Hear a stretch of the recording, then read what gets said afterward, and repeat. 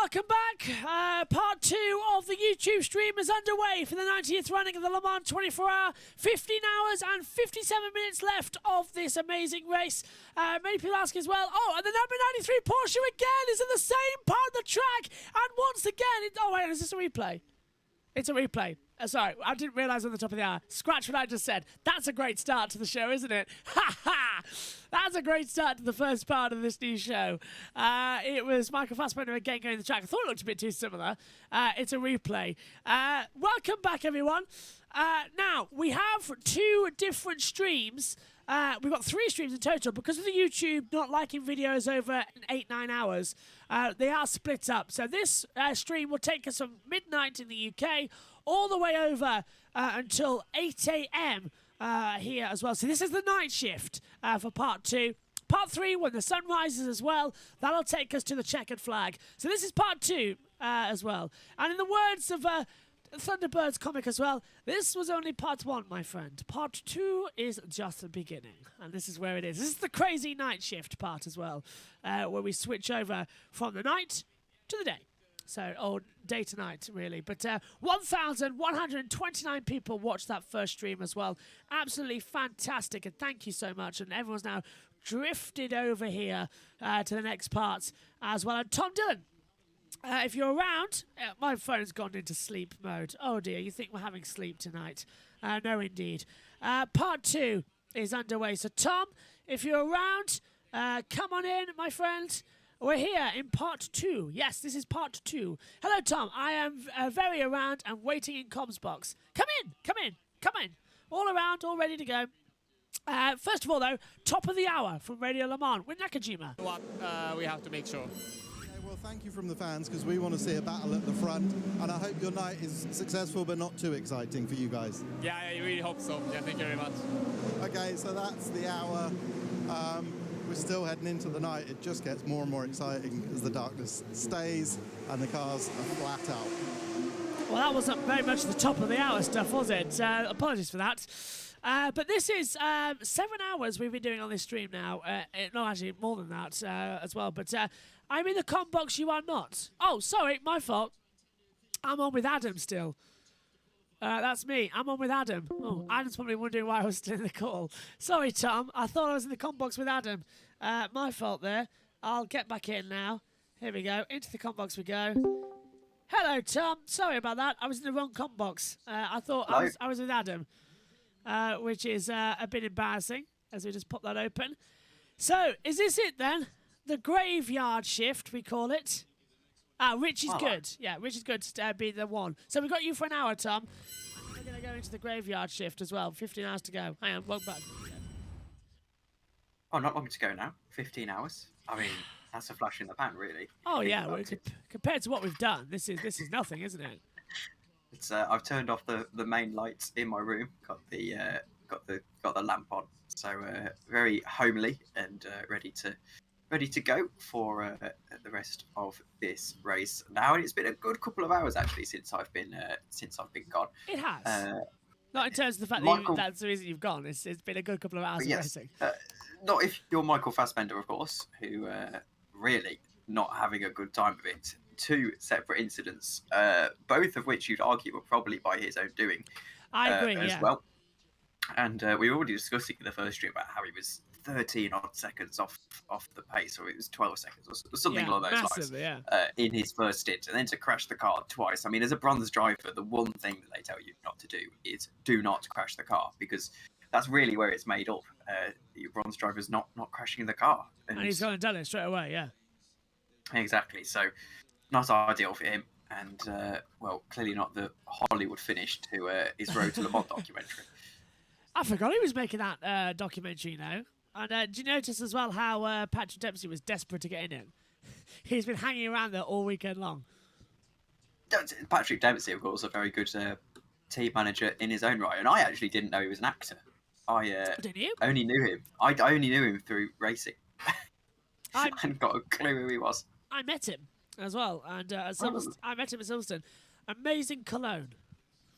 Honestly, he's honestly, sounds a bit weird what I'm saying here, but he is the best smelling man I've ever had the pleasure of interviewing. Because usually racing drivers are sweaty, they smell and with a bit of champagne, some of them as well. But he was pure class as well. And Bridget Jones's diary, as I think, had just come out at that point as well, and he was looking good as well. So all strong on the deck there as they come in. Okay, so here we are then. Welcome to the graveyard shift, and my headphones are starting to really hurt now as well. There's like a massive bump behind my ear, so they're not good to have them on this for this long, I suppose. But actually, I'm going to change over to in-ears and a handheld mic for a little bit. I hope nobody minds. I hope nobody does mind, but it's a lot easier on myself for a while, as I hope they're plugged in. Just a quick question then, Tom, well as we're in this one. Who do you think is going to win overall between the number 7 and the number 8 in their little battle that they've been having? It seems to be getting quite close and competitive at the moment. Considering I want the number 8 and the number 7 to make it 2 from 2, I'm going to say I think the number 8 are going to win, as they've looked very dominant so far. And I'll just do my best to curse them, basically. But no, I think the Toyotas... I think realistically, as long as they don't run into problems, the number 8 will win, because I highly doubt that the Toyotas are going to allow each other to race, unless they do some sort of Le Mans 66 finish over the line, photo finish. I think it's definitely going to be the number 8. And well, I'd also like to say that Glickenhaus come back from here and do it with something dramatic happening to the 2 Toyotas, which wouldn't be unheard of. I think Toyotas have got this in the bag. Yeah. I completely agree with you, and hopefully as well, if I just turn this up, I can switch over to a handheld mic for just a little while to give my ears a rest at the moment, as it's been 9 hours wearing a headset, and there is a nasty little bump forming behind my ear. So anybody who's worn headsets for a very long time knows that when that starts to happen, it's a bad idea to keep them on. But still, pit lane is still the opportunity out here as well, as we've got... who's that coming to pit lane? Is that Van der Helm coming in the number 13 TDS Racing and Valente, ex-Valente squad, have come in to change over tyres, which is an interesting point. I'm amazed, though, Tom. We've gone 9 hours just over now, and there has not been one single safety car in this entire race. That is insane.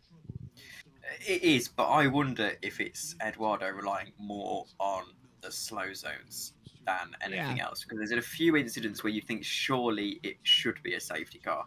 So I'm not overly convinced that it's as impressive as we think, purely because I think he's using slow zones more than usual. But I mean, there was an instance earlier on that we thought surely that's got to be a safety car. You know, even Michael Fassbender would have been a safety car basically any other opportunity. So I mean, it's good as we actually, on Eurosport, are given a picture of the Corvette 63. Having another pads change. That's the 63. Have they been back out yet, or are they still in the pit lane? Looking at the board, I don't think they have actually been back out for a long time, although the timing screen keeps changing again in its magical way as I tread on my own ears. They haven't. I've got the app open, which is actually, it's got the correct live timing. Okay, good. The app. And, they haven't been out. 27 laps down on the leader, I believe that is in class. And they started so strong as well. Or the leader overall, maybe.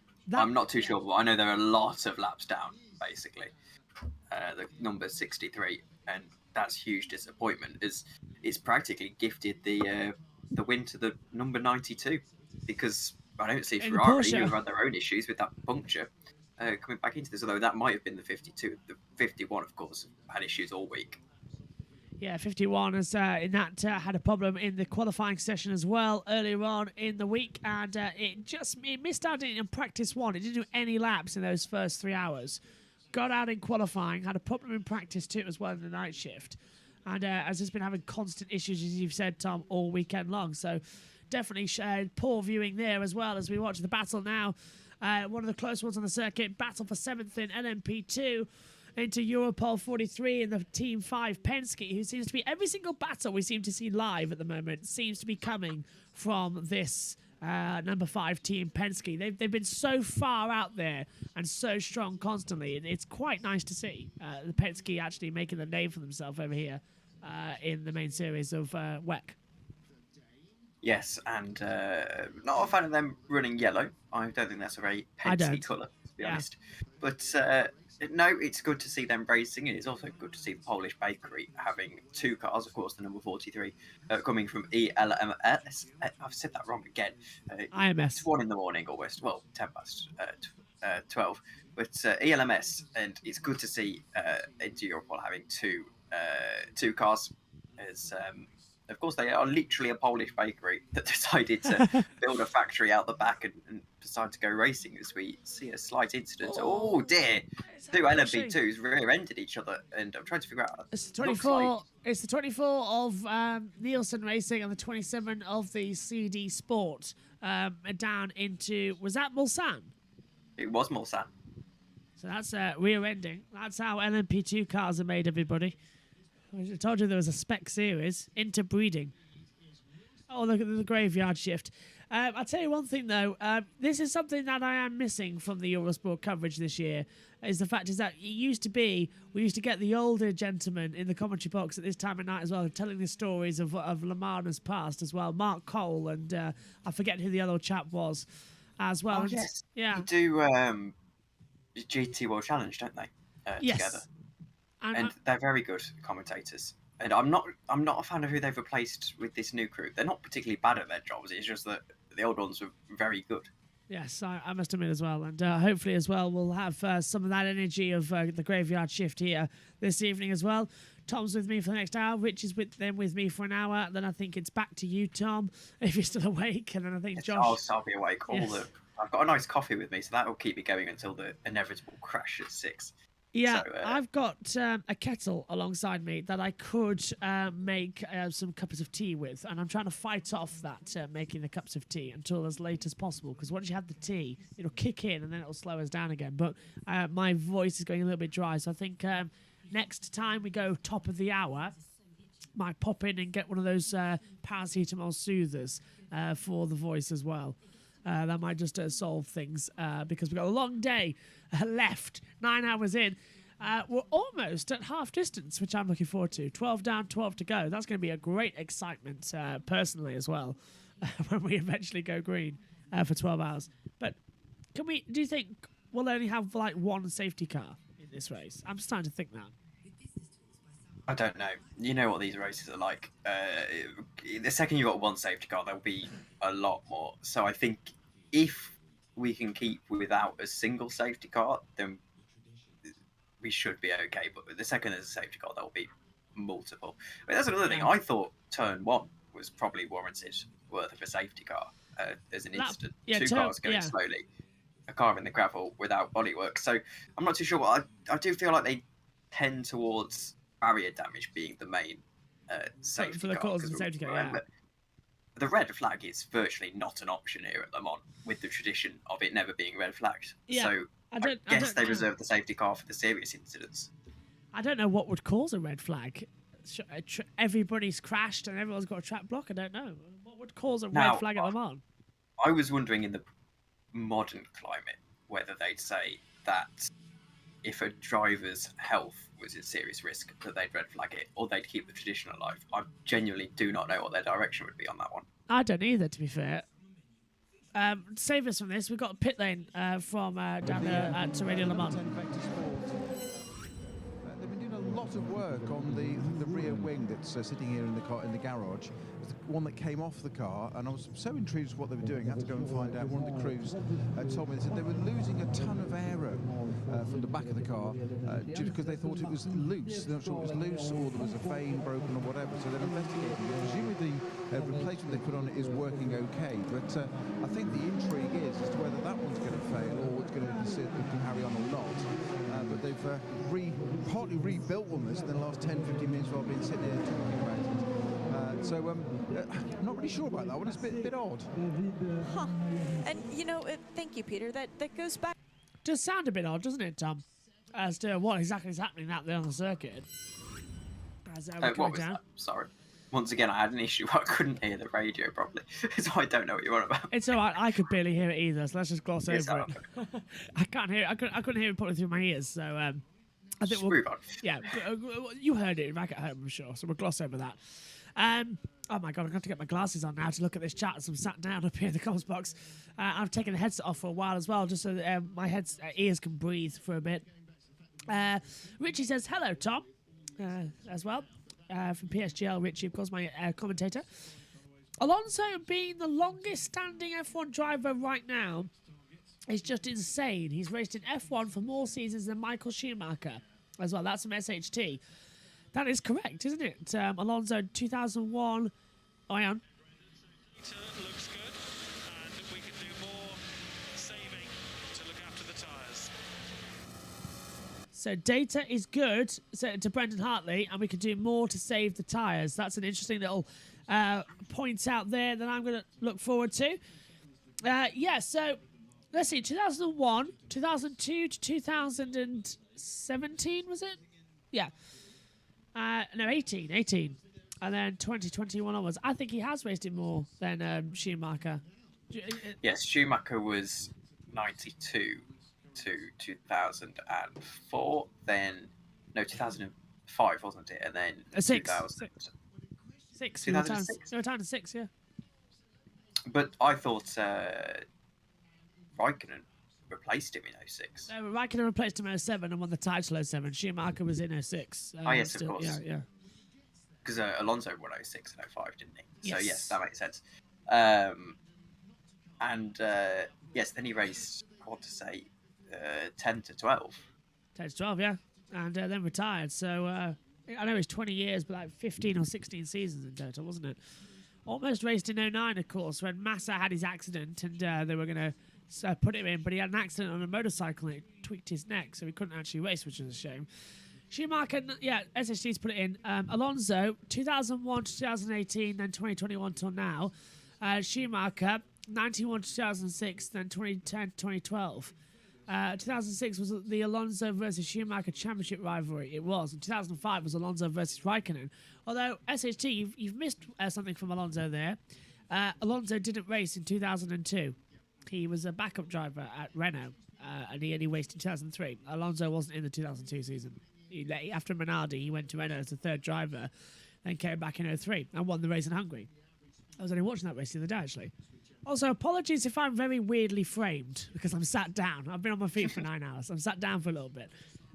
So, I don't know how you could stand up in a commentary box. I mean, if I was given the pleasure of being the F1 commentator, I'd have to bring a chair with me, because I don't think I could sit down for 2 hours. But stand up for 2 hours. I take the do not see precaution. it. I enjoy standing up doing the it's filtered down a bit from Murray, because Murray stood up to do the commentary, and I just find it a bit weird sitting down to do it. I mean, I'm very relaxed right now. I can sit down to do this, and in fact, if I could, I'd bring the camera down to the Mac and I'd commentate the next couple of hours on the same mic that you've got, Tom, the radio boom mic, but instead I've got in-ears and handheld because I can't move the camera and the mic won't reach. So. Yeah, you can see it, but I've still got the old faithful blue snowball from years ago. That's it's on its last legs, really, and it's actually being held up by. I'm going to show you the very weird setup. It's being held up by a coffee mug, and that's the secret. The stand for this broke years ago, so I hold it up with a coffee mug. That works amazingly well. I'll tell you what, I'll send you a link to the one I've got, because it was only like 15 quid. It's really good, yeah. I'll send you the link. But yeah, so I the stand broke years ago because I got this for Christmas when I was like 10, I think, and so yeah, ever since I've just been using a coffee mug, and coffee mug works. I mean, I suppose it's a secret. It's a secret, and just well, it fits actually, because if it was anything else, it'd be really tricky, wouldn't it? Yeah, it's nice. It actually fits flush. It's quite incredible. That is really good. Coffee mug. Is it the same coffee mug you've had, or does it change coffee mugs? No, it's the same one. Oh, wow. I was supposed to take it in. I don't think I'm particularly allowed it here, but no, leave it. I keep it. So I mean, I think we're gonna have a really annoying interview. Yeah, we are. From let's go down then. Guess who's back? It's our favourite 9-time winner, Tom Christensen. Car number 7, defending world champion, but also Le Mans winner of last year. Here's the the brilliant looking car prepared for this year's edition. Conway, Kobayashi, and Lopez are the same drivers who will be racing in this year's Le Mans. But we have, of course, team advisor Alex Wurz, and also Le Mans winner himself, and has been with this team for many years after his own career stopped. But let's have a look, Alex, a little bit about your lovely tight cockpit here. There must be a lot of adrenaline going through the driver's mind, trying to optimize all the technical things to be fast and efficient during 24 hours. When you just look at the car, the setup here is really tight. It's very fast. Inside the cockpit, you know from yourself, it gets really hot. This is our control unit, and what a beautiful steering wheel that is. And you can see a lot of functions on the steering wheels. Yeah, tell us a little bit about it. Of course, you have the shifting on the back if I multitask, for example, yeah, the back, you have the up and down shift. We have got a yellow, gone green now. Most important for you and for the drivers is on the left and the right, we have these adjustments. They are for the brake balance, and the driver is adjusting the brake balance almost every corner. And with us, it is particularly important because it has an influence also on the hybrid system. You then have, of course, multifunctional switches, which is about 100 different positions. This is really, in the end, if just something happened by emergency, tire switch, that's pretty easy. This one, the slip and the traction control in green is something, again, you adjust almost once or twice a lap. And then a simple one like the tire, which tire you're on, if you're on if a used tire or new tire, or even, of course, on a wet tire of the different conditions, correct? Absolutely, what am I telling a 9 times Le Mans winning legend? Very simple, the radio control, so if I'm really grumpy, I press this and moan about the traffic ahead of me. Do you have to hold it to have it open, or is it open and you have to switch it off again? No, it's a launch button. You switch it on once, and then if you forget to switch it off after 20 seconds, it goes off. The pit lane speed limiter, you have the launch coming out of the pit box, the start button.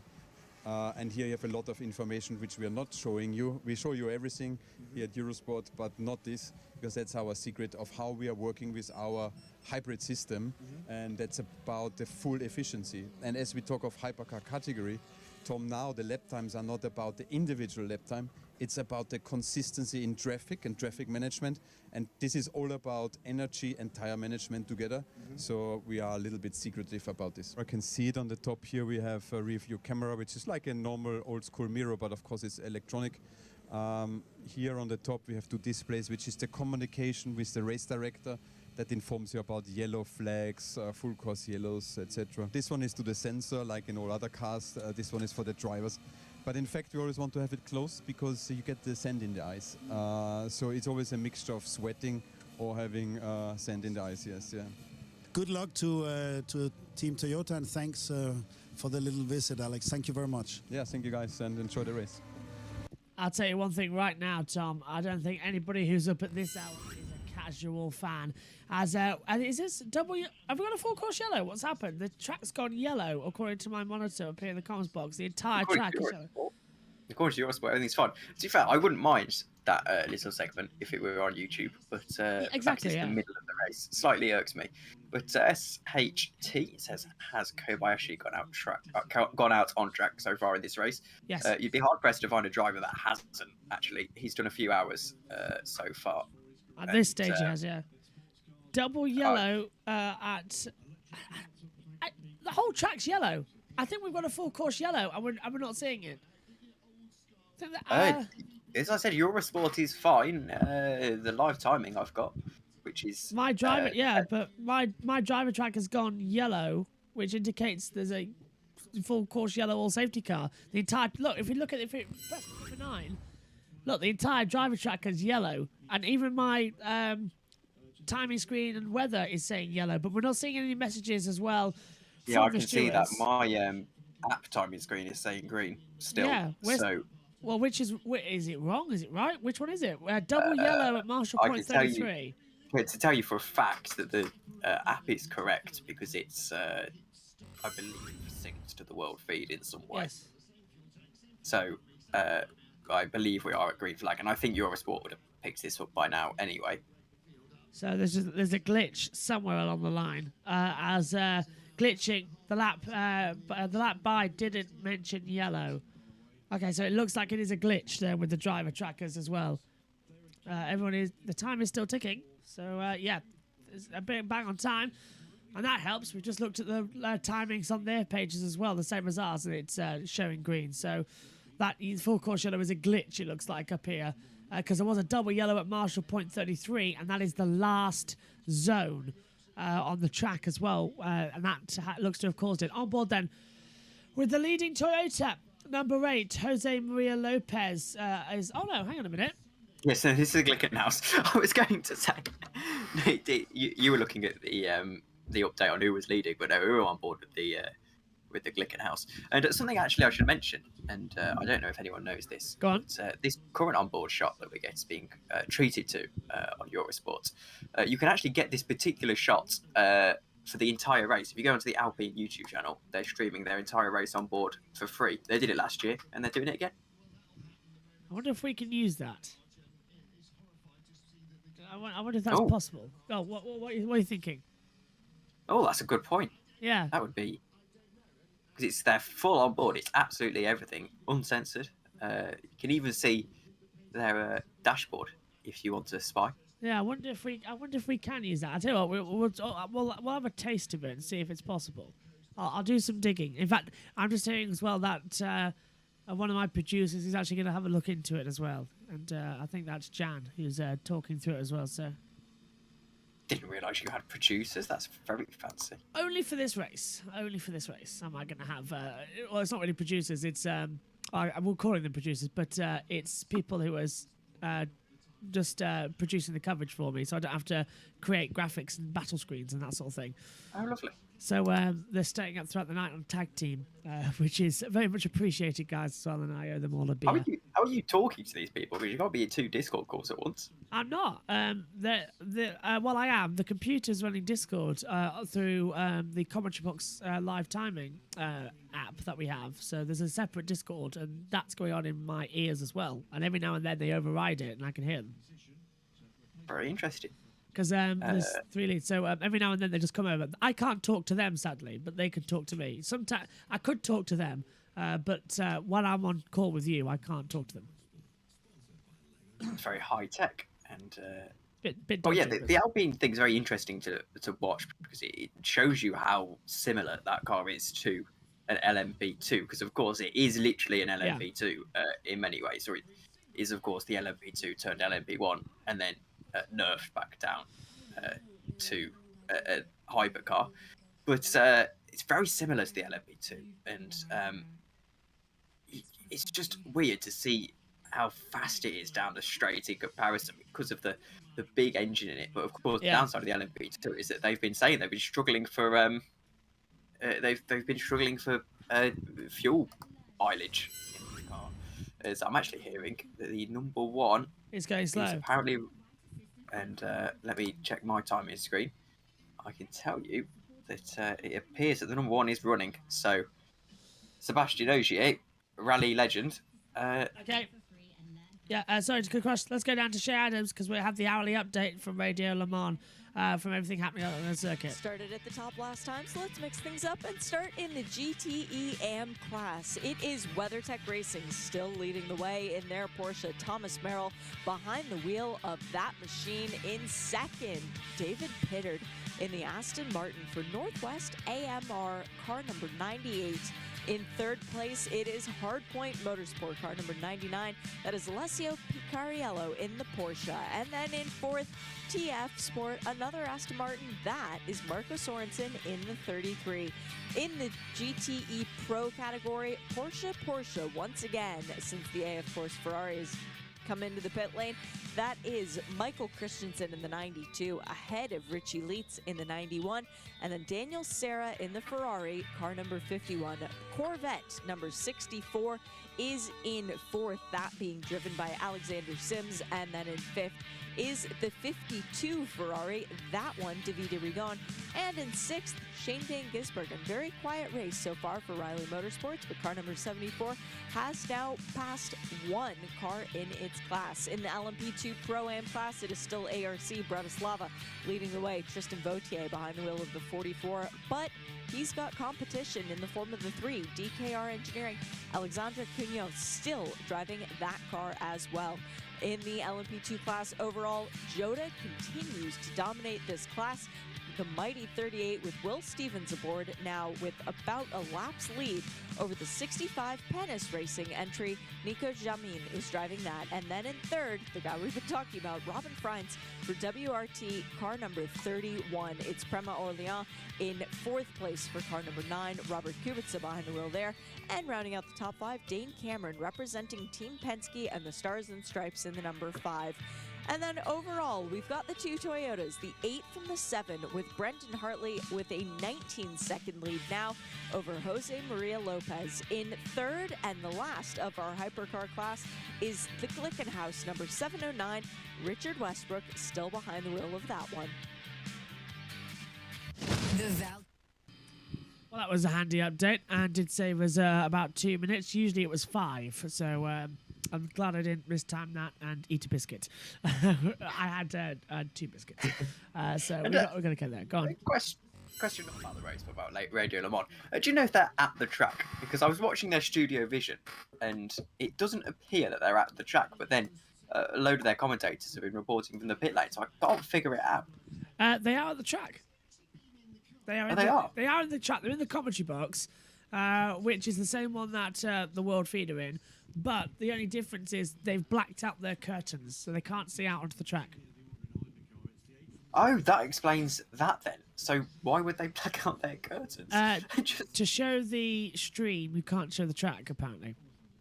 So to do the commentary box camera. Although I don't know why. I personally would want a window. And just, what if they did the Marvellous thing and just turned the desk around? That's what I was thinking, and that's what I would do.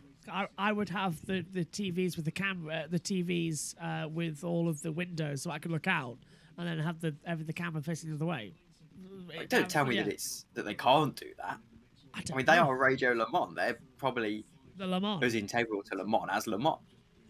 Really bizarre situation, but anyway, they are at the circuit. I've seen them all set up and everything, and so they are all at the track in the same place, which is good news.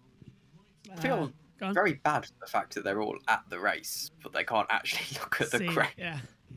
I must admit, it's black curtains on both sides as well. So it used to be that they had a window. So I don't know why they don't. Maybe it's a design just for the floor for themselves that they decide. Okay, we're gonna block out the curtain. But I noticed you say that now because Shay Adams actually got her press overalls on. Yes.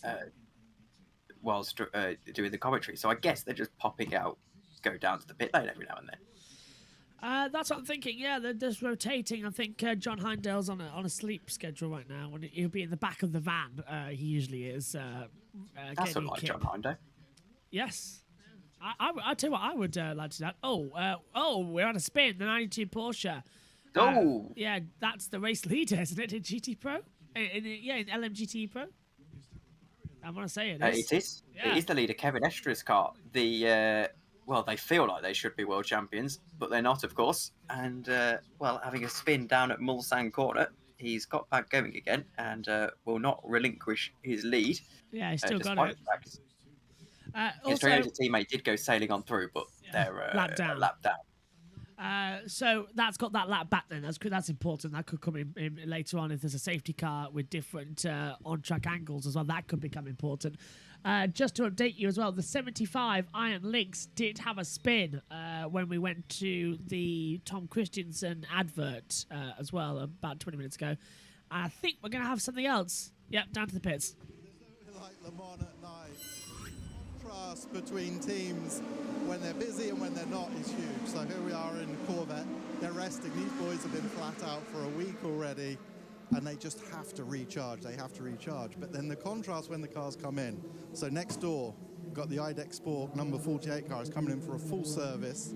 Seems calm at the minute, but they're doing the fuel. But these guys would have been half asleep, like the Corvette boys before, and then they have to just snap to attention. So suddenly, there's this frantic activity to get the car out as quickly as possible.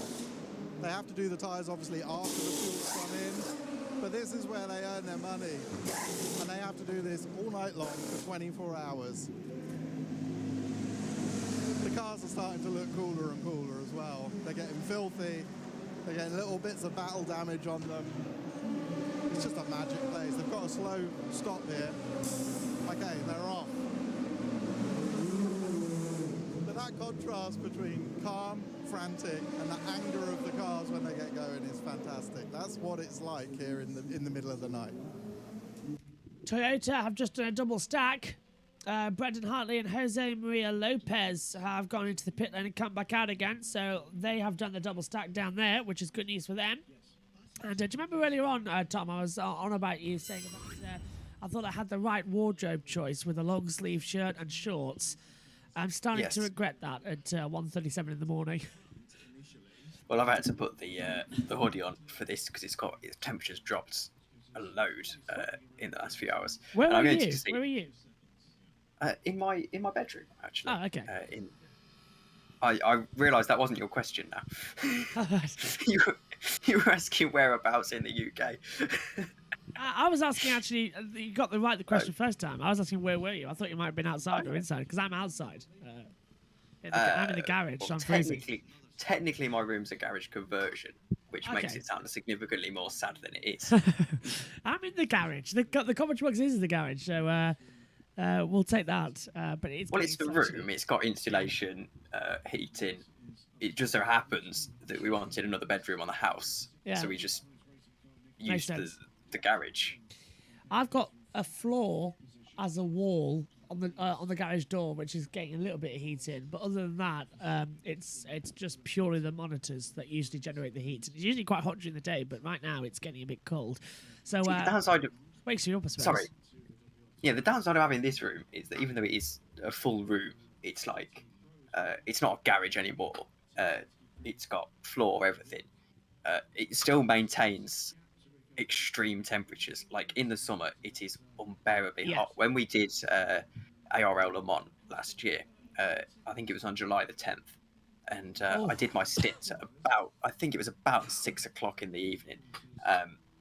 And I was, this is when I had my old PC, so it would get really hot. Oh, God.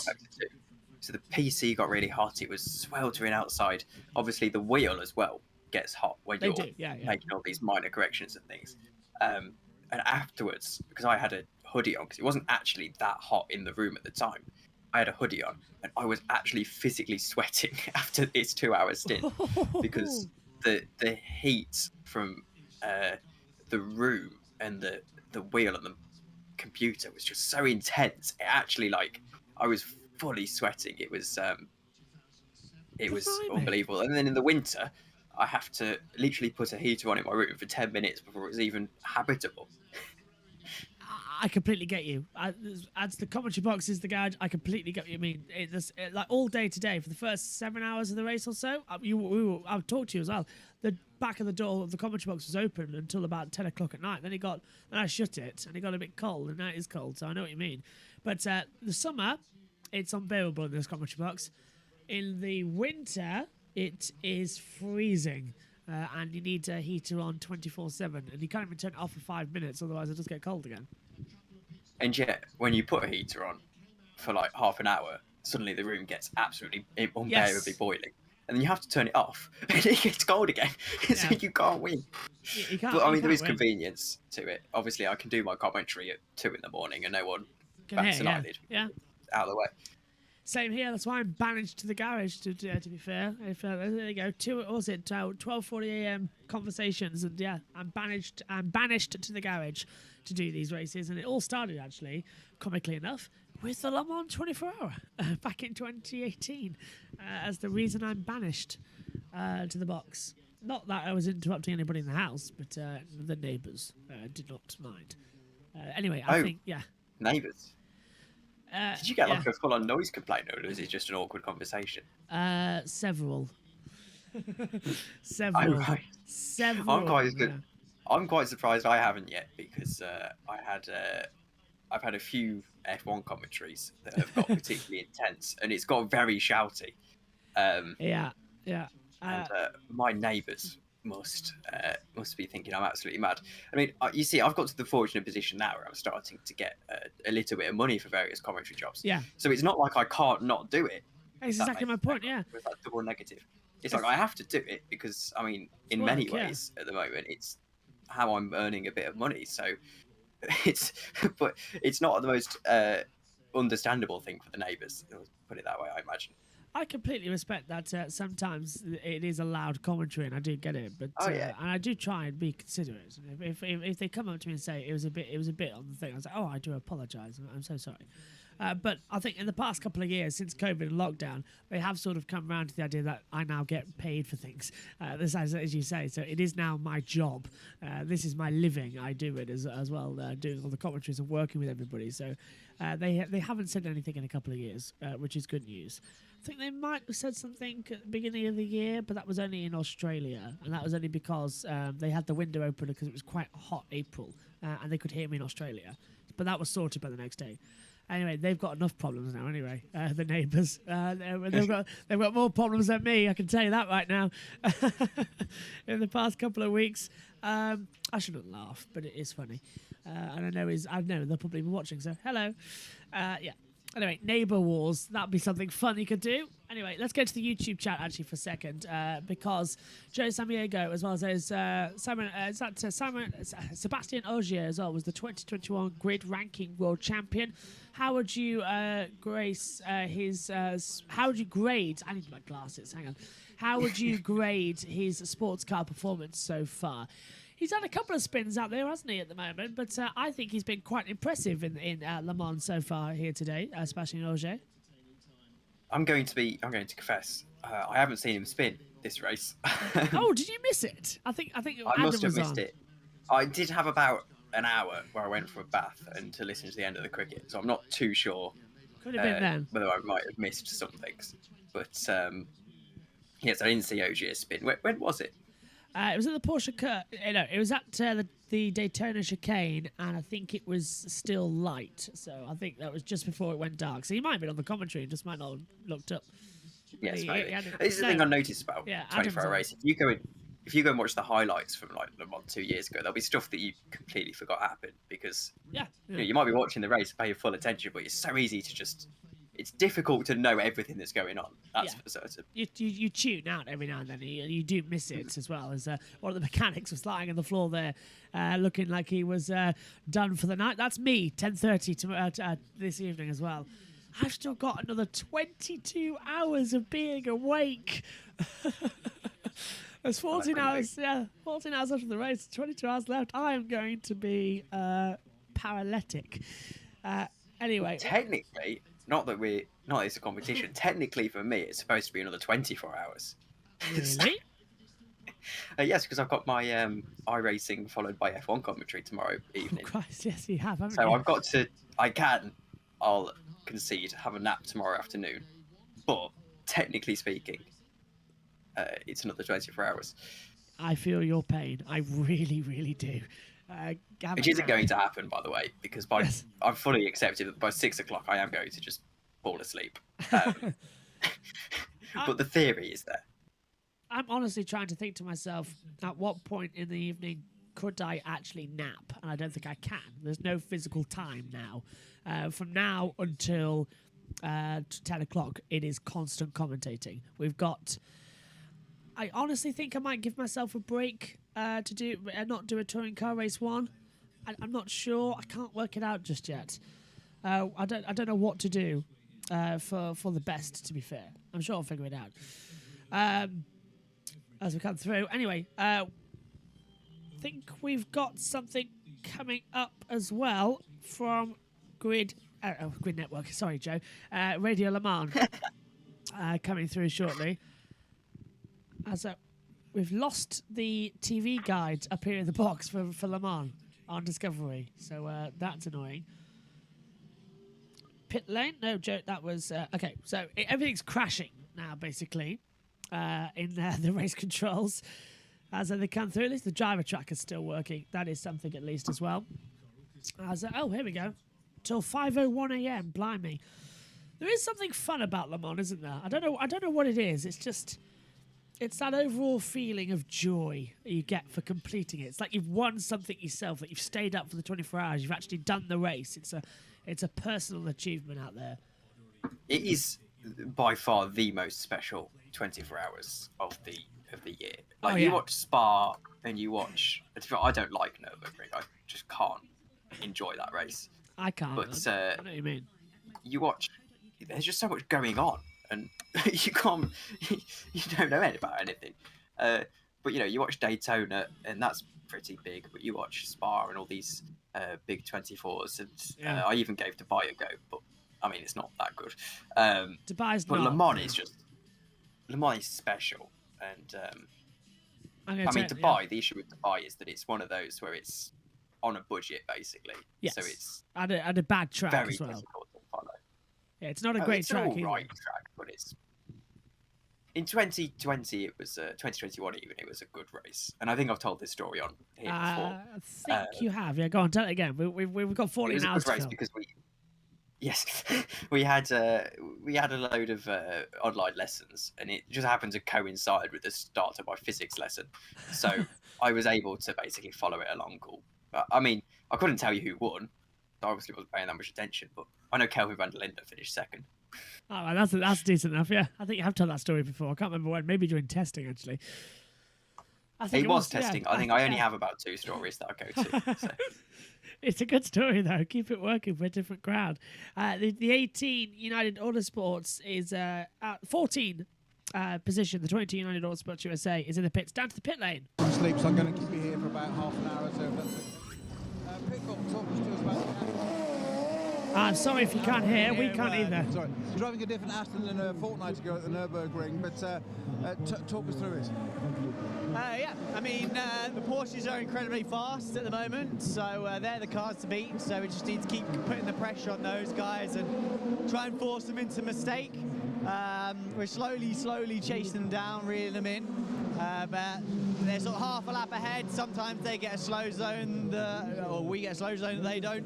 Drops back again, but still, well, we're not even 12 hours in yet, so yeah, still a long way to go.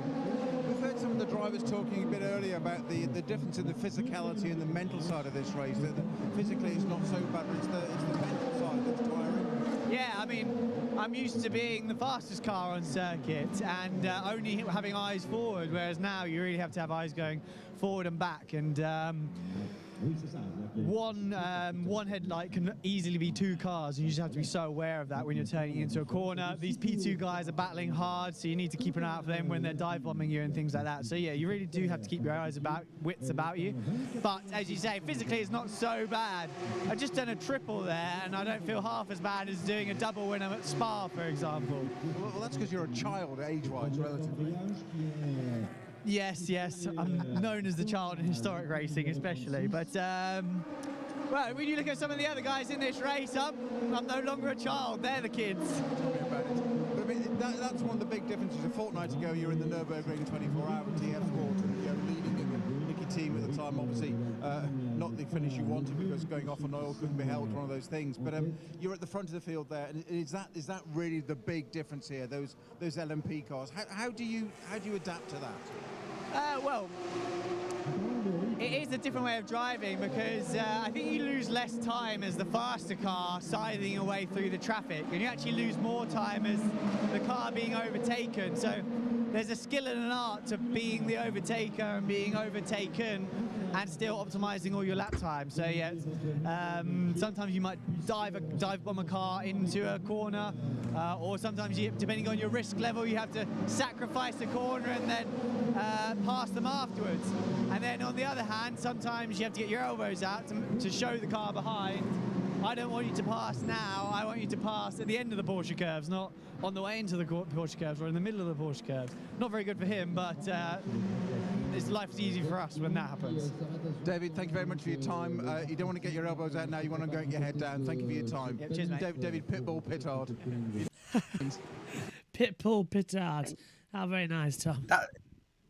that's a man that I'm very excited to see in a factory seat this year, David Pittard. He very, very talented racing driver, and also has a very entertaining YouTube channel as well. He speaks a lot about his journey to racing and things like that. And I actually found out about Dave Pittard, I'll concede, only either last year or 2020, because he started doing work for Apex, the Nürburgring taxi service. Did he? And you can actually pay to have David Pittard take you. I don't know if you still can now. He's got his factory drive. Yes. But you could at least pay for Dave Pittard to do a lap on the Nürburgring with you. But he also vlogged all of his Nürburgring races last year, and it was very interesting to watch. And yes, David Pittard, very happy that he's in Aston Martin with a factory drive. That's insane. Always nice to see. Oh, we got a penalty added to the board. Let me just see what it is, because I'll have to go Penalty over. 4. Yeah, is that an unsafe release I'm being maybe told about? It is an unsafe release, yep. Just trying to get the timings up again, because unfortunately it seems to have frozen. As the laptop has been on for a number of hours now, and I think it's starting to have a little bit of a moan out there. Especially it's running so many things, but I think the whole computer system as well is going to have a little bit of a rest. No work on Monday, everyone. Not that you'll get me working on Monday. I'm literally going to take 3 days off. So if I work for you or you work for me, I'm not going to be in until Wednesday. Oh, guess what, Tom? It's lap 69. In my thought. Oh, lovely. You'll be in my thoughts on GCSE Maths on Monday. I can tell you that much. Yes, I'll I can't wait to write 3 minutes 52 as my answer to question 1 or something like that. What is the lap record at Le Mans? Kimi Kobayashi. Right there we go. What was the lap record at this year's Le Mans 2022? Yeah, that's it's my life mathematics. For God's sake, the timing screens need to get better. We're stuck at lap 69 again, because Hartley. As I said, you need to download the app on your phone, because it is so good. I have got it. Yes. My timing screens have been fine all ever since I switched to it. I think the website is very dodgy. That's for certain. The web page and one other page are not responding. To visit, please go to Link Data Race Control. That's handy. Thanks. I know it's not working. I want to know why it's not working. Don't tell me why it isn't working. Tell me how I can fix it, please, Discovery. As well, because I wanted to see the data screen. We need to know who that penalty was. SHT says, do you remember Loic Duval's scary accident in 2014's Le Mans race? I don't know how to describe it, but I do know Duval driving for the Audi car at that time. Was it Duval or was it Alan McNish back in 14 who had that big crash? Which one was it? Was McNish in 2011? McNish was 11 or 10, I think. Which one was Duval's? Oh, yes, I do remember Duval's, actually. Yeah, now you mention it. It has just flashed back into my head as well. Richie said, I'm going to be away from PC quickly. Just DM me when you're ready for me to come on. Well, actually, yeah. Whenever you're around, because we're going to rotate between you and Tom. Tom will be up anyway for the next hour, and then we'll ring him. Actually, Richie's in for an hour, then Tom, you're back in, I think, for an hour. Then Josh Plays is on for 2, I think, if he's awake. But Tom, I know you're around anyway. So, yeah. Well, theoretically, anyway. Theoretically. Fingers crossed, if you don't fall asleep. I'm going to be sat here playing computer games and watching the race, so I think that's probably going to be my strategy. Playing FIFA or something, because that'll keep me awake. Oh yeah, the Football Manager as well is quite good. Or maybe the F1 game. You see, I'm very on and off with Football Manager. I'll have a week where I play like 3-4 hours a day, and then I just won't play it for another month. And I think a lot depends on whether my team's going well or not. Yeah, I'm like that actually with it as well, with Football Manager. I remember playing a lot and not at all actually as well. And I'll tell you what I am looking forward to as well, the F1 Manager game. But I'm looking forward to next week actually, because it's been such a mad rush. I haven't actually been playing much PlayStation 5 for a while. So I'm going to look forward to taking that in the next few days as into the number 9. Is that driver change? going on down there. It is a driver change at the number 9 squad. So Robert Kubica gets out of the car, and he's even helping out. Yeah, do you stay in the seat? Who's getting in?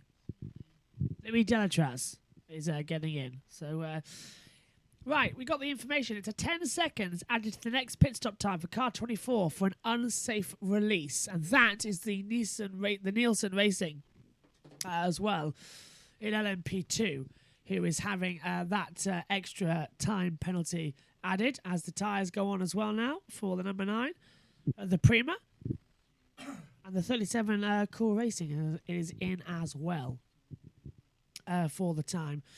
A few minutes time, and then we'll have top of the hour from Eurosport, if they're showing it on this one. They should be. They've been doing it nearly every hour. And then at half past the hour, it's good. It gives me a little break. I don't mind the Radio Le Mans ones because they're actually useful. The Eurosports aren't.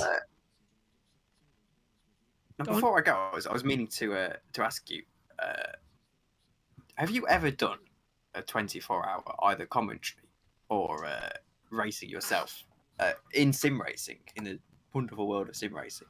I have done 24 hours commentary. I've done this race, Le Mans, seven times now, full on commentating. But this is the first time this year that we've done it all live, commentating every single second live on YouTube. Because usually I could have like 5-minute breaks, 10-minute breaks, that sort of thing. But I've done a 12-hour race on endurance, but I've never actually done the full 24 hours e-sport race, and I would love to. I really would love to. Were you on the Spa commentary earlier in the year, or if I remember, you were not early in October? I don't think was I in Spa? Yeah, I can't remember. Think you had something. I think you had something to do. You might have been there for a couple of hours, but if I remember, you for the bulk of the race weren't there. When was it? That one? It was October, wasn't it? Last year. Can you date? I can claim and brag about a 100% podium record at Le Mans. Yes, EERC, Scary Le Mans, on October the 31st. I know where I was. 2020. Oh, 2020. Oh, I was going to say, if it was Halloween last year, I was away. But that's why I wasn't there. I was on holiday. But no. I finished third in that one. And then ARL Le Mans last year, I got carried to a third. I did one stint before my computer broke down, and I wasn't needed again. But I remember you saying. I remember go on. For some reason, even R Factor 2 is able to capture something about Le Mans at night that is quite unbelievable. Like, you don't realise it. But R Factor 2 is able to capture the spirit of doing Le Mans at night, and it really is a good experience. And I think if anyone's watching, something you have to try. It's so much fun, and as close as I think you'll get to the real thing. You've reminded me where I was. I was on holiday. It was my weekend. It was my only weekend off before the end of the season, and I was in Sheffield on a little holiday. That's where I was. That doesn't sound like a holiday. Sheffield. Well, to be fair, it was mainly just a very long night out as well. So yeah, but you're right. I was back for I think the last 3-4 hours or so. Me and Ed did because we were on about the IKEA looking car.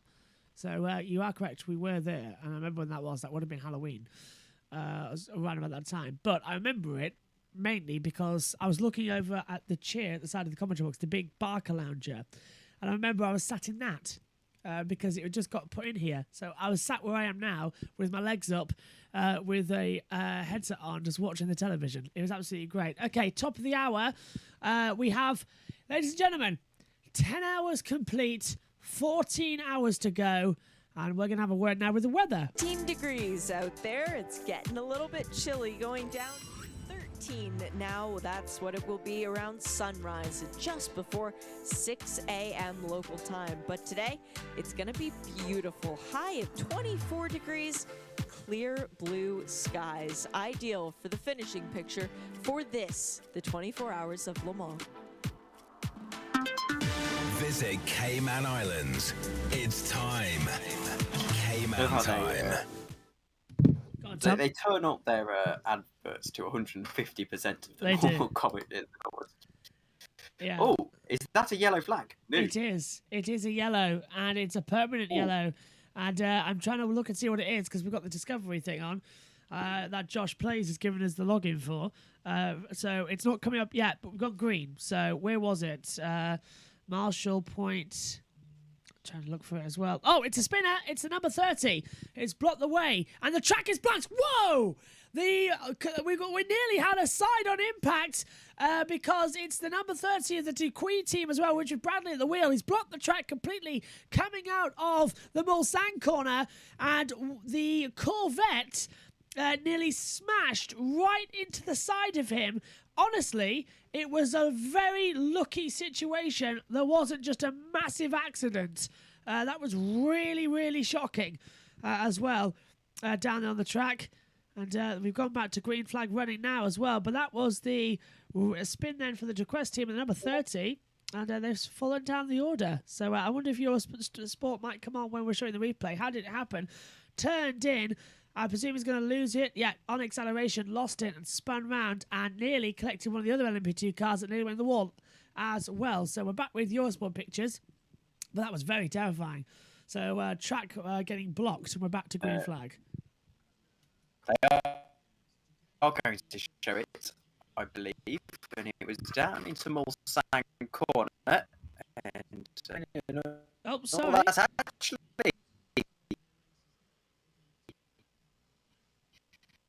Oh, sorry, Tom. We seem to have lost you. That's the Alpine.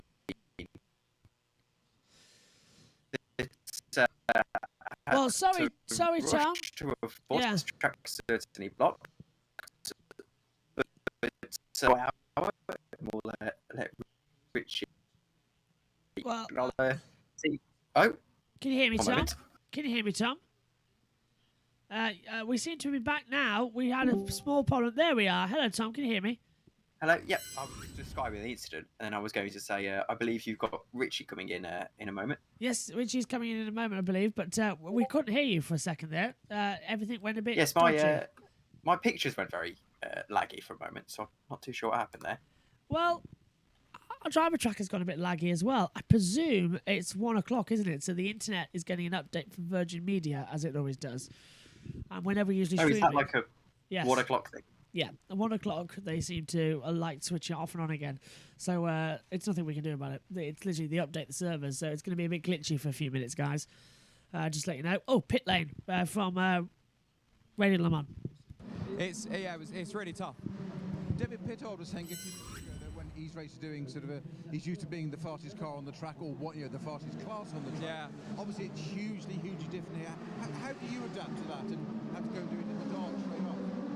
Yeah, it's really hard, especially at night because, we've got all the cameras and radars, have as many mirrors on the car as you want. When something's up, I mean, as anyone that drives on the road would know how annoying it is when you've got someone with full beams on behind you, and that's literally what it's like the whole time. So you're just trying to judge where cars are, what's going on around you. At the end of the day, this race is, of course, pace is important, but it's not all about pace. Staying out of trouble is the #1 objective. So if in doubt, leave some space and hopefully the prototypes and stuff are doing the same. Everyone wants to try and get to the end of the race. So you just got to try and be on it as much as you can, which at 2 o'clock in the morning when you're in your third hour is sometimes easier said than done. Well, Ollie, you're still smiling about it. Thank you very much. Ollie Milroy, Project Team Project One Racing. Thank you very much, and we'll catch up with you a little bit later. Yeah, I was going to say, get the name right about where you are. You don't want to make that type of mistake. I'm going to go straight down to Michael Christensen. Yeah, you gotta push. You gotta keep the heat in the tires and try to keep your lead. Of course, taking any extraordinary risk would be stupid, but yeah, we gotta push to keep the car going and in an optimal temperatures and window. So we can't just relax out there. Okay, and how's the car performing? You didn't have the qualifying you guys wanted, but it seems like the race pace is really good. Yeah, the car is good. We've been working towards that all last week and year, basically, to try and optimize the setup for a good double stint, and it seems to be quite good. It's changing a little bit from the earlier today when the heat was on. So we've got to find our foot again a little bit with the pressures and the tires and the balance while driving. But yeah, it's in a good window and we can push the car. Okay, and tell me about the RSR generally. Are you going to miss these cars? Definitely, yeah, it's great cars. It's such a natural car to drive. You have a lot of mechanical grip, and as well you do have some downforce. But yeah, there's some weight behind and so on. It's just good fun to drive. There's so much play in this car. You have to do a lot with the driving technique to get it around the corners as fast as possible. Whereas other cars, you just got to sit with whatever you got. So you have a lot to do in the cars, which I enjoy. Okay, well, good luck for the rest of the race. Good work so far. Thank you. Fantastic action then up here as well. Tom Dillon's still with me in the comms box. We are going to change over shortly, though, as well, for, I think, a little break as well for a while. As I think we're still waiting for the Eurosport pictures to sync back up as well, which is going to be a lot of fun. Just waiting for the info. Moment so far then of the race, Tom. Who do you think is going to look quite good when you next hop on? Well, I'm expecting Alex Brundle in his next stint to bring the 34 up to 3 laps into the overall lead of the race, and it'll be a disappointment compared to Martin if anything other than that happens. But on a serious note, I think that Toyota are pretty much infallible here. I don't see them putting a foot wrong. And obviously there's the potential that they have. I think the main concern would be brake discs when they have to change them and if they have to change them. But of course, also the engine, and if there's anything wrong with the hybrid system, hopefully they don't have a recurrence of what happened in Spa. And I think that would be the only thing that concerns them. Other than that, I think Toyota are essentially pretty safe in winning this race, as we see actually on the Eurosport feed, the Richard Millet car getting either overtaken or laps. There was actually a change of position with the Team WRT car, and well, I'm hoping that we can, most importantly, stay green running until I'm back. I think we are. I think it's unlikely we'll have a safety car just yet. The fatigue is not there just yet, although it is getting quite chilly in the commentary box and I'm wearing shorts, so I might either have to put on the famous sleeping bag or turn on the heater up here in the comms box, so it's one of those two. I'm still trying to decide which is worse, to be fair, which fate. But the phone is charging, so I don't want to blow up the commentary box, which could be a thing, but it's getting a bit chilly up here as well. Did not think about that. I thought I was going to change over to trousers, but it hasn't worked out in that many respects. Okay, where is Alex Brundle then at the moment? I can't see him on the monitor. I don't know if he's in the car, but his car is 13th. I can tell you that much. And as I mentioned, he had probably a moment of the race for me, actually. Yes. His first stint at the start, getting up to 11th position at their highest. And, well, as the minnows, it's in a way, the story of Brundle being at such a small team is very good. But at the same time, it irks me that someone of his skill, I'd say probably one of the best prototype drivers in the world. Completely. Is not in a car that can challenge for the win of Le Mans. He's stuck down there on the back half of the track as well. It's just not good enough. It simply isn't out there as well. And yet it was his choice completely. He said his future is with Inter Europol, and he enjoys the project. So, I mean, it's his own choice. It's just a shame that he's not up at the front. Yellows. You wanted the risk. Oh, back to green. Damn. 4 seconds of yellow. I wonder where that was. I'm sure we'll find out shortly. There's definitely no one down at Indianapolis or Arnage because there's nobody there. The track's getting pretty much split up between them all. So a brief yellow flag was in respect there. As we're back to green. Just hearing as well that Paul Trustwell, I must say, despite how ill he's been on Radio Le Mans, is still in that commentary box. Still going, and he's a testament to how it's done, the old school, and it's looking quite fun. And I know he's had a little break every now and then, but he has been in that box pretty much constantly. He had an hour break earlier on, So not bad. Here's the Richard Mille Racing team we run about there, Tom. Looking good. And back into the pits. And I believe I should hop out in a moment as we wait for Richie to absolutely get in. As well, with 13 hours and 50 minutes to go now, there was no I've just about run out. Yeah. I've run out of A, snacks and B, drinks, so I'm going to have to go and have a bit of a top up before I boot up FIFA. But absolutely no worries. Anyway. We'll let you get off then. Okay. Oh, here he is. There we go. Perfect I'll timing. jump off then. So thank you very much for having me, Josh. And pleasure, Tom. I'll keep an eye on the stream and see you in whenever you need me. So I guess either an hour or 2 hours. An hour, 2 hours, round about then. About an hour and a half. Yep. See you soon. Thanks, Tom. All right. And hello, Richie. Hello, Richie. This is good news, isn't it? We're partnering together. As Richie just walked into the commentary box to say he's going to walk into the commentary box, I'm not actually sure yet. I think he just sent me a message. Give us a sec.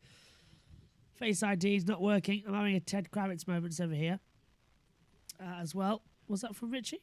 Yes, it was. I can't unmute. Oh, dear. Hang on a second. Can I unmute? What's happened? Somebody give Richie power of speech. Oh, as they come through. Didn't we have this before? How do I get... Oh, hang on 2 seconds. At least we're on boards. Let's go over to Radio Le Mans for a sec while we sort this out. Of the race and ended up finishing second overall with one of their cars, which actually had Oliver Jarvis in it at the time. I think it was Thomas Laurent, Oliver Jarvis, and Hopin Tung, I think. Yes, that's right. So. Yeah, and you're correct. And Jota, so Jota have had their fair share of fantastic results at Le Mans, haven't they? It looks like at the moment, early days. Too soon to say. I mean, just look at last year. Hello, Richie. Can you hear me? I thought that would be a lot easier than what we did before. As we'll just get you sorted up here. Where are you? There you are. And now, joining me in the commentary box, it's my PSGL F1 commentator. Hello, Richie. We're staying together in PSGL another year as well, and better than ever. First of all, definitely. How are you? You doing well? Been a couple of weeks. Yep, I'm good. Yeah, I haven't done much comms for a while, so it's nice to get back in there, get stuck in, and for my first ever Le Mans race. Never watched it before. I'll be honest. For years, I never even knew the Le Mans race existed. Don't worry. Welcome to the baptism of fire, I think is the best way to describe it. So just put my headset back on there after an hour off, and oh dear, it does it clings as well. You get that sweat, don't you, in the headsets as well? So it is horrible. Yeah, not nice at the back. Anyway, needed that hour off as well, so I'm just going to clean them. First of all, have you been watching the Le Mans? What do you make of it then so far? Yep, I've been having a little look here and there. The car I want to win, car number 7, mainly because it's got Kobayashi in it. He's the one I want to win. Because, you know, I've always loved Kobayashi ever since he's been in F1, so he's the car I want to win. But apart from that, all I'm going to say is there's a lot of cars. There is 62. How many is there in total? 62, you know? And 184 drivers. That's a lot to keep an eye on as well. There is. Putting those thing heads is, as well. like, Yeah, go on. I've never really been into Le Mans itself, and to see lots of, like, so many drivers you recognise the names of, it's like, oh, I know that person, It's like, you see a lot of, like, familiar faces, which is unexpected. Like, I didn't think I'd see Sean Gallale in here. Yeah. I didn't think I'd see Robert Kubica in here. So it's the big unknown ones that are sort of creeping in. Yeah. And the surprising legacy names as well, like Gallale in Formula 2. Definitely in the hypercars, yeah. Brendan Hartley, didn't know he was in here at all. I don't know what happened to his career, but Megan. It's nice to see him back racing. Yeah, Megan, younger sister. That's what happened to it as well. She cursed him quite a lot. Not deliberately, it's just a habit. She gave him so many commentators' curses. It was unbelievable. Just quickly, pit stop is under review for car 86. And that is judging by the quick fling on the monitor, the GR Racing in the AM category as well. It's actually getting to the time when I'm looking and thinking it's time for a cup of tea because my voice is nearly completely gone after 10 hours of non-stop. So I'm clearing a space. I might have a cup of tea. So I've got that ability. Oh God. Well, yeah. Go on, go on. There's that many cars, that many teams. I can't even remember who's in what team. There's that many. You've got people in Ferraris, Porsches, and obviously you got the Orica cars, and obviously you got the hypercars. So it's like, it's just confusing. All I know is Toyota off by heart. With obviously you got Hartley, Buemi, and then the other one you got Kobayashi, Conway, and Lopez. Yeah. That's about all I remember. They're the main ones actually that you should remember. It's pretty much easy peasy lemon squeezy with them. Definitely have to have a little look down the entry list and remember who's in what team, because I'm going to end up saying the wrong thing. Right. You can't resent them.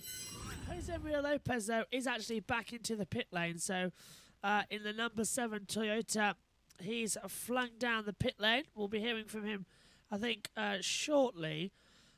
If he's out there. Now, I'm just filling my kettle up at the moment up here in the comms box. People are actually saying, what's camera on? We want to see you doing the kettle. Here you are, look. Got the water. Got the little travel kettle at the side here. Look, there it is. So, it is Le Mans. It is time for the kettle to get filled and to have a nice cup of tea. So, I need to fill it up. Not too much, because I've got to put the water back in. So, I think that's just about enough. Quick question. I'm on from 1 till 2 or 1 till 3? 1 till 2. So don't Perfect. worry. Yeah, no, don't worry. You're on from 1 till 2, and then me and Tom are on 2 till 3, and then I don't know who's on 3 till 4. I think we'll be on a quick one going through as well. And it's just going through the hours here as well. I have a little notes page on my phone listing teams to watch. Good idea there, Tom. The kettle's now boiling, so I'm gonna have tea. As well, which is good. Shall I make it? I'll have it in my motorsport mug up here as well as they fly through. The logo and branding is always on point. Very nice.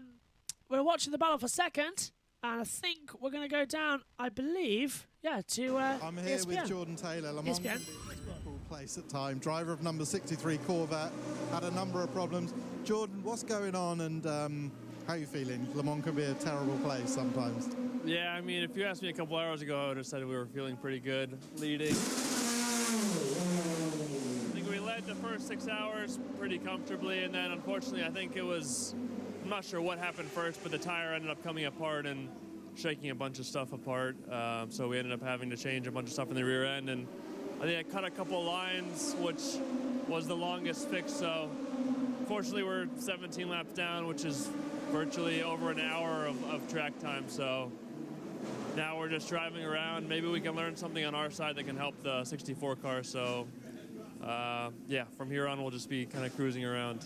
How does that affect you, the mentality of a driver? You know you're sort of out of the running in terms of overall win, so you're out there, you're not making up the numbers, like you say, you're finding things out, but how do you dial your brain into that?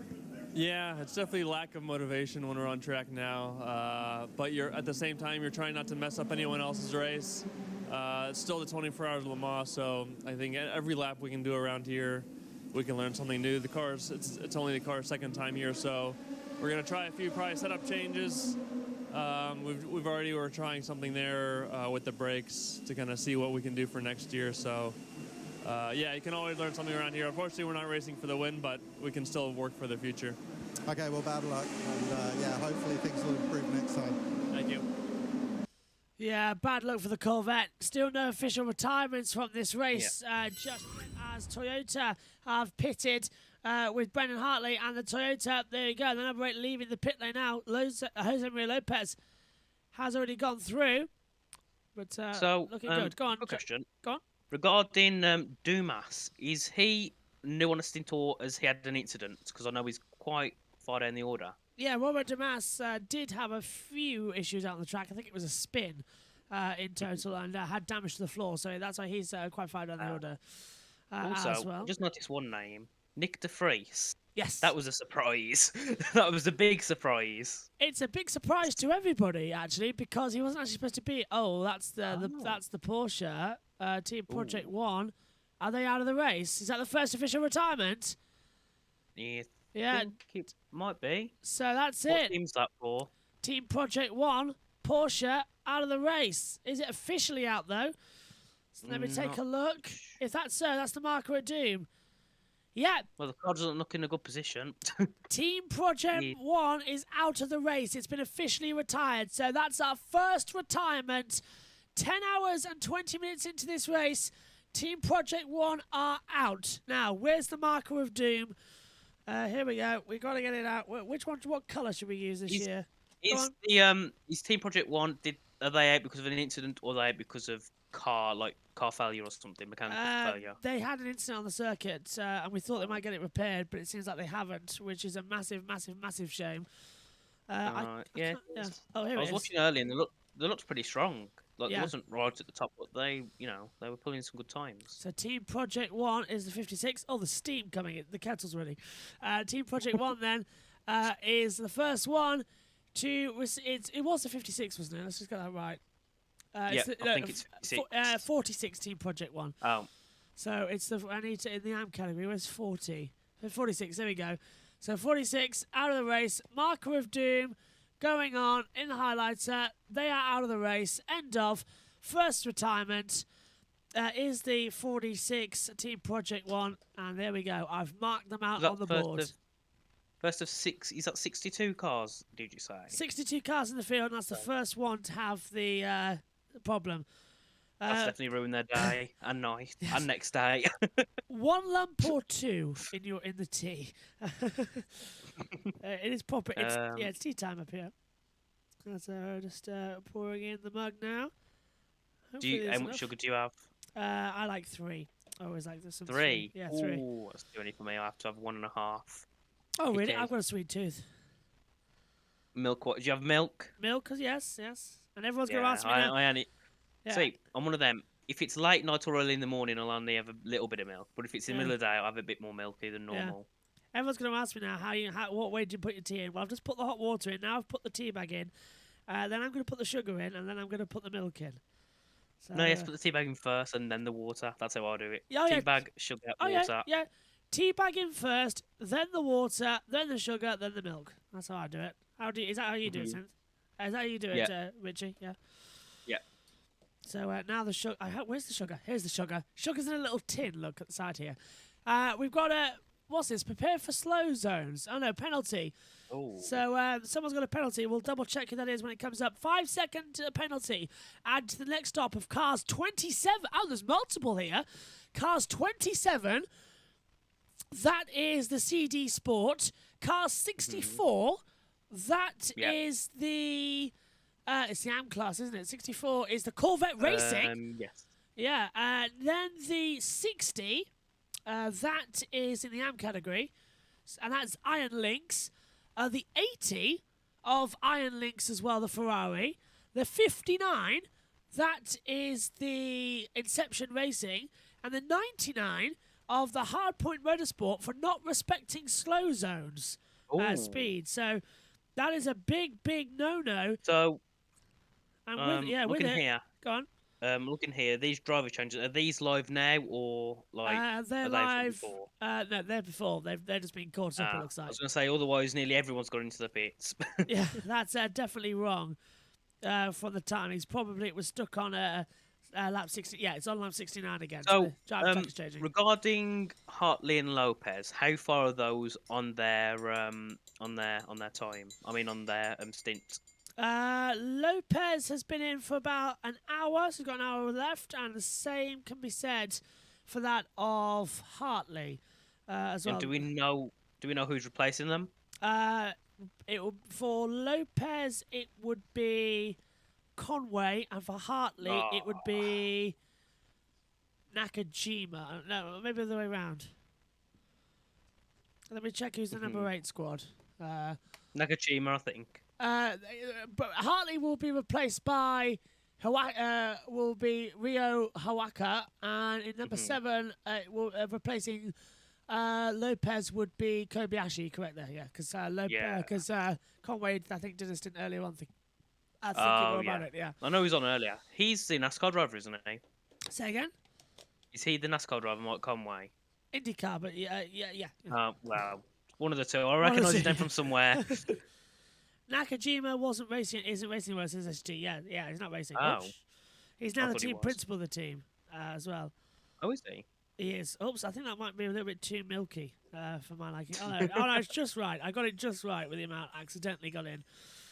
So there you go. If you're wondering, there's the first cup of tea of the broadcast, ladies and gentlemen. And I've lost my where I put. Oh, I'll just use this one. I was cleaning up currently, my spoon. Go on.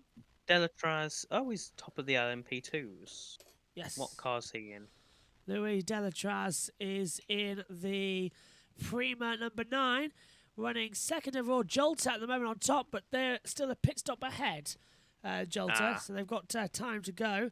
I'm now going to be careful because there's a little bit of hot water left in this kettle as well, so I need to move that kettle out of the way so I don't kick it over and burn myself. Over to you.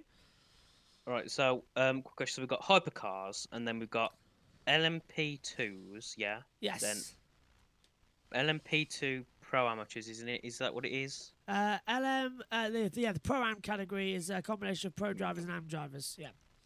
And then, so, yeah, okay. It's just confusing to me. There's so much, it's so late. No worries. Well, it's a pleasure that you could be on for the broadcast, really. That's all we care about up here. No worries if there's a few things. Still, so many people watching. Thanks very much for as well. Get your comments in. Hello, I write books, my friend. I forgot the race was today. I'm at work. I'm trying to find it. Well, if not, we can always hang around here. It's on Motor Trend over there in America, by the way. I'll let you know by my books. Motor Trend is where they're showing it. Delatraz with Kubica. Yes, at the team. As we're waiting, I'm actually hoping as well, while I've got my cup of tea, I've got some bourbons that I really want to have.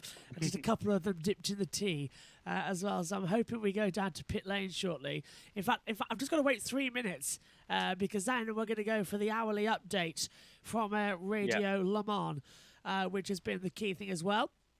As we fly through. Let's talk a little bit about PSGL, actually, while we're here, Richie. Yeah. Season 31 coming up soon as well. It's all change. George is back in PSGL F1, and then we're back in PCF4, but on reserve in other series as well. And it's got a new feel to it this year. Are you looking forward to it? I'm really looking forward to it. I am. I'm really looking forward to it. There's a couple of my friends from other leagues who were thinking about getting to F4 or F3 this season, so it'll be nice to see some from Leaf Aces. Oh, it'll be very exciting, I think.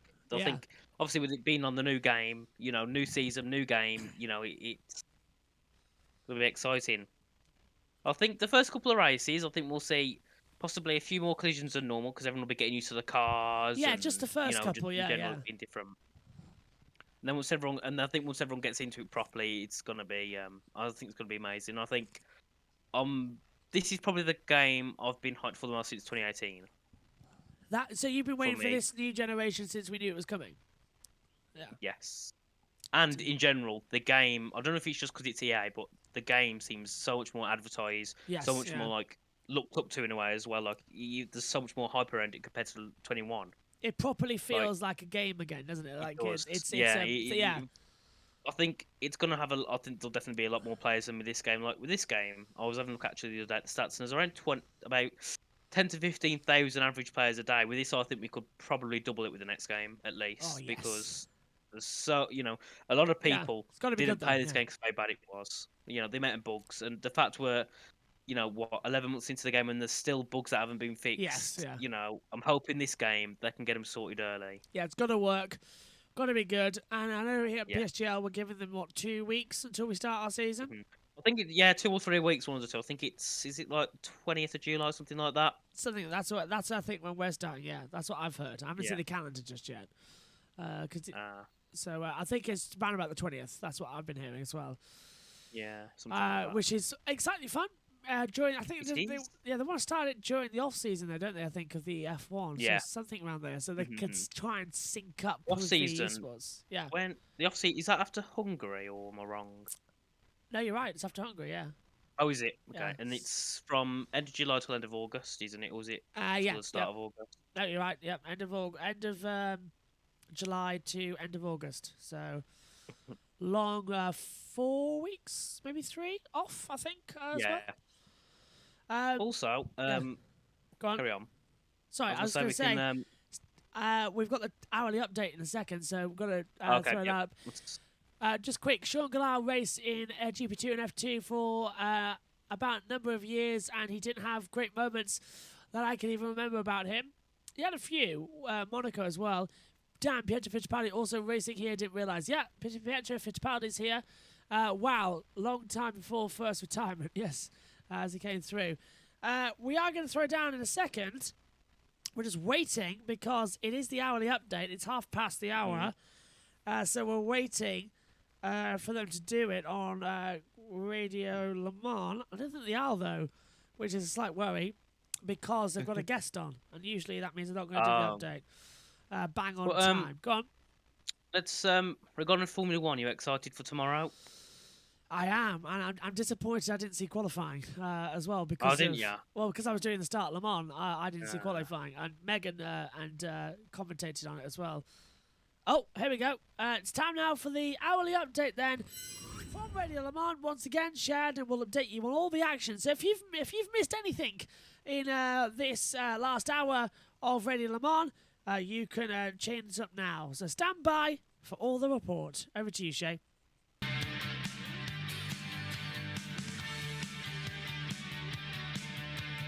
Well, it should be if she's the one doing it. It might be Paul Truswell, actually. Let's hand over to Paul Truswell. Well, it's one of the two. So time for another Sean update. Hindell. Let's pass over to Paul Truswell, who's got all the relevant information at his fingertips. At my fingertips, yes, sorry.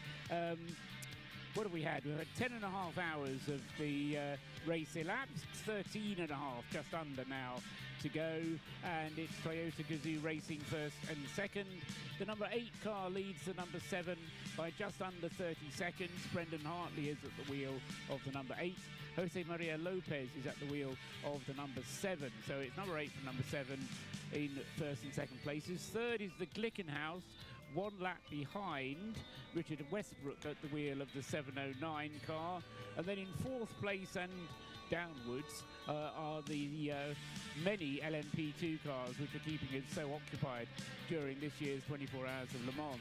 38 leads the way for LMP2. Will Stevens at the wheel of the Jota Oreca 07. Nearly everybody in the P2 class running Oreca 07 Gibson engine cars, and it's the Will Stevens driven one in fourth place overall leading P2.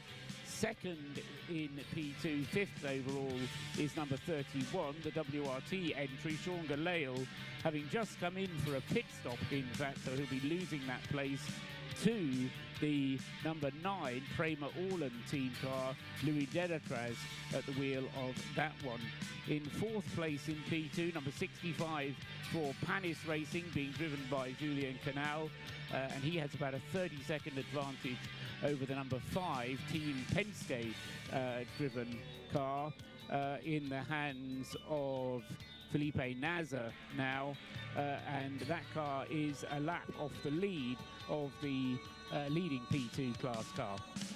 Cool Racing is 6th, number 37, and then 7th in P2 is the number 43 Inter-Europol competition car with Pietro Fittipaldi driving that car at the moment.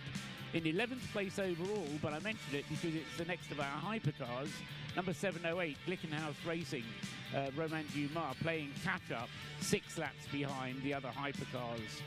As far as GTE Pro is concerned, it's a Porsche 1-2 still.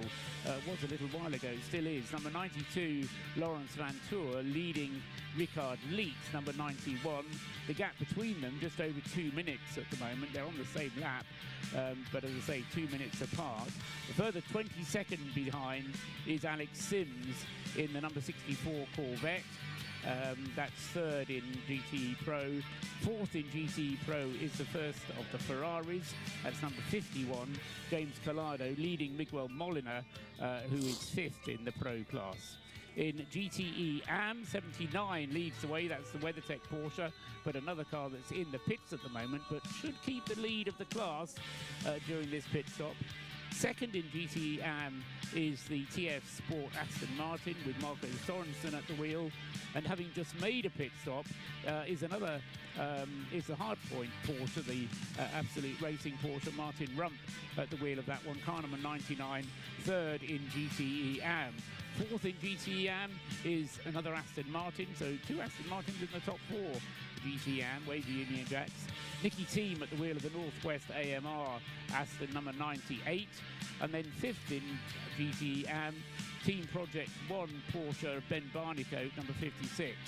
And finally, just to round out the top 6th in GTE Am, Dempsey Proton Racing, the car 77, currently in the hands of Harry Tinknell, the Porsche, and that car is 16 seconds adrift of the Team Project 1 Porsche. So those two having a bit of a close battle in 5th and 6th in GTE Am. Absolutely they are. And let's go straight over because Tom Christensen is with Eduardo Freitas. 24-hour race again this year. Thank you very much. Good to see you back. Oh, hang on. Not behind the wheel, but doing something different. It's always nice, always a pleasure. But the secret of the work is all these people which are here. They are the ones who make all the work. I just make sure they do it right. Absolutely. Thank you very much from my side. Please give us regards for your great work. Thank you, Eduardo. This is race control then. And then we have Vicky. You have quite an important job here as well. What is it you are looking at through the data? I'm basically monitoring the track limit over 3 particular points on the track and basically informing teams should their driver do track limit and then report this to the stewards. That's I can see that we have our NAS, we have Dunlop, and maybe we also have karting. And that's just a visit and race control. It's always busy. There's always something happening, and there's always people here being pretty alert. So, thanks for letting us see it. I knew I won't get time for a jammy dodger. It's always the way. I'll have to settle for the fact I had a bourbon or 2 or 3. Oh, well, never mind. There's the update then from Haggerty Radio Le Mans, as well as the team from Tom Christensen as well, who was going around as well. There's the Toyota number 8 then. It's leading the way. Who's leading in that car, though? It is Brendan Hartley. Wait. Go on, Richie. Oh, because I was just going to say, oh, wait, ignore me. So it's talking about the top speed, and it said Sebastian Buem was like, hang on, he's not driving the car now. He's all right. I didn't realise at first. Yeah, definitely. So I think it is the combination of the two, isn't it? I'm going to say my favourite name of all the teams has got to be Glickenhaus. I don't know why. I just love the name. It's good, isn't it? I've been saying Glickenhaus all evening. It's reminded me actually of the what do we call it? The zombie creatures in the Last of Us. The clickers. Every time I say Glickenhaus, I've just got the image of the clickers, and it makes me want to play the Last of Us again. Actually. That's what I'm going to do on my week off next week before the calendar. I'm going to play Last of Us again. And actually, now I've said it, I really want to do it. So that's quite fun. It's an amazing game, Last of Us is. I haven't played it much at all, but it's amazing. Up is 30 now, 3-0. We are losing a bit in turn 2 and 3. You can sacrifice a bit more through turn 2 to have better exit in turn 3. So Lopez just talk about where it's better out on the track. Let's take a look. Alright, Book says, watching the live stream of the number 7 Toyota for a bit. Isn't the hyper class just a bunch of hype? Hypercar is hydrogen-based fuels, and Hypercar H is Hypercar hydrogen power as well, with hybrid power technology. Yeah, I switched to Glickenhaus on board. I think that's what I want more than number 7 at the moment, but yeah, still circulating. That driver tracker as well, a miracle thanks to Josh Plays, and also it's not available anywhere else, so it's on the Discovery app obviously, but he sent it to us as well. So that we can use it. Go on. Regarding the Formula 1, yes. What is your predictions for tomorrow? Charles Leclerc to win. I think that's my bet. I think Perez will be second. I think Russell will get a podium in third. Ooh. But I actually think it might be a little bit of a dull race. Azerbaijan, it only delivers if it's an odd race. Think about it. If it's an even numbered race, it's been boring. 2016, boring. 2017, really exciting. 2018, it was okay, but it was a bit boring. It only got good because of a late safety car. I think that was boring. 2019 didn't even happen. 2020 didn't happen. 2021, amazing. Oh, amazing race. 2022, it's going to be boring. We'll see. So, yeah, I think one of the Red Bulls or Ferraris will retire. Actually, 2019 did happen, and that was boring. See, I think either Sainz, Verstappen, and Leclerc or Perez will DNF. One of them will. Yeah, I think that's the case. Yeah. Yeah. If I have to go prediction down to terms of pace and who I think can get the podium, I'd say Leclerc wins, Perez and Verstappen. But you never know. All I know is the fact is we're going to have 51 laps tomorrow in a situation. Well, today. Let's get this right. 51 laps today. And I think it's going to be very chaotic in terms of keeping everyone on the same line. I don't think we'll have any red flags. I do think we might have a safety car. Well, definitely. Yeah, I don't doubt we'll have red. Yeah, I was looking at the sprint race earlier. Car number 20 is up for sure. William. Which one is it? Which one in the number F2? 20. Callum Car Williams. 20. Is it? Yeah, I remember watching him. That's very confusing DNF into the wall. Yes, very bizarre. Towards Castle. It was very odd to watch.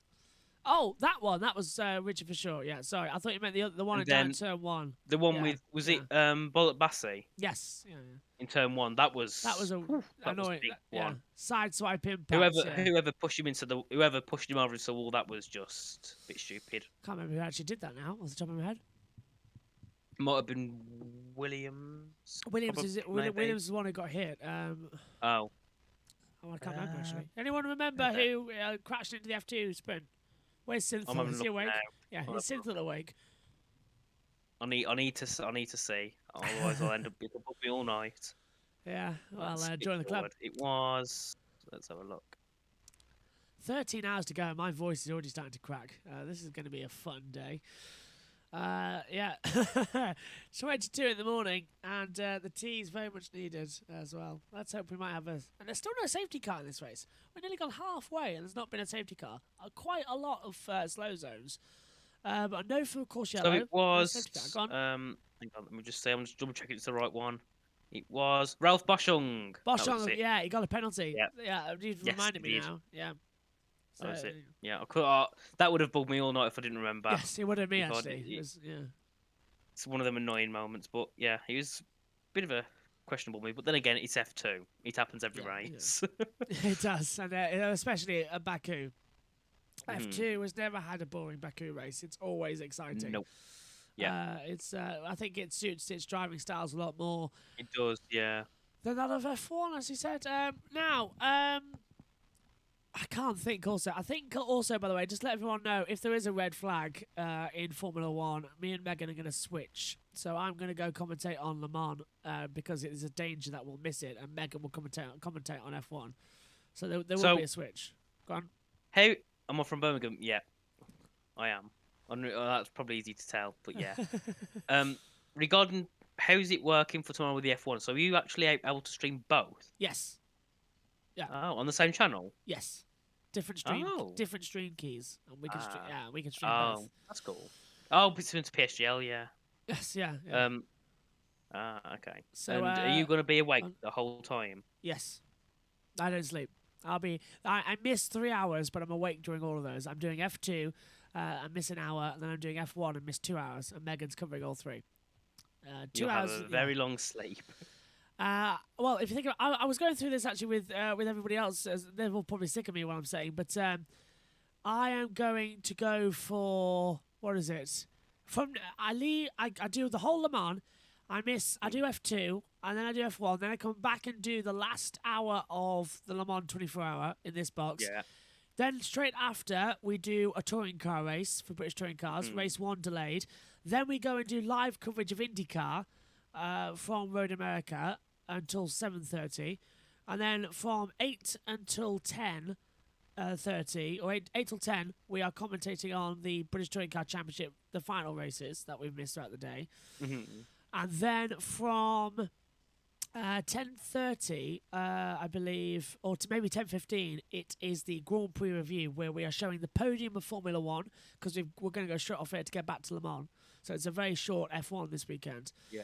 So we're showing the podium for F1, an analysis of all the action, and from F1 and F2, and then that's it. So I finish around about 10:30, 10:45, and after that I'm going straight to bed. How many hours is that?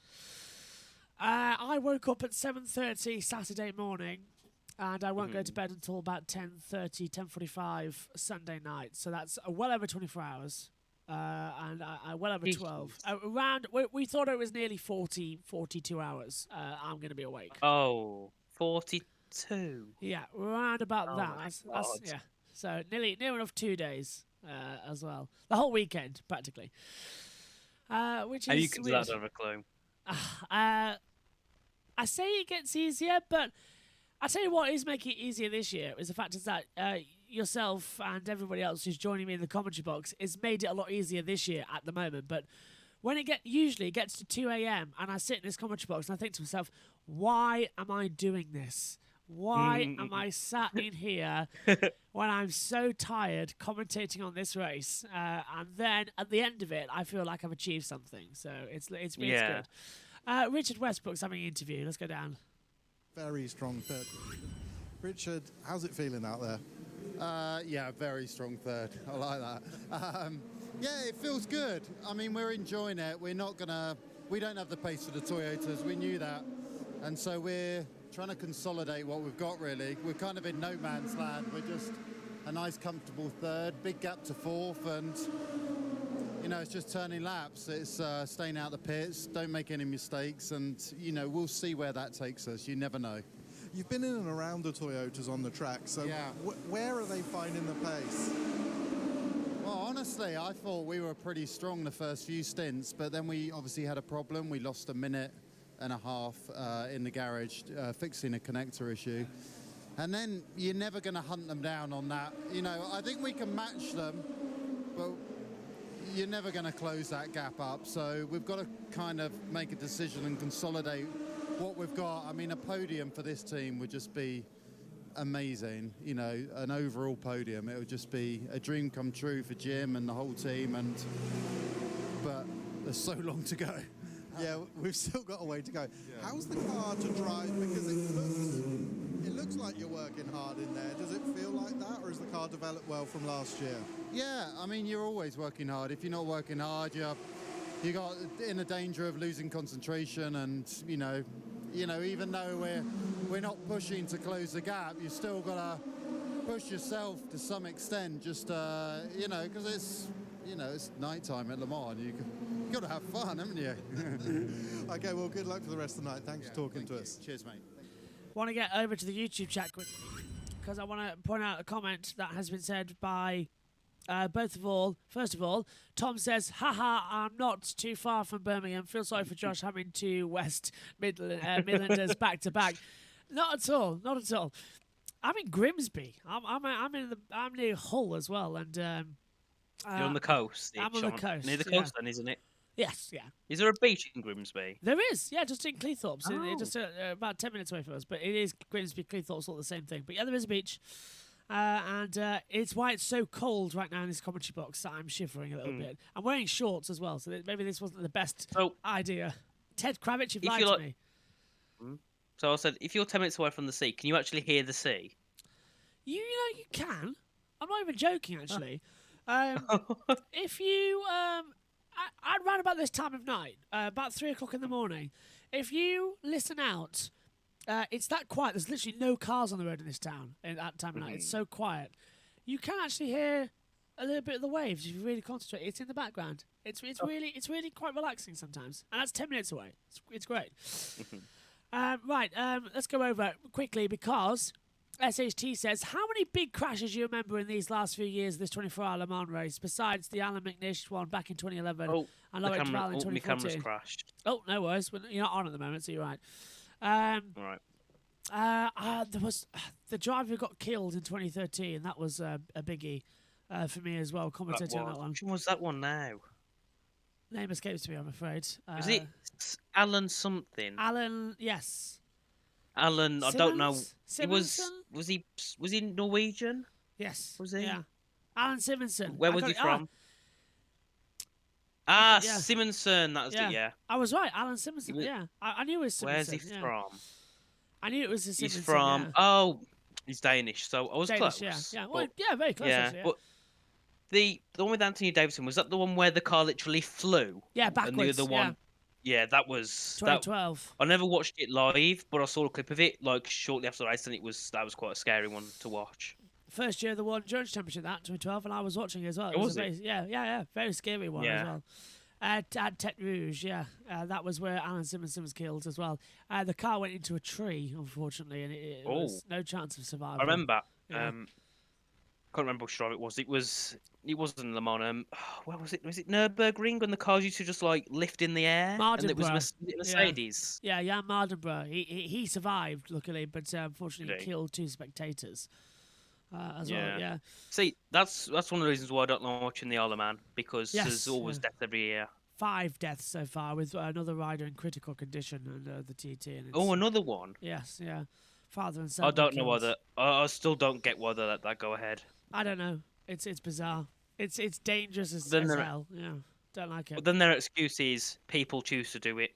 Yeah, so, well, it's not right, is it? No. The Porsche stewards. Anyway, yeah. Yes, Porsche stewards. Yeah.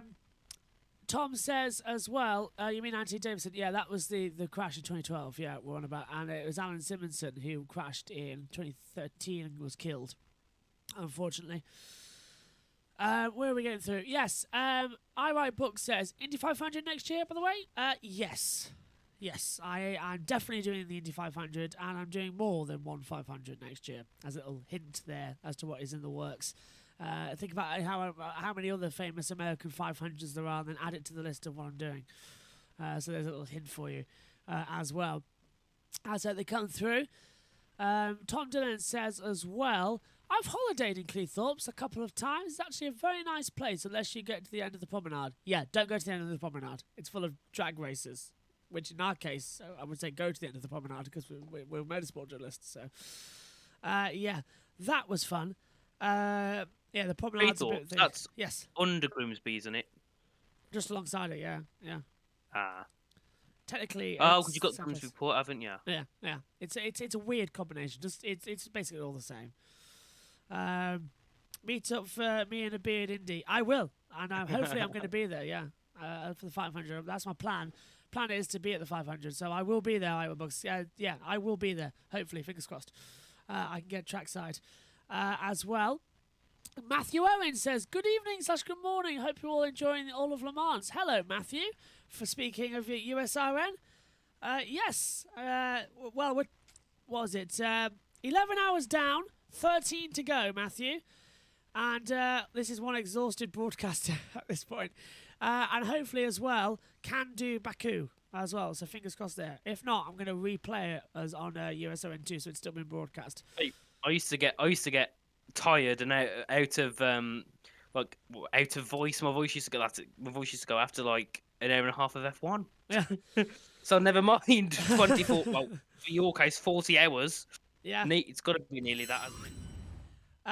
It's definitely over 30 commentating, isn't it? I think, yeah, it's definitely over 30 non-stop hours of commentating. That's the only thing I can think of. Only an hour away from halfway point of the race. Yep, that is.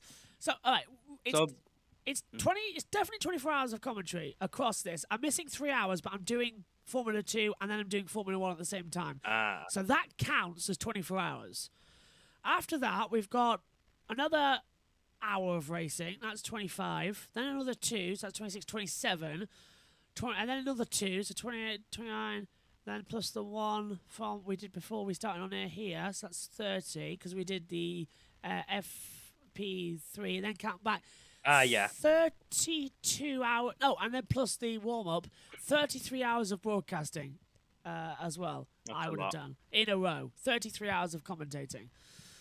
So if my voice somehow is still alive, Matthew, and you're doing Canada next weekend, aren't you, on USON? Do you mind maybe doing the watch along? You might need to. I might not have a voice. As they come through. Synthel says here, Davidson collided with a Ferrari when he was trying to cover the lane, trying to get ahead. He did. And that TT race should be cancelled. I think we all agree there. The TT should be cancelled. Even I agree. Yeah. With that as well. Don't get me wrong, it's fun to watch, but it's not fun to watch when people are going into walls and not coming out alive. Yeah, completely agree. Obviously, the thing is, like, I think one of the worst things is you see, like, like you have kids going there to watch it, which I just think's wrong. Yeah. Yeah, it's not good. While your camera's off, I'll increase the size of the track map, by the way, for everyone watching. Okay. Yeah, and the camera's crashed. It won't be able to get back on, unfortunately. But it doesn't matter because it's only got 5 minutes. So yeah, well, we'll shut this on. Luckily, luckily the camera isn't needed. Yes. What are you up to after this? Are you going to watch the rest of the race, or are you going to go to bed? I hope you're going to bed. Probably going to watch a little bit and then off to bed. Probably about 3-ish. Yeah. Because I want to be up for Baku tomorrow. Yeah, it's going to be a fun one. It's earlier than usual, remember. 12 o'clock is lights out in the British summertime. So it is earlier. Due to trying to avoid the end of Le Mans. Speaking of which, let's go down pit lane on Radio Le Mans. They've got some words for us. Hello. Oh, maybe that wasn't Peter. No, it was Peter. Hello. Well, they're trying to get there. And he needs a pit stop on his own. Yeah, there's no one there. Apparently he's in the bathroom. So that's where he is. I Write Book says, I'm not up to speed about the TT. What's the issue? 5 riders killed. And it's the first TT back, Ironman TT back since COVID. And it's not been going down that well. 5 people killed this year. Yes, yeah. That is the case. I remember the one from a couple of years ago when the driver went into that pub. Yes. Yeah, it was a big one. That was it? When was it? 2017 was it? Maybe was it? Or was it before? 17 maybe? No, I think you're right with 18. I think you're bang on there. We've got a garage door down, but where? Paul. That's right, sadly the garage door is down and the car is retired, and that's the same for the 71 Spirit of race as well. That car is also retired. The Ferrari's out of the race. All right, thank you very much. So we've got a second retirement in the race. It is who? Well, actually, we're trying to tell, but the timing screens have just glitched back. So is it Glickenhaus? No, I don't. Well, no. Actually, that could be. Where's Glickenhaus? Where's the other one? There's the 708 car. I don't know. For me, it says out, so I don't know what that means. 708 car. Oh, it's just the return out to the track, I believe. The 708, yeah. Okay. We need a grayed out saying stopped. Let's take a look on here then, as we're on. Yeah, Spirit of Race is out, so we're down to 60 runners. So the Ferrari 71 Spirit of Race is out. So time to get the marker of doom and cross out 71. Now, where are they? Here they are, Spirit of Race. So that's the 46 Team Project 1 and the 71 Spirit of Racing officially retired from the race. That's 2 down now with the marker of doom. Oh, just typical. Absolutely typical as it comes through. So, back to the pits. Sleeping. My daughter, who's now... When she came here, literally doing a GCSEs, if you know what that means. The rest All right, Josh, I'm going to have to head out here if that's fine with you. Absolutely. Thanks for your company, Richie. Hopefully you're going to be okay and have a great rest of the day. You too. I'll be back in tomorrow morning to have a little see how everything's going. I'll pop in the stream. Fantastic. Ace. And also, if you need any help tomorrow with anything, just let me know. I will indeed. Thank you, Richie. Go get some rest. No, have a good evening. You See too. you later. Bye. All right. So Richie's disappeared from the comms box. Did I actually call him? Yeah, so I'll go back into comm box 1. I'll be with you after getting a drink, Josh. No worries there as well. Let's get the weather update then from Radio Le Mans as well. Down there in the pits with John Hinsdale. It's really a rather pleasant early morning here. The forecast is for the temperature to drop down to 11 degrees overnight. At the moment, just at the end of the Bugatti circuit here, it's 15.5 in the air, 21.5 on the track. Tomorrow, Sunday, very little chance of anything other than the same type of weather that we've seen today, which is sunshine and partly cloudy, and with a top temperature of 25 degrees, but no rain in the forecast as it stands. Sunrise at 1 minute before 6 this morning, and we'll take you all the way through to the checkered flag here at Le Mans. And looking good so far then. We have got a time penalty that has flashed up. 5 seconds added to the next pit stop of the car, 86. That is the GR Racing for a pit stop infringement. And we've had now the number 7 Toyota in the pit lane of Jose Maria Lopez as well. And I believe that car might also be having a change over of driver. And it has. Kamui Kobayashi has now taken over at the top of the field. As you see, Brendan Hartley now out there as well, leading the race. So they have switched over at the front there as the action's coming through. We are going to have let's have a quick look at the YouTube chat then quickly while we're up here in the comments. May as well. iRideBook says, isn't it disappointing when in class the battle for first is between the team? Yep, and that's exactly what's happening right now. SHG says, just insane, only 2 DNFs after 11 hours. In the past, we have more DNFs after a few hours. It is crazy, says iRideBooks as well. It is absolutely crazy as they come through. Right. 11 hours done. 13 to go now in the comms box as our timing screens are... oh, there we go. They were considerably off the pace. Now they've caught up. So 11 hours done. 13 to go. We're almost halfway there. Finally, Kobayashi is back in, indeed. Now, I think we've got a top of the hour coming from Eurosport because they've gone quiet on us. And that usually means there's something they want to say when the radio goes quiet. So we'll stand by and listen as we're on board with Kamui Kobayashi into the braking zone for the curve of Michelin. Swings it through ever so nicely. And now heads down, back off towards the Mulsanne straight and the Mulsanne corner. Down at the bottom half of the circuit. As, hello, Tom. Nice to hit. Hello. Nice to see you again. I think we're going to have your favourite person. 3 o'clock in the morning, and it's as you were throughout the field. We still have the number 8 Toyota leading from the number 7.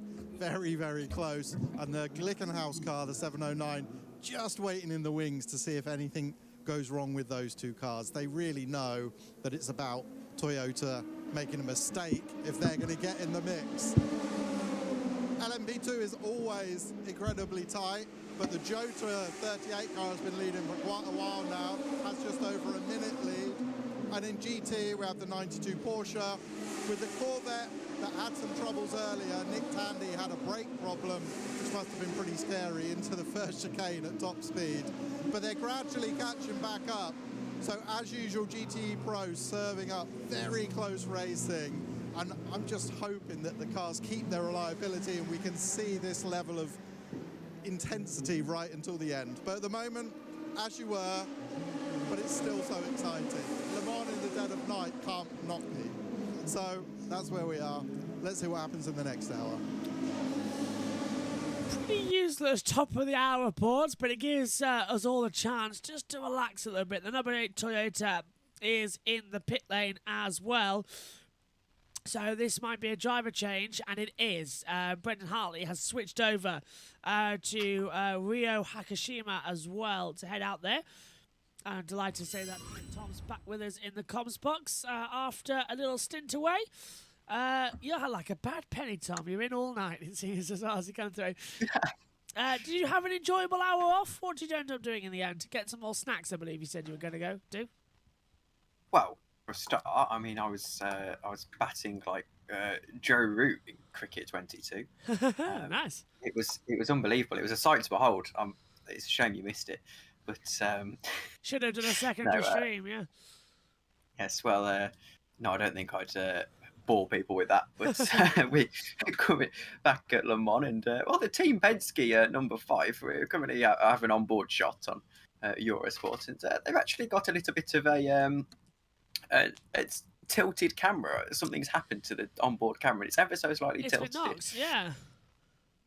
Very But, nice I am going well, to take great issue with the fact that before I started commentating, we had 26 people watching, and almost directly as I have joined, we've halved in viewers. Oh, that's a shame. That's all right. Well, they'll pick back up in a second. I'll tell you what you have done, though. You left the commentary box. There were 62 cars running. You've rejoined the commentary box. There's only 60 cars left in the race, as the 71 Spirit of Racing Ferrari and the 4016 Project 1 are officially out of the race. So we're down to 60. That's your fault, because you said about hopefully we'll still be under green.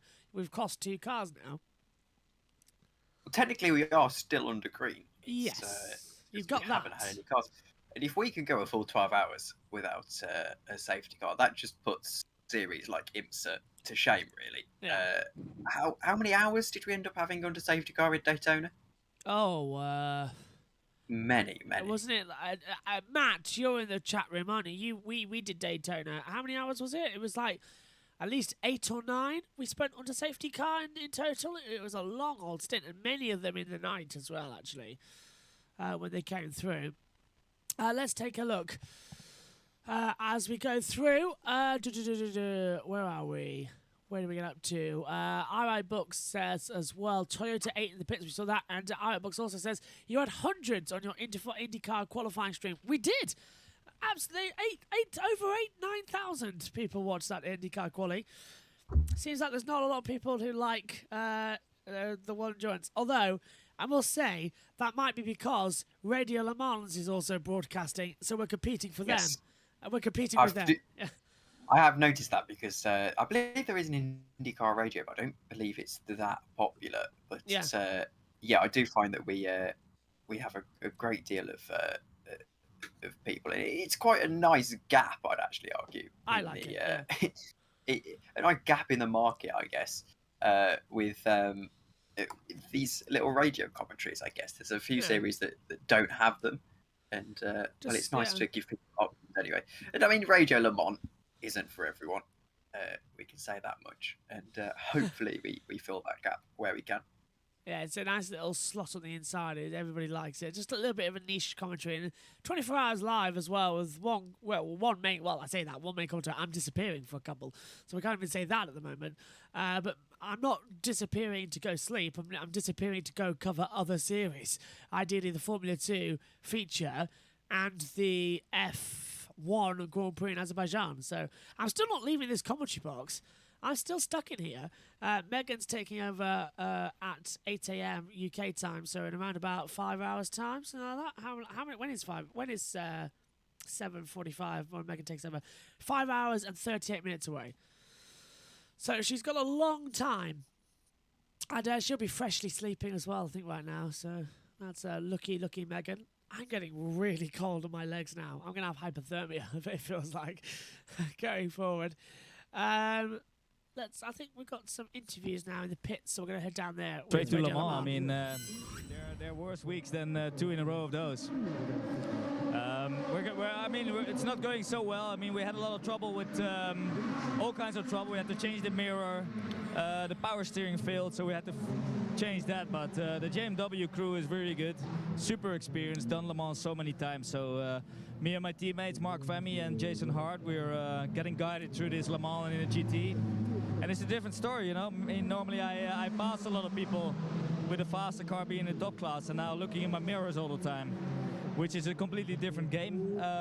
I like it. I learn a lot, and I think next year when we come back with the Cadillac, I have a lot of respect for the GT drivers, which I already had, but even more now.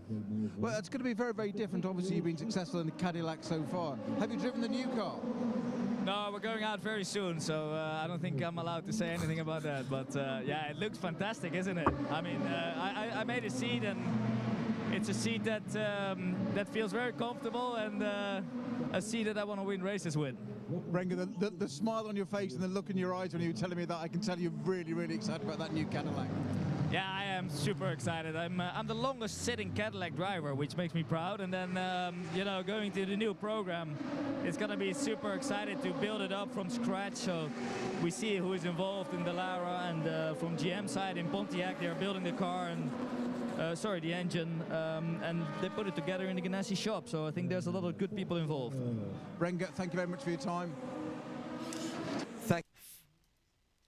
Oh, are we on? Yeah, okay. Fantastic news then, guys. Well done, everyone. And I just wanted to mention also, Tom, we want earlier on about we don't mention certain drivers during the broadcast as well. I would wonder, there's 160, there's 184 drivers. We're not going to mention them all, are we? Some of them will fall by the wayfall that we haven't mentioned Felipe Albuquerque. He's out there right now. And we've mentioned Andrew Negrao before, but Alexandro Colagago is out there as well. So it's all about, we don't mention them mainly, just the teams as well. So it's a weird situation, but it's kind of contrast because in the ERC we do mention all the drivers. We do say them all. It's weird, isn't it? And this is a 24-hour race. We've got more time, but we don't. It's odd. I think a lot of it has to do with probably a little bit to do with broadcast direction. I imagine if you, let's say hypothetically, got the exact broadcast setup for ERC, except rather than our factory, it was real life. Yeah. I think we would mention all the drivers because it's just about how the broadcast directs. But I also think, and this is what Richie was saying, how he hasn't got basically a clue what's going on when it comes to all these teams and things. This is my, I think, third year of watching full WEC. Oh, Le Mans, yeah. And I think it's my fourth Le Mans now, watching it. And it's become my favourite race. But even now, I spend so much time around watching sports cars, and even I don't know half of the teams and drivers, or at least they ring a bell. But Yes. Some of these drivers on this grid I've never heard of before, I'm going to be honest. Because there's just so many of them. You're never going to know them all. It's impossible. And I think Martin Haven was touching on this on Yes. Eurosport a couple of days ago. Even he, and he's been going to Le Mans for 60-odd years, even he doesn't know everything that's going on half the time. Because you're never going to. It's impossible to know. You sort of hang on. Oh, Siri is activated. Why there's nobody calling right now? What? I don't know why she started on that. That's a really weird situation. So you might have heard that. Sorry about that, everyone. Yes, you're never going to know anybody. You just sort of have to throw yourself in and just go with the ride of everything. And by the way, somebody note the time in the ship's log. 2:12 a.m. Joshua gives up, and for the first time this weekend, he's turned the heater on in the commentary box. My legs are that freezing. I've turned the heater on. It's got quite chilly in this comms box now. It's feeling a bit like winter. So. We're going to head down to the pit lane. Marcel Schorensen is talking. Marco, thank you very much for your time. A couple of weeks ago, we were watching you in the Nürburgring 24-hour, and you're in the similar car, same team, but it's Le Mans. How different do you find that? Well, first of all, yeah, it is quite different. Obviously, Nürburgring is a place for itself. You cannot really compare these two places. Nürburgring has its specialities, where Le Mans also has his specialty, so both are really difficult to even finish. But yeah, and again, here the car is much more likely to break down than Nürburgring. So there's different factors playing in. But yeah, we just have to keep it going, keep it running. Why is it more likely to break down at Le Mans than the Nürburgring? Because you have a lot more curb strikes here in this track. So you have a lot of these baguette curbs and the forward chicane, and so it's taking a lot more impact than you don't normally see at racing tracks. So that's why a lot of manufacturers are testing their equipment really hard to actually be able to do this race. Because if it can do Le Mans, the car is able to finish any other race basically, because it's probably the most hard on the car. But Tom Ferrier said to me that he just told you to keep off the curbs. I know, but there's still some like in Ted Rouge. It's like now with the track limits, it's almost impossible to go through this corner without taking a bit on the inside curb, and then you're hitting the sausage. And when you're coming to a Ford chicane, the Ford chicane, it's there. You cannot even miss it almost. Marco, thank you very much. I've got Tom Ferrier as well. Marco, he's been saying about using all the curbs here. And Tom, apparently you've told him to keep off the curb. No, he doesn't use any. He promised me. So it must be true then. Yeah, always. Drivers never lie, do they? I'm not going to say anything to that, Tom. How's it going so far, mate? I know you lost 50 seconds early on in the race, and I know you're a little bit sort of a bit down in the teeth about that one. Yeah, I mean, it's never ideal to lose it that early because you kind of lose your place in the train, and then, as we have done, get caught out by slow zones a little bit here and there. So, yeah, we're doing all right. We're there or thereabouts, but Porsches are really fast. Wish they were that fast when we raced them. That's a throwback to 2007. Sorry, yeah, exactly, yeah. So, no, we'll just keep getting through the night is the plan, and then, yeah, strategy comes a little bit more into play then when you can see the end of the race a bit easier, and, yeah, we've got to get Ben back in for a good few stints yet, so, yeah, let's say, fingers crossed. Well, we're nearly halfway. I was hoping it was over soon. No, I'm joking. I'm loving every minute. So no, it's yeah, it's nice when the light comes up, and you know, it's every driver's dream, that part, isn't it, to get that stint. So they're all fighting over that bit at the moment. But yeah, as I say, Ben's got to go back in, do a good few hours yet. So we're hoping we're getting an on-form Mr. Keating. How do you decide the stints on that, Tom? Are you just saying that everybody wants to do that? Do you have names in a hat, or short straws, or rock, paper, scissors? What do you do? No, I mean, really, you can go two ways and two thoughts with it in the Pro-Am stuff. You can either think you want to try and get your Am driver done pretty early, or a lot of the running done, you know, in the first half of the race and be really strong in the later half, or you can try and get through the night and let them do the majority the next day. And again, normally the theories for us is a little bit about the slow zones, and if you can be in the front pack, you normally are better off getting through a slow zone and someone else gets it. So Ben's fairly insistent he wants to do most of it tomorrow, so he's the boss. Of course he is. I thought you were the boss, but Tom Ferrier, the TF Sport, thank you very much. Thank you, Peter. Yeah, nice action down there as well, as I mute Tom by mistake out there. And we back up, and who else is feeling a little bit cream crackered at this point in time as well? 11 hours down, 12:43 to go. A lot more on the books. Let's take a look at I Write Books as well. Begin with SHT's comment. He says, I remember Nico Hulkenberg competing in the event back in 2015 as at the 35 run straight on down there at the back half of the track, and that's the ultimate car. That looks like it. That is a down at Mulsanne part of the track. SHT says, I remember Nico Hulkenberg competing in the event back in 2015 with Mark Webber in the other car, converting a 1-2 for Porsche, if I'm not wrong. You are not wrong. You are completely right there. Hulkenberg is a Le Mans 24-hour winner. Everyone always forgets that. I did forget that until just now. That's the year I watched the 24 Hours man race for about hours for the first time. Oh, fantastic, says SHT there. I Write Books. You know, I remember watching this race on Major Network TV back when I was a kid in the 80s. Into the 90s, racing has become obscure, hasn't it? It really has. Grid Network says, almost halfway you can do it. Thanks for the pep talk, guys, from Grid Network. We can do it. It's possible. Although, I'll tell you what, this headset, the sound guard needs replacing, and the ear cups definitely need replacing. They're completely dead now. So the headset might have some refreshments looking at it before Canada in the next week. New ear cups ordered, new sound guard as well, it looks like. How are you, Tom? And keep in? Well, I was having a look at the live timing that's now working again on the 24hoursandlemans.com. I was actually looking at Vincent Abril. He is a GT World Challenge champion, I believe, and he once followed me on Instagram before I followed him back, and he unfollowed me immediately. Oh, but dear. He's going along quite nicely. 3 hours 30 of drive time at the minute. A fastest lap of 3:54.4.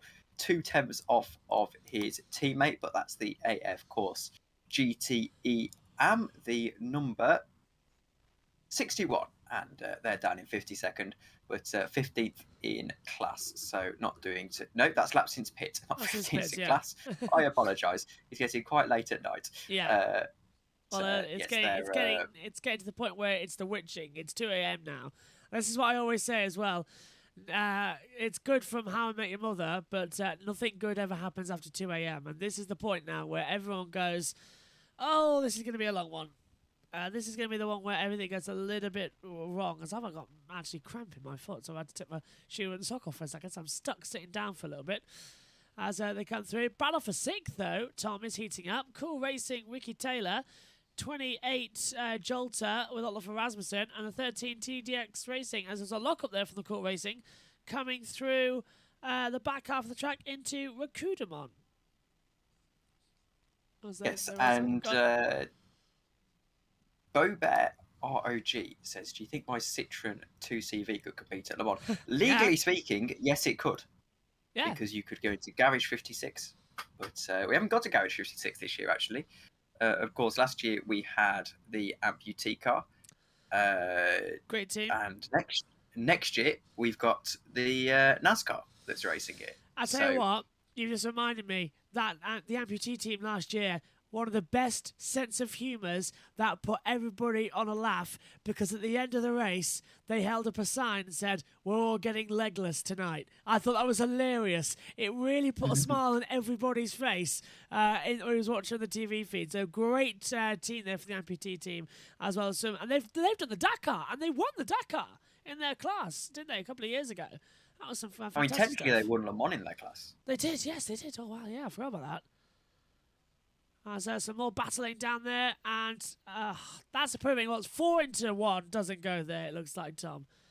No, it was a bit of a squeeze down into turn 2, technically. I always forget that turn 1 isn't turn 1. But turn 2, technically, is someone's in the garage, and that's they're already well down the order. I forget which car it is. Glickenhaus. 7 no, or 8. not. It's not the Glickenhaus. No, That's not what we were looking at. But it was one of the LMP2s that's quite far down the order. And Nielsen Racing just left the pit lane with Ben Hanley. Could have been them. It was, I can tell you actually, as I was they were Christian really far down the order. It was, I believe, oh no. Who was it it wasn't the car I thought it was, actually.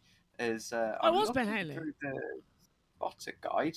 It was the one with the Mexican, like, Day of the Dead stickers on the side. Oh, hang on.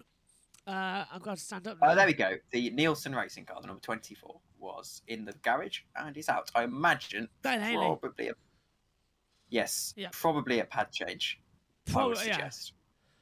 At this time, at this stage of the race, you go can on. get away with not doing a pad change, but it's probably not the best of ideas. I'm on the balls of my feet at the moment, so I'm literally commentating on the balls of my feet. Let's just take a quick look, because we've got here. iRide Book says, I agree, I'm on night shift, 12 hours, I feel your pain. Good Lord. I hope you're doing okay there, iRide Books. Joe Samiega says, the NASCAR Garage 56 will be interesting. I hope NASCAR make that an off weekend, so the only race to follow is Le Mans. Boba ROG also says, oh wow, no idea. Thanks for answering. Yeah, you could do it. Your 2CV could do it. Also, if you're interested, down at Snetterton, there's the 24 Hours for the 2CV race that happens every year. And our book says NASCAR as well. Out there. That still happens, doesn't it, Tom? The 24 Hours of the CV race at Snetterton? I swear that still happens. I'm going to say it's news to me. I'd never heard of it. I knew about the 24 Hours of Silverstone, but never a 2CV race. Yeah, I swear there's a 2CV 24. Where's my mobile? Here it is. It was charging. If there is, it's going on the bucket list. It was. I'm looking. 2CVs at Snetterton, the 24 Hours. 2CV. Hang on. 2CV Snetterton, 24 Hours. I'm Googling. Classic 2CV 24-hour race at Snetterton. It's still on. And I thought it was. Saturday, 28th, 29th of August, 2021. The Citroen weekend will feature the 31st running of the Citroen Classic 2CV 24-hour race. This is the UK's longest running, twice round the clock motor race. A grid of over 30 Citroen 2CVs will try to go as fast as they can while staying out of trouble in the hope of being on the podium at the finish. So, the 2CV Snetterton 24 Hours is still a race. On the topic of bronze drivers is a tangent I've been on all day long.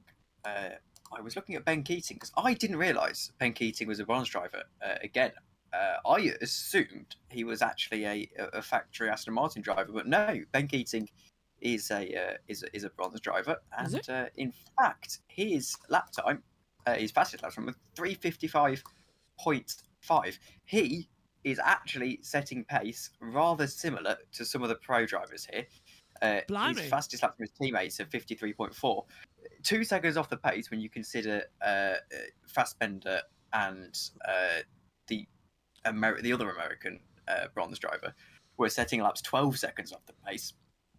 Ben Keating to be that close, it just goes to show how he is not really a bronze driver, No, in he's my not. opinion. I thought Ben Keating was at least a gold by now with everything he's done. To go forward as well, Le Mans is on my bucket list as I write books, is mine too. Boba says that would be fantastic. My friends and I have wanted to enter a TCV 24-hour race, and the fact I can enter my Citroen TCV makes it even better. Thanks, guys.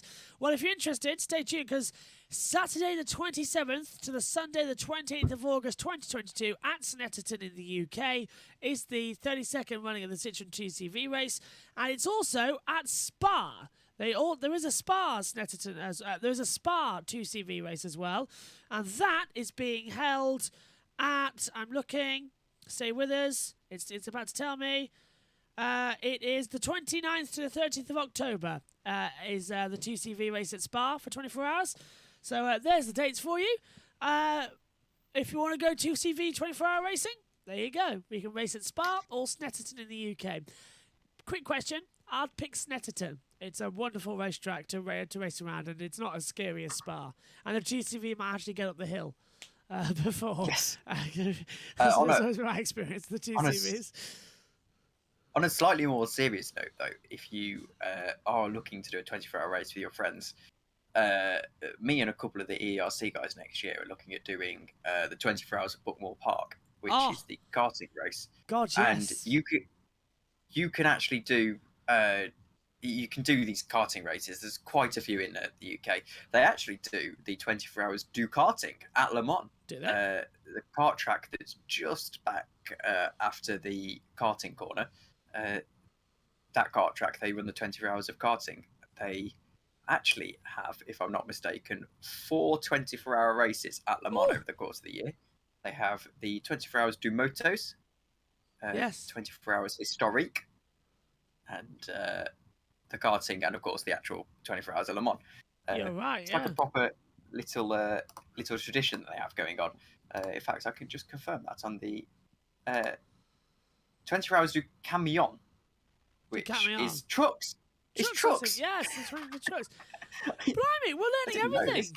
We're learning everything at half distance. Yeah, lorries. So they don't have a historic one, but they do have trucks, like HGV lorries. Can't imagine driving that. Well, I suppose 24 hours, one driver could do 12 hours and switch over, couldn't they?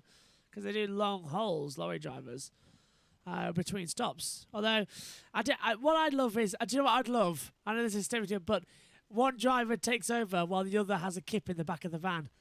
in the little I wonder if that's hole. like actually the rule. You don't reckon, do you? That'd be hilarious. That would be good. Safety wouldn't allow it, because if you crash, then you're basically through the window. That's a shame, unless you're strapped in. Joe Samega says, Le Mans, Monza, and Rolex 24 are my 3 on my bucket list as well. RI Book says Rolex, I will make it there someday. It's about 9-hour drive. Just seems always something else going on. Well, I think the next one's in January, isn't it? For the obviously that's when the 24 hour is for Rolex. So there's Daytona. So there's always a shot of you going to that one. But yeah, I know what you mean. I'll try and hibernate during the off-season a little bit. This one came up quite quickly, and we're already halfway through the year nearly for motorsport. It was so weird to me, because I remember back in the early season, we had the Dubai 24 Hours, and it was kind of like, and they have the Asian season. You know, you've got ALMS and Dubai, and then you go to suddenly the start of the Formula 1 testing in like February or whatever it was. Yeah. And then the Formula 1 season starts, and then all of a sudden you have you have Le Mans. It's all of a sudden crept up on us, and it seems like yesterday. Does, isn't it? 5 minutes. And testing was busy as well. Testing was very busy. Bo Bear says, genuinely thanks, lads. This has been really informative and thoroughly entertaining. Unfortunately, I have to head to bed, and as I have work first thing tomorrow. Best of luck with the rest of the broadcast. Thank you very much. Yeah, and, absolutely. Well, enjoy your sleep. What sleep? I don't remember that. No, neither. Yeah, can humans I'm do starting that? to regret to commit to this all-nighter now. Don't worry. As soon as the sun rises, you'll be all right. Do nap though. Do nap. It gets worse before it gets better. Good night, Boba RIG. Good night. Have a great sleep, and hopefully you wake up and have a nice shift at work. And hopefully when you do wake up, there'll still be a motor race going on at Le Mans. So check out what's happening out there as well on the side of the circuit. Jolter, let's have a look at LMP2 actually, because Jolter are leading the car 38, but we've got a battle for 5th place going on at the moment between the 37 Cool Racing and the 28 Jolter. And this has been brewing all race, hasn't it, Tom? It's been one of these races that they've always kept together across the pit lanes for a long time now, long couple of hours as well. They've always been up there having the pace between them. Yep, and it's in these stints now where the teams tend to put in their faster drivers, I'd argue. So you really get the proper racing, I suppose you could say. I remember a couple of years ago at Spa, it was around maybe an hour earlier, but around this time in the morning, and you had your James Collado and the other one who was in Formula 8, I forget his name, or his name escapes me, but James Collado battling, it might have been Alex Lynn actually, and they were going hammer and tongue, and it was some amazing racing, and well, I'm expecting more of the same here between the number 37 and the number 28. We've got the update for the hour. Let's have the update. 12.5 hours still to go, according to our Omologato race time on the Haggerty Global Studio Vision. Just under that at the moment. 12:28 and 34, 33, 32 seconds. And here's how it stands. The leaders have completed 187 laps. As far as the classes are concerned, it is in GTE AM, 38th position overall, a pit stop for Cooper McNeil, and the leading Porsche, the number 79 WeatherTech car, has just over a minute before it came into the box from Enrique Chavez for TF Sport in the Aston Martin racing car.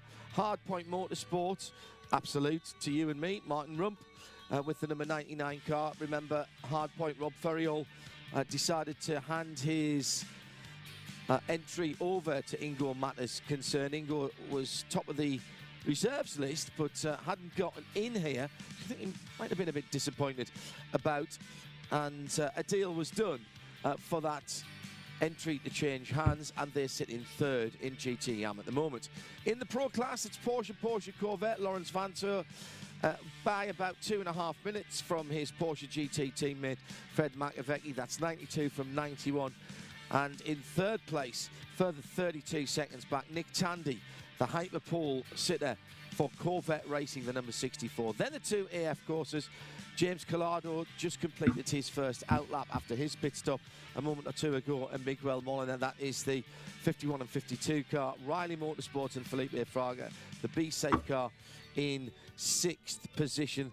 The second of the Corvettes, the number 63 car, with issues earlier on, that has put that car way down. It is running again now. Nicky Katzberg is out of the pits, but is well down, some 20 laps down on the rest of the Pro field.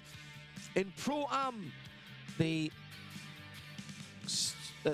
internal division, if you will, of the LMP2 class, it's now ARC Bratislava with Bent Viscal behind the wheel. They're in 15th position in class, but that 44 car leads the Pro-Am and has two LMP2 cars and the Alpine between itself and the number 3 DKI Engineering, Jean Glorieux, who has been doing some extra racing this weekend in the Road to Le Mans to get extra time around this 8.5 mile circuit. They're in second. Algarve Pro Racing, now here's the story for them as well with the 45 car, and they've worked so hard this weekend rebuilding cars, etc., and it is René Binder in third position. In the LMP2 class, It is Jota that still leads with Antonio Felix da Costa behind the wheel by about 3/4 of a minute no, actually a bit more than that, by 2 3/4 minutes. My apologies to Louis Delatraz for Prema, all in the team. That's the 38 from the 9. WRT, Sean Galil, is another 46 seconds further back. And then it's Team Penske in the number 5, Cool Racing and Panis Racing for your top 6. And the 3 remaining hypercars that are duking it out at the top of the field, it's just the 2 Toyota Gazoo Racing GRO10s that are on the lead lap. They're separated by nearly 24 seconds now. The 2 Japanese aces, Ryo Hirakawa, the coming star, and Kami Kobayashi, the man who has been around for a very long time and has taken on some managerial duties within Toyota Gazoo Racing. 8 from 7. And Ryan Briscoe is behind the wheel of the Glickenhaus number 709. 2 laps in arrears now, but still trying to keep the pressure on the 2 Toyotas, but struggling to keep that pace. 31s and 30s from the Toyota Gazoo Racing cars, 331.7, 330.9. Last time around, a 336.0 for the Glickenhaus car. 12 hours and 25 minutes to go, 189 laps completed, and it's Toyota Gazoo Racing 1 and 2. Not bad then across the board here. If you're joining us, and we've got a comment coming through. I think you might have answered it actually. Yes. Nicely done there, Tom. From Ray Smith, who says, is the 63 car still running inside the race? It's still running, as you've pointed out there as well. Also, want to say thank you as well to I Write Books, who just subscribed to the YouTube channel. As I've already said as well, Bo Bear ROG also did that earlier on today as well. Thank you to all of you for watching, and also to all of you who have subscribed across this Le Mans 24-hour race so far. I've taken the headset off for a while because there's a nasty bump behind my ear, and it's really irritating with that headset on. I suppose the legacy of commentating for 12 hours with a headset. Well, near enough or so. And thank you to Justin Cox, who's also just subscribed as well. Right, down to pit road again. One of the physios, and he's going to show us what happens once the drivers come out. It's hugely physically demanding. So what's the next process once they get out of the car? Actually, I need to check if he wants to have a treatment, and he agreed he wants to have a treatment. So I need to check where he has his problems. Mainly it's the neck, the shoulders, and the arms and the wrist. Also the lower back is many times affected because of all the G-forces and the tension while driving. Okay, can you show us where you'll go with Will, and maybe we'll have a little look. We won't stay for too long. But this is through the back of the garage. Obviously you can see all the tyres. It's where the mechanics prep and rest. There's food up here as well. But the drivers have a separate area to recover from these stints. So we're out in the back of the paddock now. So it's a longer walk than I expected, but we're going to go with it. So the physical demands of driving these cars, obviously it's the high G loading, which is the biggest thing, and also the amount of load you need to put through the brakes as well. So the braking effort is really, really high, and the G-force through the high-speed corners, particularly at Le Mans, because it's got all the high-speed corners. And that's why the drivers need these physios for recovery afterwards. It's a little walk, isn't it? But this is Jota's area. So they have a nice hospitality area, and the drivers will have a private area around the back for the recuperation. Wow, we're really getting behind the curtain here, aren't we? Okay, still we're going. Catering tent. Okay, we have made it. Here, finally. It's a workout just getting here. Okay, and then Ulrich basically starts the recovery program with Will. We should probably leave, and this is a bit of a private moment, but it gives you a little taste of the effort that goes into this. It's the science of the cars, but all the science of the human performance is a huge part of it as well, and recovery is everything because in a couple of hours we'll be back in the car and be expected to perform at exactly the same high standard as he did at the beginning of the race, and that's such a challenge in a 20 race. I'm not going to say what I thought about during that scene just then, but I'm sure you might have been thinking the same thing there, Tom. What a weird segment. We'd laugh, but they could actually get Ofcom complaints for that. Yeah, I mean, I'm sure there's some Ofcom rule that limits live physio sessions where someone's butt naked. Yeah, are we past watershed? Yes, in the UK, but elsewhere I don't think so. And Eurosport is with it going off in Motor Trend as well in America. There's a lot that could be done there as well. So I think they could be in a little bit of trouble for that. Anyway, 12 hours, 19 minutes to go then up here as well. Josh Birch and Tom Dillon taking you through the graveyard shift, which is comical actually, because right outside my commentary box is the graveyard as well. It's literally just we live opposite a church, and literally where our back garden was, it was the entrance to the graveyard. So behind my fence, which is literally I think a pen's throw away from the commentary box, there is a graveyard and people graves just on the entrance there. So not terrifying at all that I could be standing on what I can only assume is graves below the commentary box. If I started digging, I'd probably unearth something. That's quite terrifying, isn't it? Save me from this dark thought at 2 a.m. Sorry, 23. I'm just really... Summer is incredible. The fact that it feels like it was dark about an hour ago and it's about to be sunrise again in probably an hour's time. Hour 49 I've got. So, yeah, it's going to be sunrise soon. What's it like up in the... Yeah, it's still dark up here in the Cosbox. I thought it might have started to brighten up and, you know, how it does before official sunrise. You get the light coming up anyway. 4:44. That's not that long away, is it? At all. And it's another night shift completed. And we're coming up on half race distance. There's still no safety car. This could be the first year that we have no safety car ever at Le Mans. Well, in terms of when they got introduced, obviously. As they go through. I was going to say, apart from the years where there was no safety car. Yeah, apart from the years there wasn't any. Glickenhaus is pretty devoid of motor sponsorship on the car, but there's a Mona Lisa on it. I'm not sure what is scribbled. Probably this is a fake if it's Doctor Who related out there as well. I want to double check that as well on the Glickenhaus, as it looks okay. Go on. What's your opinion on Glickenhaus being barred from racing in IMSA due to not producing enough cars every year? It's a bit pathetic, isn't it? I can see why they thought it, but because I can see why, but no, they should be allowed to race. They're a racing team. Surely, because of course they are a car manufacturer, they just don't manufacture a lot of cars every year. But surely the whole point of hypercar was that you're allowed so-called privateers like Glickenhaus. They're not even a privateer, as we said. They are a car manufacturer, just a very small one. And I think there's nothing that IMSA needs more than an American manufacturer coming in, racing an American series. Glickenhaus is 100% needed. And I think that would be a big, big boost for everybody if they can come in and say, yeah, sure, you can race, no problem.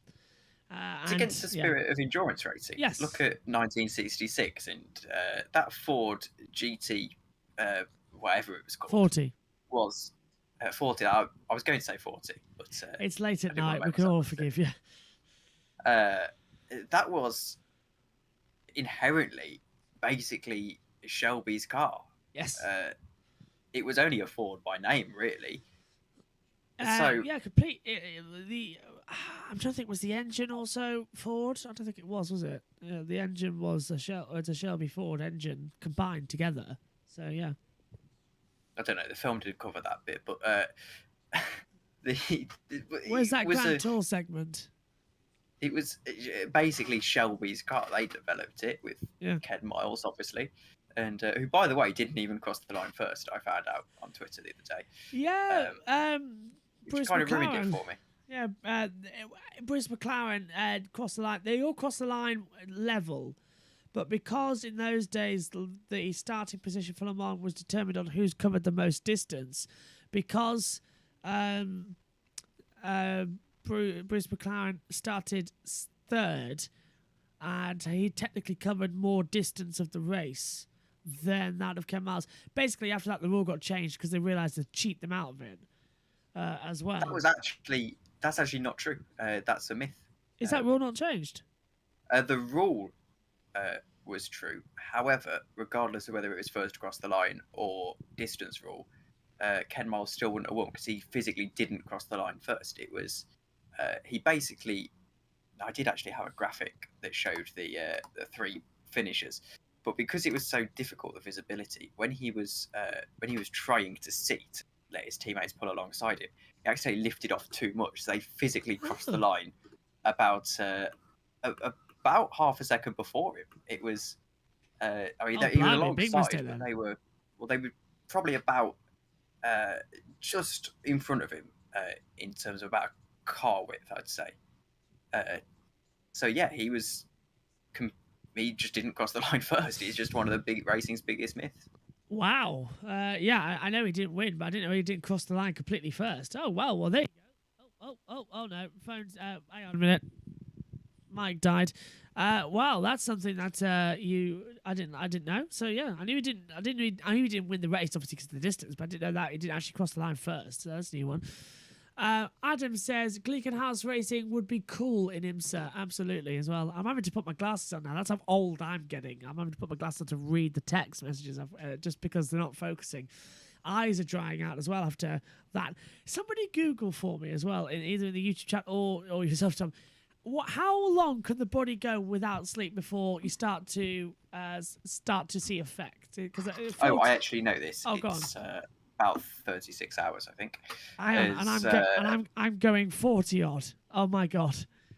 So number 8 into the pits. No driver swap, but there is going to be a splash of fuel and some new tyres. And who's continuing in that car? It's still Kamui Kobayashi. No, it's not. No, that's the other car. That's Hariaka. Yes, and I apologise. These Japanese names are a bit difficult for me to pronounce at 3 in the morning. I'm going to go with Ryo Hakiara. That's what I've been saying throughout the broadcast as well. If it's wrong, it's wrong. I'll try and get it right. You know, my poor pronunciation has become so infamous that because I commentate on GP VWC and R Factor 2. Menno Klont, one of the admins in that league, he was commentating with me before one of the streams. He goes, "Look, your commentary's great, everything's fine, you're enthusiastic, all this, but we're going to work on your pronunciation." And he pulled up the spreadsheet full of all these names, and he went through one by one about 10 minutes before he was supposed to be on air, and made me say each name individually. And that's how bad my pronunciation's got. Well, it's quite difficult when you see it written down and then you expect it to know it, how to pronounce it quite quickly, because they could mean a million different things as well these days as well. There's so many different ones. So, I think you're completely right. It's mispronunciation, but I always blame Anglo-Saxonize the names as well. So I blame the pronunciation on things. Like we murder things as a British language. We do not deliver it all that well. As some fresh tyres, is that putting the tyre blankets, or are they done for the day and just a spare set of scrubs? I think they're just getting ready, aren't they, as they come through? Now, are they able to go back to tyre sets they used at the start of the race and put them back on the car? Because I've never seen that happen before.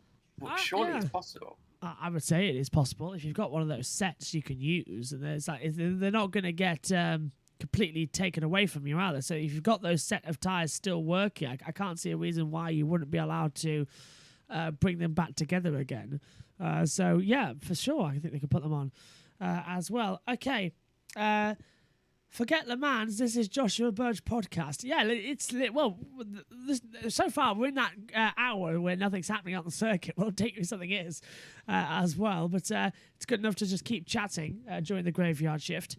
Plus, this is I think Sorry, this is the slight issue with radio commentary, because if this was full pictures, then we wouldn't have this issue, where we run the danger of not actually letting people know what's going on as well. As we see one of the LMP2 cars, it's the number 16 into the pits. It also, of course, doesn't help that because we're obviously not at the track and we're looking at TV feeds, we don't have people in the pits telling us what's going on. And what we actually are looking at to see which car's which is a couple of bright lights and a pixelated number panel. It's really hard to tell at this point, so it's easier to just let the timing screen tell us and drift off into other conversations. And plus, anyway, this is what the graveyard shift is designed for as well during these stages of Le Mans. Everyone's got their eyes down just to complete the night shift. Everyone's going to see, okay, let's race until the sun comes up as well, and see who's going to be around there at that time. And just really go for it. It's looking fun as well. Where do we get up to? I Ride Book says, oh, hang on. Okay, I thought Eurosport were going to say something. I Write Book says, remember the Ukrainian nuclear plant workers? The Russians wouldn't let leave. They never got revealed for weeks. Blimey, didn't know that. Was that in... was that near... where was it? Chernobyl? Because I know there was some people there, weren't they, working in Chernobyl, and Russia's taken that. Relieved, it says. Relieved? Yes. Does that mean they weren't allowed to go to the toilet? Is that what that's trying to say? Because I'm not sure how that works. Blimey. What do you mean by relieved? Relieved of duty? Could be, I suppose. I imagine a 24-hour race can cause major stress on the brain. The drivers train for the 24 hours. Well, I mean, I'm going to speak from experience of only doing virtual 24 hours, but I've done a few now, and I feel like apart from physical preparation, the mental preparation is largely quite similar. I suppose the point of a simulation, but I guess the drivers, you could do things. You could mess with your sleep schedule. I don't know whether the real drivers do this. I think when they have like morning warm-up sessions and briefs and things, they don't get this luxury. But like for today, I got up basically as the Eurosport program started, so that I hopefully don't have to, or I can be up for basically just the 24 hours. And I imagine that the drivers can do things like that, like preparation. I know they have some sort of a carb day yesterday where they kind of get physically prepared in terms of what they're eating. Yes, yeah. And of course, they'll do a lot of. I mean, we've just seen on Eurosport they have physio they can go to after the thing, but I think most of it is because it's essentially just a longer endurance race. As long as they get their sleep in, not a great deal of extra training goes into it, I imagine, than normal. And plus, a lot of the sports car guys, you think of Kevin Estre, Alex Lynn, James Collado. This is their bread and butter. They'll be doing 3, 4, 5 24 hours in the year. Some of them even go and do Dubai as a kind of warm-up, yeah. prep. So this is really their bread and butter. And I imagine after you've done 5 or 6 per year for 5 years, you don't even need to do extra training. It's just kind of muscle memory. Yeah. Yeah, I thought you were going to go there. I Write Books says the next shift couldn't let them go. They had worked for weeks, I'm assuming, with very little rest. Blimey, that's unbelievable. It stuck out to me, their story, because I work at a nuclear plant. Oh, that's a great job as well, a nuclear plant. Do you have donuts? Is it very much like The Simpsons? I hope so, as well. But that is horrible to hear as well about the poor Ukrainians as well, who got so much they couldn't be relieved for weeks on end as well from their duties. It's such a bizarre situation as well going on right now in the world, and hopefully we have it sorted out hopefully soon. I've got a feeling it won't last much longer, not in terms of that anything's going to be happening, but I don't think a certain Russian president is going to last much longer, judging by the rumours that are flying around about his health. So hopefully this world can return to normal soon. Another thing on the training and things, Josh Pearson, the 16-year-old, the fact that he's less than a year older than me is scary to think about. Only I had rich parents, but I hate the rich parents thing because I feel like it detracts from the fact that Josh Pearson is a very, very skilled racing driver. Yeah, I know he does. I mean, even if I had rich parents, I don't think I'd get to his level. He is a very, very good talent. And I feel like people who say, "Oh, rich parents are just a little bit." It's 16 years old, Richie. Yes, he signed the deal to do this when he was 15, and I feel like people who say, "Oh, he's just a whatever," he's rich parents. I feel like that's just people who are a little bit jealous of the fact that he's got a very cool job at 16. But he's such a good talent, but I don't know if the 16-year-old body is physically developed enough for the physicality of a 24-hour race. Think about it. He's not a bronze driver. I believe he'll be silver. Silver. He's down on silver. He's not in the AM category, so he's down at silver. Yeah. In LMP2, yeah. Which means they'll be doing a lot. Which car is he? It's the United 22, isn't it? So I can check his driver time. Yes, it is. No, 23. Josh Pearson's in the United Autosports USA 23 team as well. Let's have a quick look at what the driver time he's done. He's running 13th at the moment, and Alexander Lynn's in the car for him as things currently on. Understandably, he's done the less of his teammates, 2 hours 07. But I imagine he'll have had to put in a lot of training because 16-year-olds, I mean, for a start, you don't go to the gym when you're 16, for much before you're 16. Most of the people who I know have only just started going to the gym. And, so he won't have been doing that a lot, sort of gym prep, unless, of course, karting and things, he's been doing it for a bit longer than usual. If he's had that opportunity to go for it as they go through, yeah, possibly. He did Daytona, to my knowledge, with United. Did very well there. I think he got on the podium. I could be wrong. And again, he's the slowest off his car, which is understandable. Again, 16. But the physical, just mentally, to think about it, all he's done all his year is go to school, race a bit, and I imagine he's not in school realistically. Yeah. But to come to Le Mans and have the mental stress of all these thousands of fans at the track, then you've got to prepare yourself for a stint. You've got 60 other cars. At 16, that must be so difficult. And, I race a rental karting championship locally, and even that is a huge mental challenge when you're racing it in terms of race management and everything you have to think about. And this guy is doing that times 2,000. It's unbelievable. Absolutely insane. There's definitely was one of the worries as well. Many people saying that he maybe shouldn't be racing here as well as they come through, but I think it's just been a good performance from him. He's only done 2 hours right now. He has to meet a minimum drive time of 8 hours, the same as everybody else out there. So maybe they're saving him for the last couple of stints of this race. They might put him in with 12 hours to go or something, because you've got to get your drive time up as well. I'm going to slightly contend that, because I don't think with 12 hours to go, if he'd done 2 hours, they'd run that close. Maybe. I don't know how the drive time rules work. I'll go to Google his grading to see if we could figure it out. He hasn't got he has got a Wikipedia page. Marshall, one of the 64 Corvette mechanics sleeping there with his laptop on his leg. That's not a great idea to have you through there. Richie says, I'm 17 years old. My body was dead after 2.5 hours of karting.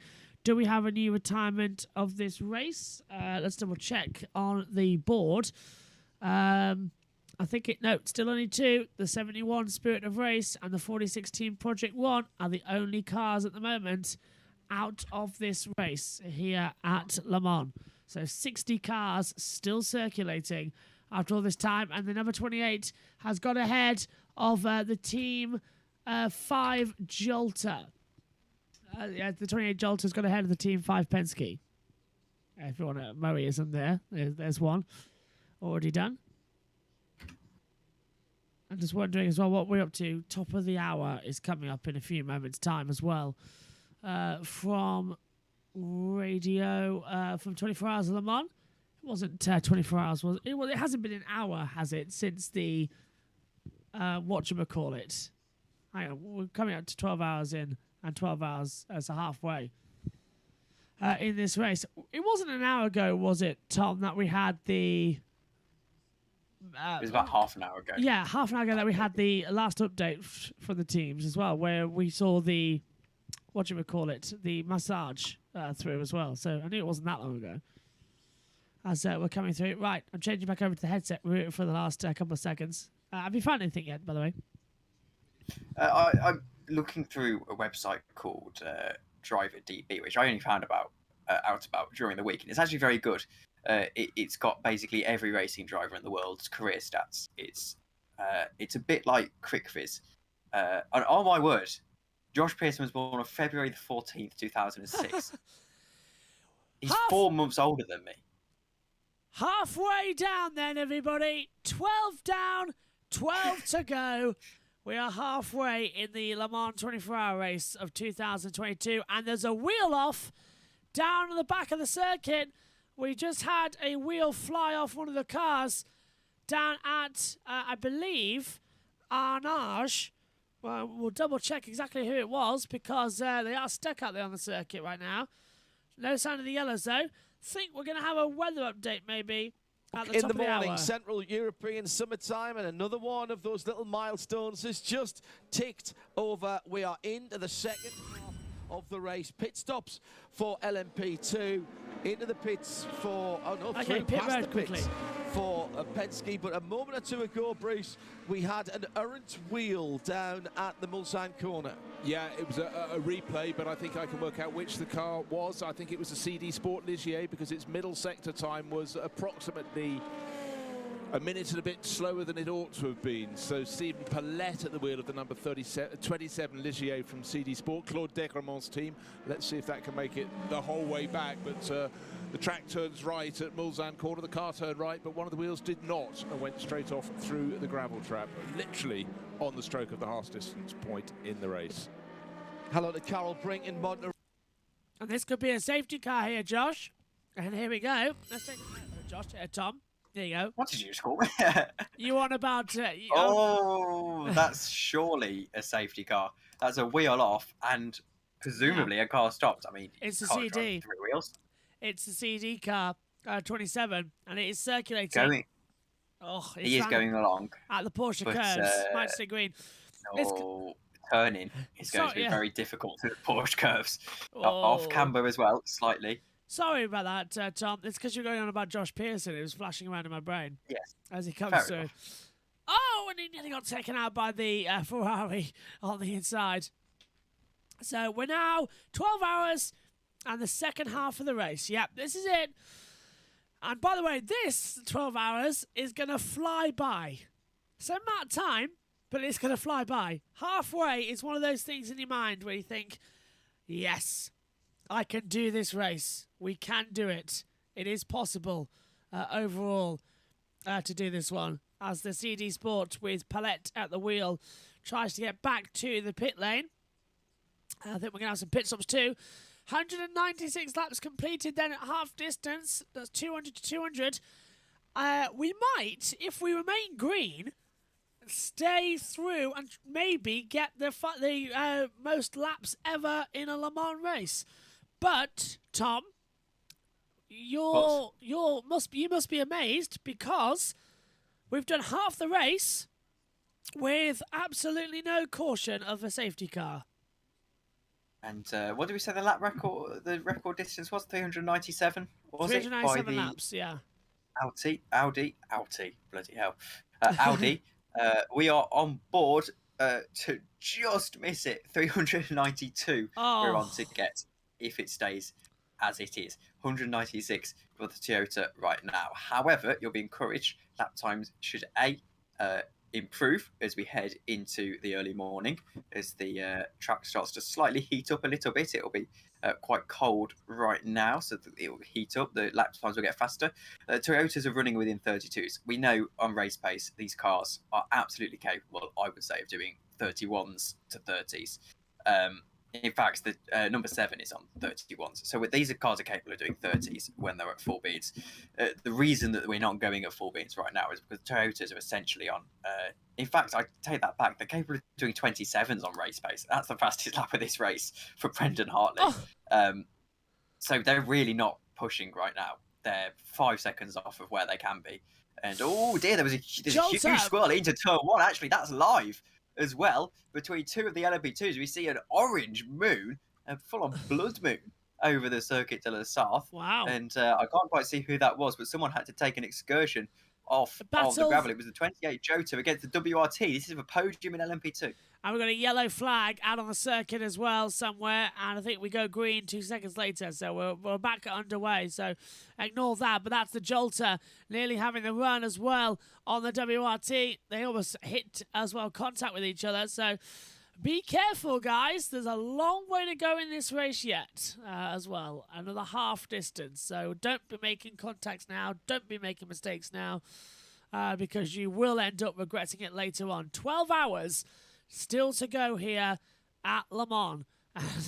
You can barely believe it sometimes when you say it. In the mind, not only double yellow Marshall point 20. So that was at, it was a yellow, and I believe, the wheel that had gone off the track has just been recovered by a Marshall down at the Mulsanne corner. That was the reason for the yellow, because they had a clear part of the track on the driver tracker. So that's why they've gone out there and they've returned that wheel behind the barrier. So we're not going to have a safety car. And maybe Eduardo is trying his best not to give a safety car after the nothing short of terrible display at Spa with the red flags. And I couldn't quite believe that. 3 of them. After you saw as well the incredible Spa race last. Of course, it's Spa race. We talk about Spa. Oh, incredible. yeah. You go to a 24-hour race last year when it was a literal deluge and they didn't red flag it. And it's unbelievable. And well, maybe he's trying to repay that back. Who's that into the pits? That's the number 27 into the pits. Up on that's the guy that lost the wheel actually in there. Changing that brake disc and the front of the car as well, as we see a picture of a very brave Marshall coming to recover that tyre, and I actually respect that. That must take some serious muscles. Someone's been lifting in the gym. Oh, are they just going to add it to the tyre wall? Just about got that, my friend. And they won't be allowed to add that to the tyre wall because it won't be strapped in. Yeah. I thought it was might leave it there. They're glad they didn't. That's still, they've got that wheel back, and it'll go back to Goodyear, and the rims will go back to CD Sport as well, and Palat's staying behind the wheel of the car. Now, remember, if you get out of the car when it's being worked on, somebody else has to go back in. You can't get back in the car because it counts as a driver change. No, you're allowed within 20 meters of the car. That's it. Yeah, sorry, that's the rule. Yeah. They're actually sometimes strapped on with a tether, yes, and they have to be within 20 meters radius of the car. Which is, remember the Delta Wing a few years ago? I remember, yeah. The driver of that, and I forget his name, was actually out the car physically fixing it for 2 hours before eventually cut the cable. Yeah. God, I remember that. Yeah, you bring memories flooding back in now as well. As we come through. Hello, Josh Plays is awake. Blimey, an hour early, Josh. As they come through. All right, Book says the onboards are breathtaking. On Glickenhaus as well, onboard chat, they are talking about how fast, in perspective, that speed is warm up at Indy. The longest I stayed awake is when I was a paratrooper at around 2.5 to 3 days. Blimey!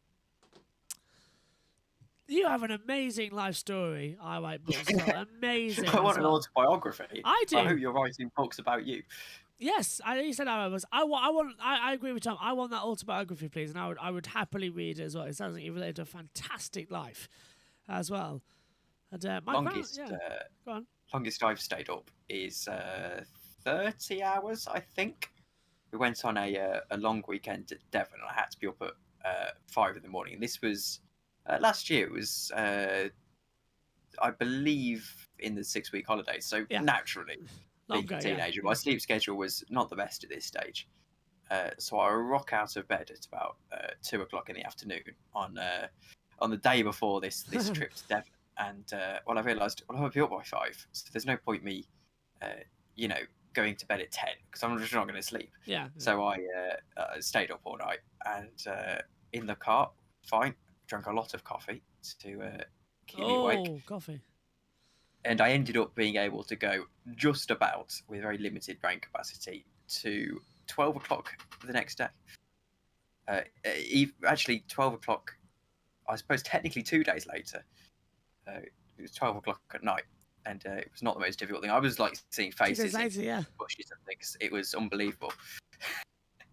They had this bush, and I could literally make out like a face in it. It was scary.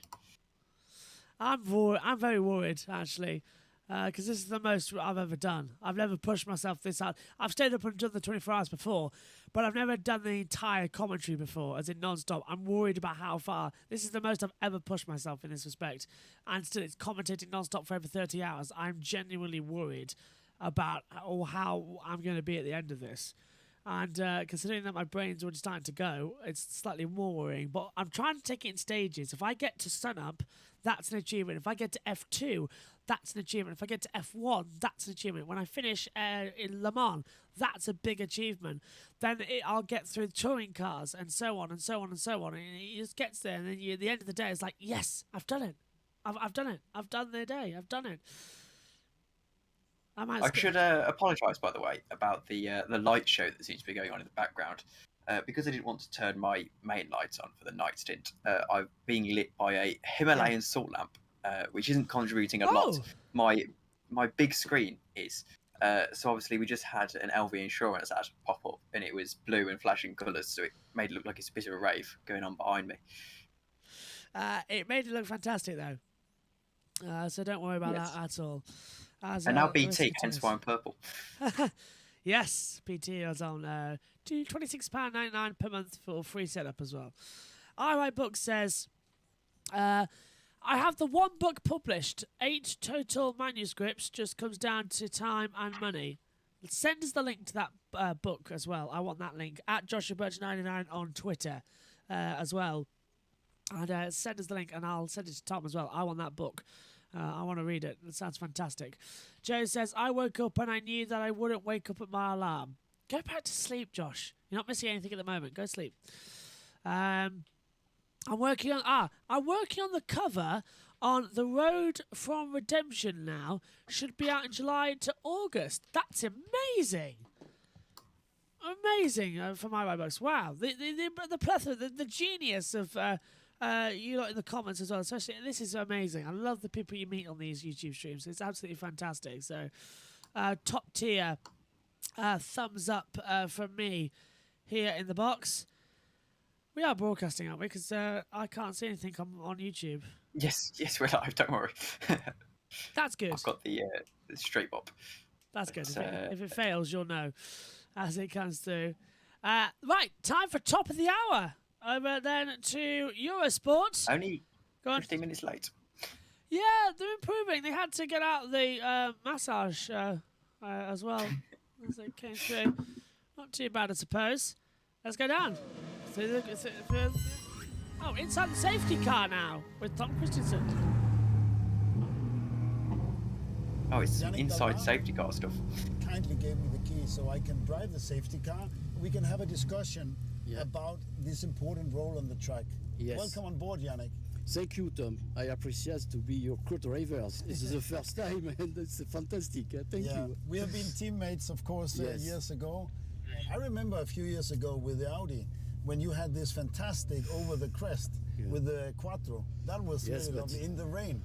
Yes, Tom, but it was a big aquaplaning. Yes, but it looked really cool. Yes, you were, cool. of course, having everything under control. Yes. Yeah.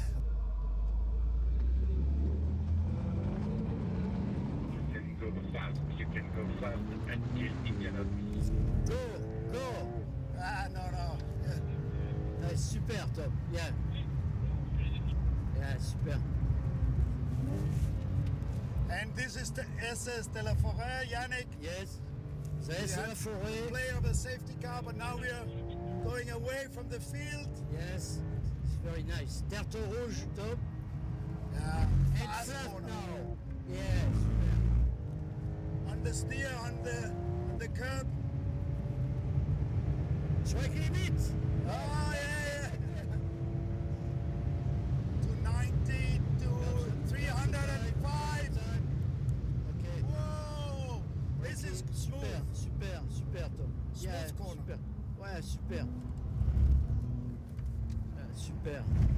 Allez, flat out. I try. Nice. Perfect.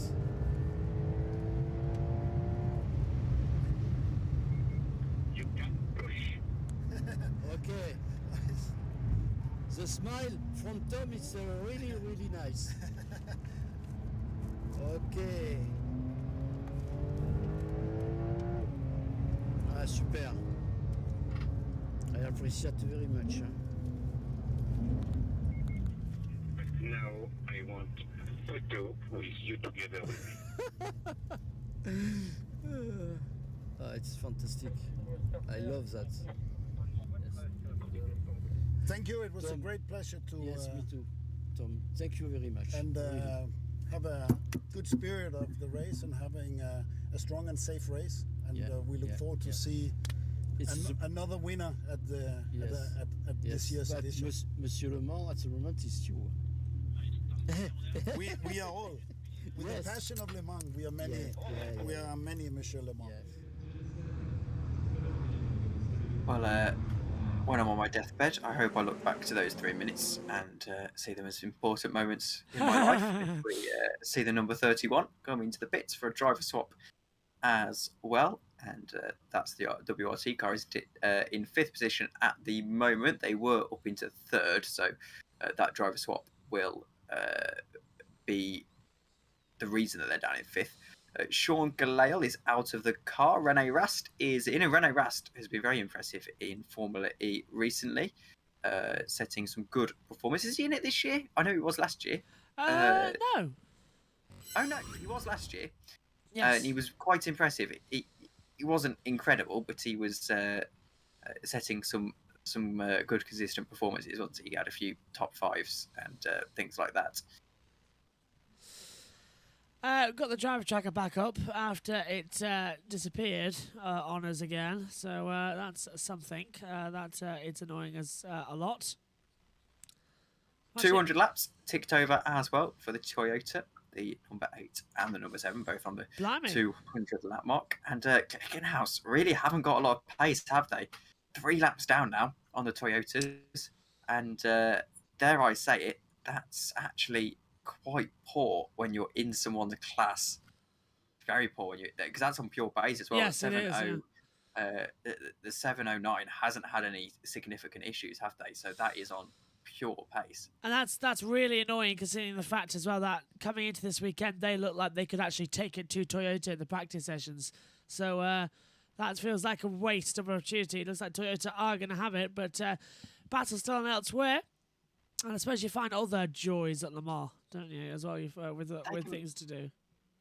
Toyota can now afford to be in the pits for the best part of 10 minutes and still be on the same lap as Glickenhaus. Oh, it's happening again. Concerning. And I know they said they weren't expecting to be on pace with Toyota because obviously Glickenhaus, they've got significantly less funding than Toyota.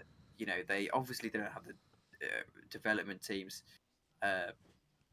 And I mean, dare I say it, they don't have the drivers either. I mean, no offence to Briscoe, Westbrook, and Milo, as well as, of course, the 708 crew of Pla, Dumas, and Durrani.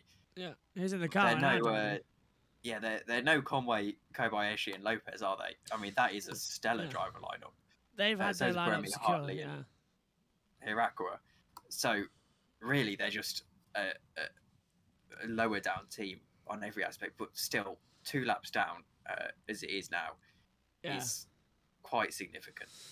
I know what you mean. Not great. And I think your sport might be showing. No, they're not showing us anything else. I thought they were because they went really quiet. You know, when they go really quiet and on the stream at the moment. Yeah. They're going to throw. They started doing that after practice because they basically just started cutting off Martin Haven mid-sentence as the number 13 is through on the 37. So that's the TDX Valente going up to P6 as it's literally a cloud of yellow dust as a moment. Now we've got side-by-side action, we believe, as the 37 is trying to come through on maybe the inside line. No, the 13 holds the line.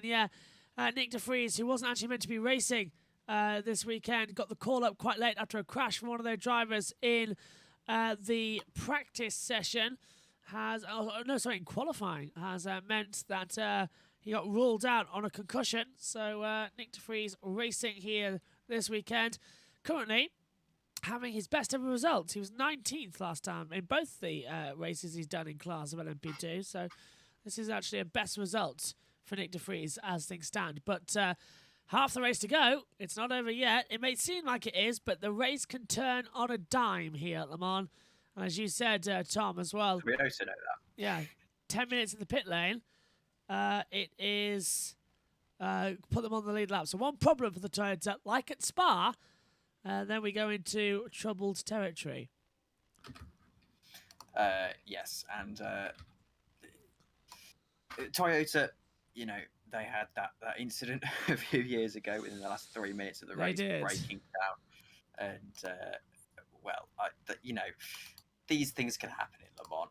We shouldn't be, in fact, you should expect it, really, as I've actually got iRide Books' book up here. Have you? Oh, brilliant. Holding the Sun by Eric A. Gunninson. And I will read you the blurb. The description, anyway. Not the blurb. I don't have the book with me. A Bynod in the Sun is a century-spanning novel about an artist who experienced the ups and downs along the road to becoming a man. Wow. Is that on Amazon? I will send you the link. Thank you very much.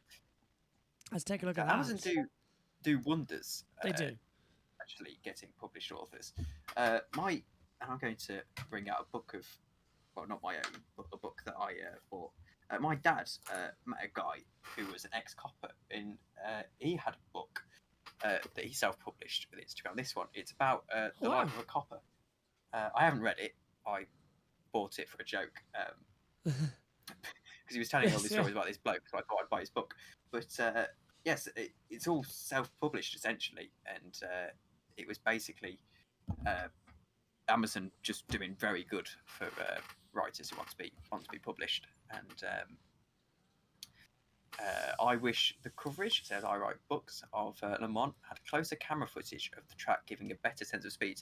Yes. I think the camera angles are actually all right at this circuit.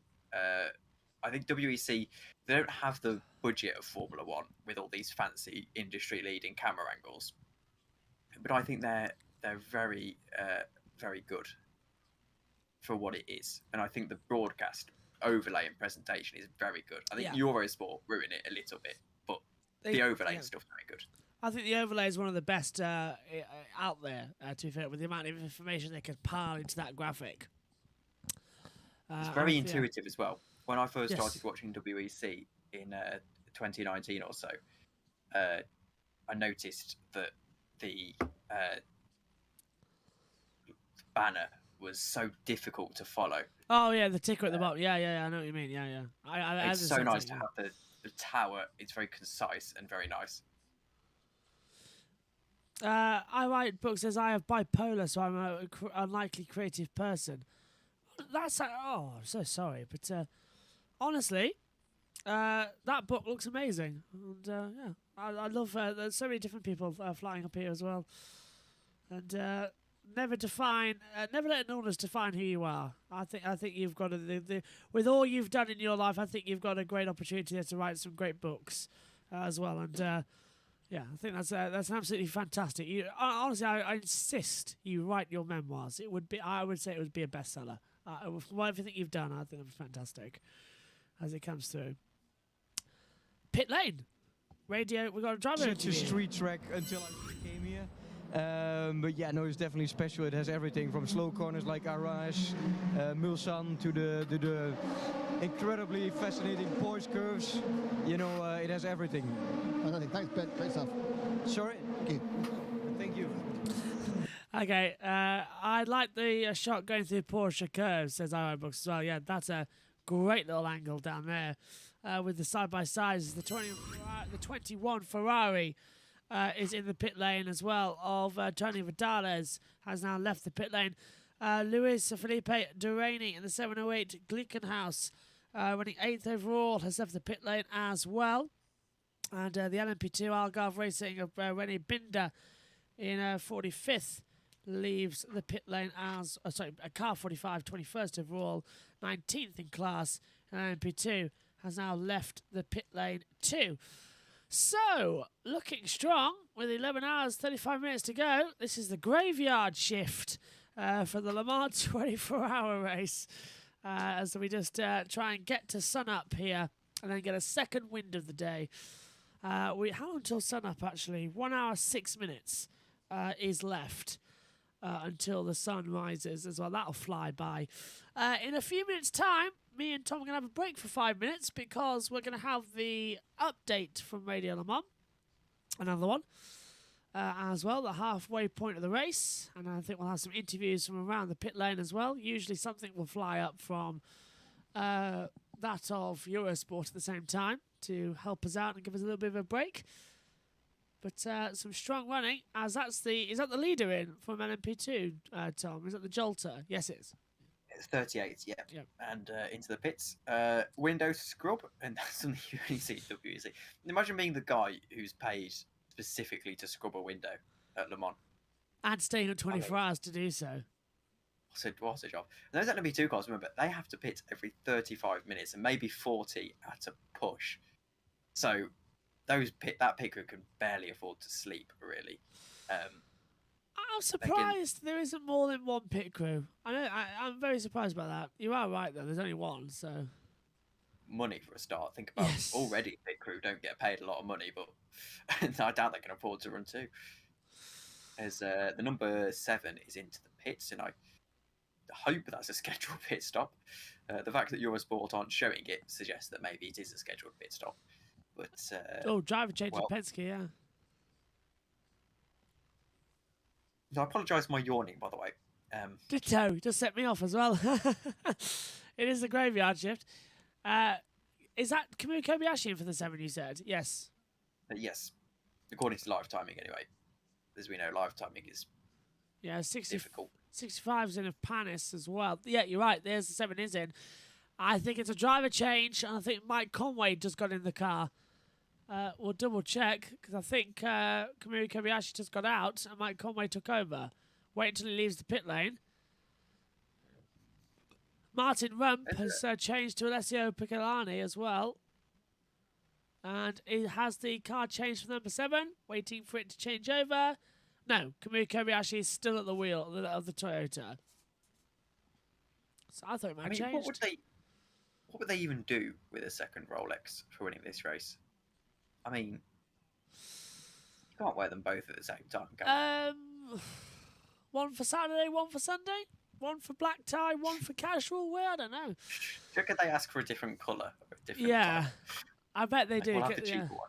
Yeah, we'd like one for the mantelpiece, the first one, and probably give them to your kids or something other. Now, here's a question: are Porsche allowed to wear their Rolexes on the podium? Because of course their title sponsors are Tag Heuer. Oh, so if they are to win the race, which is a very real possibility here. In fact, they're probably nail-on favourites to win it here. That's a good point, actually. Can they? I doubt it. Are they allowed to wear them? I doubt it. They kind of have to. So they kind of have to chuck them off the podium and pretend they're not. No one's seen them. I would say they would keep them, but Tag Heuer would then come out with their own version that they won the race with. So, like, they'll have their own special one. That sounds weird, but you know what I mean. And bit like, yeah. Go on. Unless they wear one on one wrist and another on the other wrist. Like some people do that actually with sponsorships. Charles Leclerc, for an example. Yeah. He wears an Apple Watch for I imagine biometrics and stuff on one wrist, but then he's sponsored Richard Mille on the other wrist. So he has to get the sponsorship in, but he also needs his Apple Watch for his heart rate monitor and stuff. I was always put on the other side of the wrist, so Apple Watch on the one and the other watch on the other side as well. Like, I've got my watch on my left wrist at the moment, but for years I wore a watch on the right-hand side of my wrist where I wrote. So I had my watch where I wrote, so I could easily look at the time when I was writing. when I was in my school days. Now I wear it on my left-hand side because that's mainly where I'm holding a microphone. So I've changed it up a bit, and plus Apple Watches are worn on the left, aren't they? I did not know that. I've never had an Apple Watch. I stick with that a lot, but yeah, Apple Watches are worn on the left with the little dial. That's where it's supposed to be, and then but I used to wear my watches on the right, so it's a little bit. It got a little bit of getting used to, but sort of you forget it after a while. As it's still through. Number 79 and the 8 are into the pits, and I sincerely hope that 79 can get out of the way in due course, because that number 8 isn't going to have the turning circle. He's right up. They're in consecutive pit boxes, the Porsche and the Toyota. Of course, Toyota have, I believe, traditionally the first pit box. Yes. Am I correct in that? They do, yes. Right. They won the race last year. They do, and they are the champions. Right, it's time for the update then. Over to John on Radio Le Mans. So here's how it stands with 11.5 hours to go. We're into the second half now. It is 4:30 French time, and you're with 91.2 FM Haggerty Radio Le Mans on Sirius 138 and XM 202. TF Sport leads the AM category in 37th position. This is on the pit stop cycle because WeatherTech have given up the lead as Coop McNeil has just gone into the pits. Alessio Picariello has gone through to second in the 99 Hardpoint Absolute car. WeatherTech have swapped drivers. Cooper is out and Julian Andlauer is in. Fourth place, by the way, the best of the Aston Martins. That is David Pittard in the Northwest AMR number 98. I mean to make a point about Aston Martin in the body of our coverage in a moment or two. In GTE Pro, 31st overall is where the leader is. That's Kevin Estre. The Frenchman leads his teammate Fred Machiavecchi by about 2 3/4 minutes, 92 from 91. And then the charging Nick Tandy now under 9 seconds behind Fred Machiavecchi as the Corvette number 64 hoves into view in the rear view mirror. AF Courses, Alessandro Paghidi's just come out the pits in 4th in the number 51, and the 52, the sister car, Antonio Fuoco, is just about a half a minute further back from that car. No, mate, that's almost 3 minutes further back from that car, reading the wrong line there. In LMP2 Pro-Am, ARC Bratislava has Tristan Vautier behind the wheel. The number 44 car is 15th in LMP2 and 19th overall. Second in the class, although somewhere back now, Algarve Pro Racing, the number 45 car, has René Binder behind the wheel, and I reckon they've dropped off the lead lap in Pro-Am now, with AF Corsa though just 6.5 seconds back. Nicholas Nielsen in the number 83. In fact, as I say that, of course, that battle is broken up because AF Corsa number 83 prototype comes into the pits. In LMP2 itself, Jota leads, still Antonio Felix da Costa in the middle of his stint, with Lorenzo Colombo in second. That's 38 from 9. That's the Prema Orland team. Then the second of the Jota cars, Oliver Rasmussen, been having a bit of a battle with Ricky Taylor in Cool Racing. And the number 37 in 4th position. 5th for Panis Racing up for United is right there as well, with Emmanuel Collard, who is getting some of that time in that Paul was talking about early on for Team Penske in the number 5. That's the top 6 there. And your top 3, having just pitted, Rio Hirakawa is back out on the track in the number 8 Toyota Gazoo racing car with a 6.5 second advantage over his countryman and teammate Cameron Kobayashi in the number 7. Ryan Briscoe 2 laps back on the leaders in the 709 at Glickenhaus. And for probity, we will give you the other positions there. Some now 6 laps back is Pico Durrani in the Glickenhaus number 708, and in the pits for a stop is the 5th place hypercar.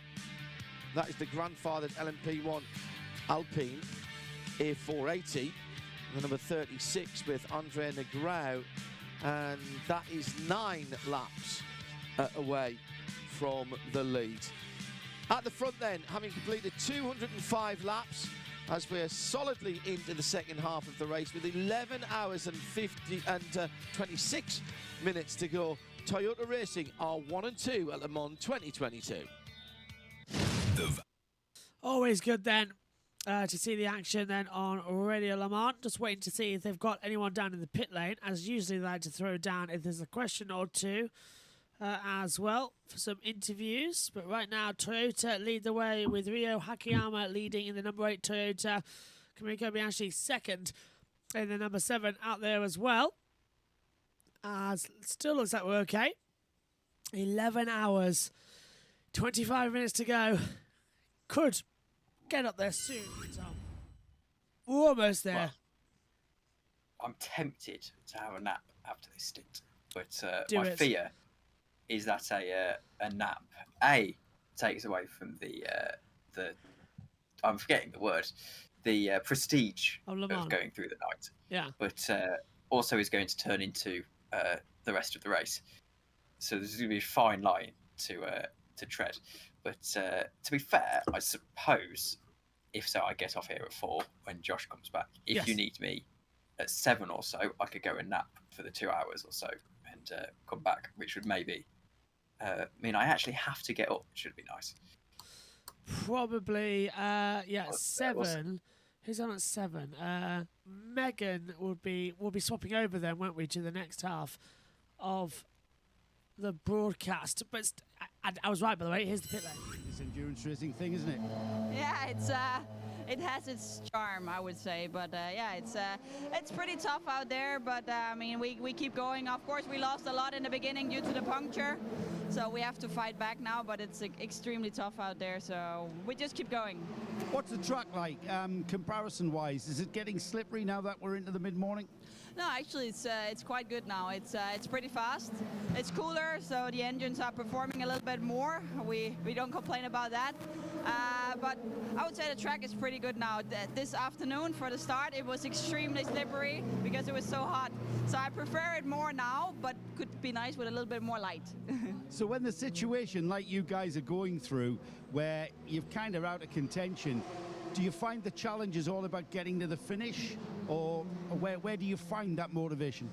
Yeah, of course it's tough. I mean, we had quite high expectations starting from P6, but I mean, the motivation have been going a little bit up and down, I would say, to be honest. But it's important to show that we never give up. It's a long race, anything can happen, and we keep fighting to stay in touch with the cars in front of us, and then we fight until the end. It's only half distance. What's Michelle Gatting doing now? What's your program as a driver? I'm going to sleep. Yeah, I wish I put money on that. Yeah. Good night. Thank you. Good night. Thanks, Michelle. Very honest assessment of what's going on there. Yeah, I thought it was, to be fair. Actually, go on. Looking at the sheet, it appears that I am the only available at 7 to 8. Oh. So it would actually work if after this stint I went to bed for 2 hours, came back for the stint at 7, and then I was up then, and I had sleep. Yes. Well, Synthel is around then, I think, but he'll be getting ready for the F2 feature with me, because we'll be switching over the streams to Megan, and Ian Birch will think will be around, but Megan will be doing a lot, mainly with Radio Le Mans in that hour as well. We'll be through the commentary at 7 till 8, as we'll work out how to get Discord on as well, on in action, to keep everything sorted. It gets a lot confusing coming up shortly as well. We're getting towards the time where it's going to be a bit dangerous in total, because in around about, we're just double checking, in around about 4 hours time, we are on for the F2. And that is going to be the worry, because we've had a good run, but now we have to cross streams again, and that's where the panic starts to lie in as to what is going to happen towards the end of it. Are we going to make it to the end as well? Well, in fairness, I'll probably see if I can stay up, because I feel like we're too late now. 11 hours and I can sleep. Yes, you passed you're through the looking glass, Alice. Sorry. And then even then, it's only 3 hours until I have to get up for dinner and an iRacing commentary. But that's not the point. It is all the way through. We're literally going for it. One more, by the way. This part of the stream has had 12,000 views. If we get one more, so whoever is going to Has it really? Yes, well, 1,199. So That's one more, 1,200 views. Yes. What did I say? 12,000. Sorry, my fault. That's quite. Brain. That's quite yeah. Yeah. There we go. We're at 1,200. Hello. You're our 12th. You're 1,200th viewer. Whoever just joined on the broadcast as well. But on this end of the stream, because we've been going. This part 2 has been going since midnight, which was 3 hours and 40 minutes ago. Was when we joined as well. When we let Adam go, 3 hours 14 minutes ago. Blimey. That's when we let Adam go. It literally feels like 10 minutes ago that I was sat in this chair at this time last year in your YouTube chat. That was true, yeah. Watching this race. It literally feels the same. It's unbelievable. The craziest thing I find about 24-hour races is that as we still watch the Penske and WRT have a battle, by the way. Yeah. But I find the crazy thing about 24-hour races is they seem like they're lasting such a long time when you're watching them. But because of the repetitive nature of laps and laps and laps, by the time it's over, your brain doesn't feel like it's been 24 hours since the start. Yeah, I'm honestly trying to think. There must be more difficult things to do in life for 24 hours than just be in the commentary box or do the driving, because I'm trying to think about what could be more strenuous for 24 hours. And there's a lot of things, but in terms of actual jobs, I'd love it if you can get involved with us. And to be fair, immediately I can think of being a doctor or a nurse, or anyone on the front line as well as a first aid responder, that sort of thing. It would have to be something where you're not doing the same thing every day. It's actually now we're going to see into the Ford chicanes. There's going to be a move from the number 31 WRT down the inside into the Ford chicanes, and he locks up a little bit, makes a bit of a hash of it, goes onto the curb, but crucially he is through on the number 5 Team Penske machine. And that it was a brave move, but one that executed quite well. That Penske backed out of the position as well, which I thought was quite interesting. It let the WRT through to 5th position. Oh, and Jolter is in the pits. The 28 has headed down pit lane. That's a surprise. Didn't expect that. It's the sun's coming up now at Le Mans. Yes. We can see just ever so slight twinge of twilight. And I'll tell you what, it's a little bit as 30 car into the pits and nose off. That is the Duqueen team down there in the pit lane. They were already far down the order. Is that? I wonder if that's a brake caliper change or the way they are. Actually, it looks like it's a brake line that's failed. So that could be a little bit more. Tell you what, Tom, you just keep saying something for a second. I'm going to nip my head out the door, see if it's sun rising here in the UK. You can probably do it. It's not in the West Midlands where I am right now. But, right, give me a sec, I'll have a look. Well, as Josh heads off, let's think about where we are at this stage in the race with 11 hours and 17 minutes to go. And we do thank everyone who's joined us at this stage as, well... I can tell you in Grimsby, the sun is rising. It's light. The light is coming up. It's not as dark as it was. Just across behind the house, the light is beginning to rise. So, I 47 minutes. Suppose if I pop my head out the door, it would probably be light. But I've got directly out my window is a kind of porch area. So you can't see the sky. So you can see the houses, and because of the way the horizon works, obviously, it looks dark for a lot longer than it is. But usually for me, about 20 past 4. Not that I'm regularly up at 20 past 4 or anything. I know, same. I know what you mean. I woke up at about 4 o'clock the other night and it was getting light and thought, oh, it must be 8 a.m. The delight when I looked at my watch and it was 4 o'clock in the morning, I thought, yes, winning. You know, when I was younger and when I was about 5, I think it was, I always referred to 4 o'clock in the morning as the blue hour.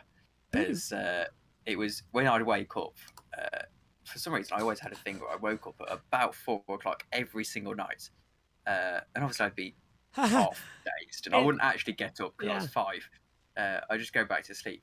But it was always when the light in the summer would turn the curtains sort of Sorry, blue. Tom. Really, it's happened down at Ferrari. They've cable tied one of the mechanics together and they've put the black cross on him. Never fall asleep in a garage at Le Mans as a mechanic, because you will get drawn on, you will get cable tied, and 1 year they even got tarred and feathered as well. Back to you, Tom.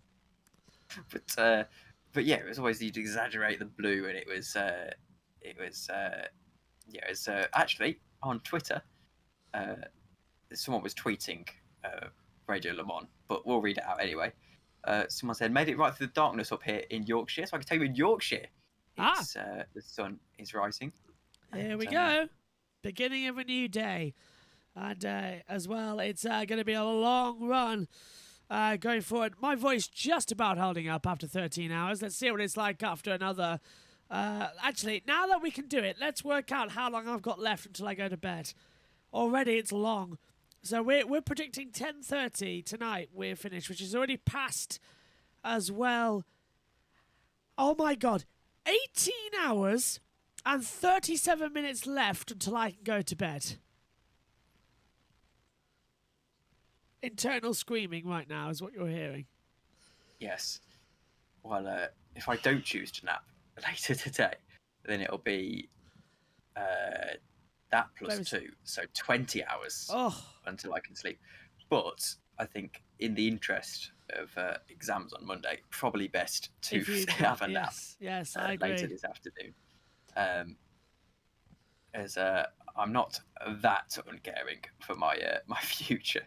As well, I've already done 2 of the 3 maths papers, and I don't think they went too badly. So that's good. So was it calculator, non-calculator, and the third one is calculator again? So 2 calculators.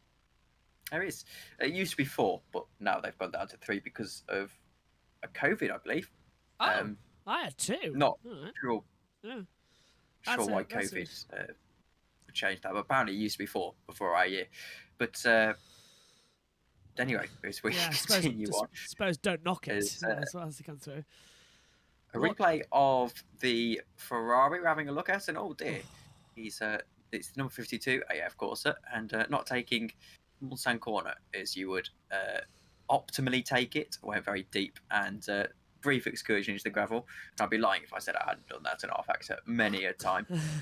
Very easy to do that. You just lock up the front and you'll brake a little bit too late, and you're off into the gravel. And that can be done for many reasons. You could even be messing with your radio or settings and stuff, and you look up and I'm a bit further across the track than I thought I was. But easy to do. There's more shots of mechanics trying to wake you up because they've got to go and do some pit stops. Yeah, look, wake up. Got to get going. That is down at the Be Safe Racing team as the moment. As tell you what, Yiffy Yee's left the pit lane as well, or Yiffy Yee. As I've got some Ricky Taylor changed over to Yiffy Yee, so that's the situation over there. And got my voice back as they come down. Thought we were going to have some pit lane stuff, but we haven't, which is entertaining on the fraction, so I thought we were going to hear for something. Although, 11 minutes, someone I'm sure will have the top of the hour mark as well for WEC, and then I think, Tom, you're off at the top of the hour, aren't you? Yes, and I'm not sure when I'll be back, actually. No worries. You need me. You've done a mega stint as well during the night shift, so I think we filled the old Eurosport nonsense conversation through the night. Yes, I think we've done a mega job, and you've done a mega job out there. So 5 hours, I think it'll be, which is great deal. GEM, Global Endurance Modding, their Nürburgring 24 hours this year. I was down to do even more than this. I was down to do about 12 hours of that race, 14 hours even. Yeah. And I was down to do a huge night stint. And I was just thinking, wow, big payday. Yes. It's a lot of hours. And well, it got cancelled before I could do my second stint. And I was like, oh. I was enjoying the races, but it was unfolding quite nicely. But they had server issues, so it was... red flagged it, yeah. So thankfully that's never happened at Le Mans. Of course, not the server issues. That would be... Oh, do you remember the virtual in 2020? Existential. Yeah, do you remember the virtual one in 2020? Yeah, First that ever, was just First ever Le red Mans flag being at Le Le Mans. Mans, yeah. And it was ironic. It was not ironic, but it was funny, really, because VEC have been running their Le Mans event. It was on for the last time ever this year. Oh, which really? is very disappointing because it's always been the big one, the VEC Le Mans. Yeah. When I was getting VEC Le Mans actually got me into sim racing, and it was actually copyright grumblings from the ACO told them to stop it, because the second they started doing the virtual Le Mans, they kind of took over VEC Le Mans. But before virtual Le Mans, VEC was the one. Maybe GTR 24 as well, but VEC really was the with the Jimmy Allison connection. So they'd never had a red flag or something like that. VEC Le Mans never had a surf crash, never had a red flag. Virtual Le Mans come in, and it's about 5 red flags. Yeah, Eduardo Freitas was actually the race director, wasn't he? That was hilarious. And it's also, of course, the reason that they use Discord in official WEC and ELMS now. Didn't Eduardo Freitas like it or something like that? Yes, and he realised that it was a lot easier to have this free, because obviously Discord's completely free, have this free, easy, and very versatile app, social media platform, where they could do so much. They could have the race director in a channel, and then if you want to talk to the race director, you can literally just message him. Yes. And so much easier than having expensive FIA software and things like that. That's good. I like that. Keep it simple. The commentators are on there as well, the journalists, and to be a fly on the wall in that general chat is I could just imagine the slight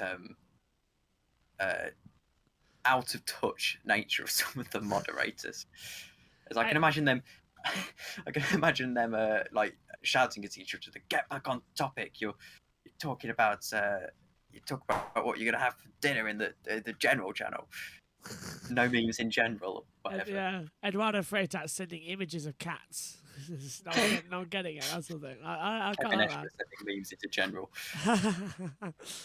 Tom Christensen popping in there just and then not say anything, just showing like he's typing or something or other, and never says anything. And then deactivating his account for the rest of the year. Yes, exactly. Yeah. Pit lane activity as well going on quickly as well as we're getting to the top of the hour nearly as well. 11 to go. 92 Porsches coming as well for the leader in GTE Pro as well. Little bit of a window change, although interesting that they're not scraping off any of the bugs, are they? In case this is the winning Porsche, they like to keep it all dirty, don't they? And then what do they do after? They varnish it, don't they, with a shrink wrap, so they all stay in position at the end of this race. I think that's amazing. They keep the race. Yeah, I think the cars don't get washed. They varnish it as well to show that these cars have been raced and worn and that lot. And then, Toyota did a bit of a polish last year before the end of the race, didn't they? Tom Christensen actually is on Instagram. My God, is he really? He actually exists for more of the year than just Le Mans. How many times does he go on about Le Mans though? Not a lot, actually. Looking through this, I've had to scroll back to February the 20th. That's not even a Le Mans picture. So around Le Mans, he's posting about Le Mans, and other than that, he's not. So, I mean, fair enough. Wow. It's obviously a robot and not him, because he obviously doesn't exist throughout the rest of the year. But yeah, he's a ghost completely. And I've seen more of Tom Christensen this week than I have in a long, long time, actually, because he wasn't there last year, or the last couple of years, actually, thanks to COVID. He was there last year, I remember. Was he? Yes, because I remember laughing about it on again, because it was like you'd never see Tom Christensen, and then he's back on, yeah. Like we've been on about, yeah.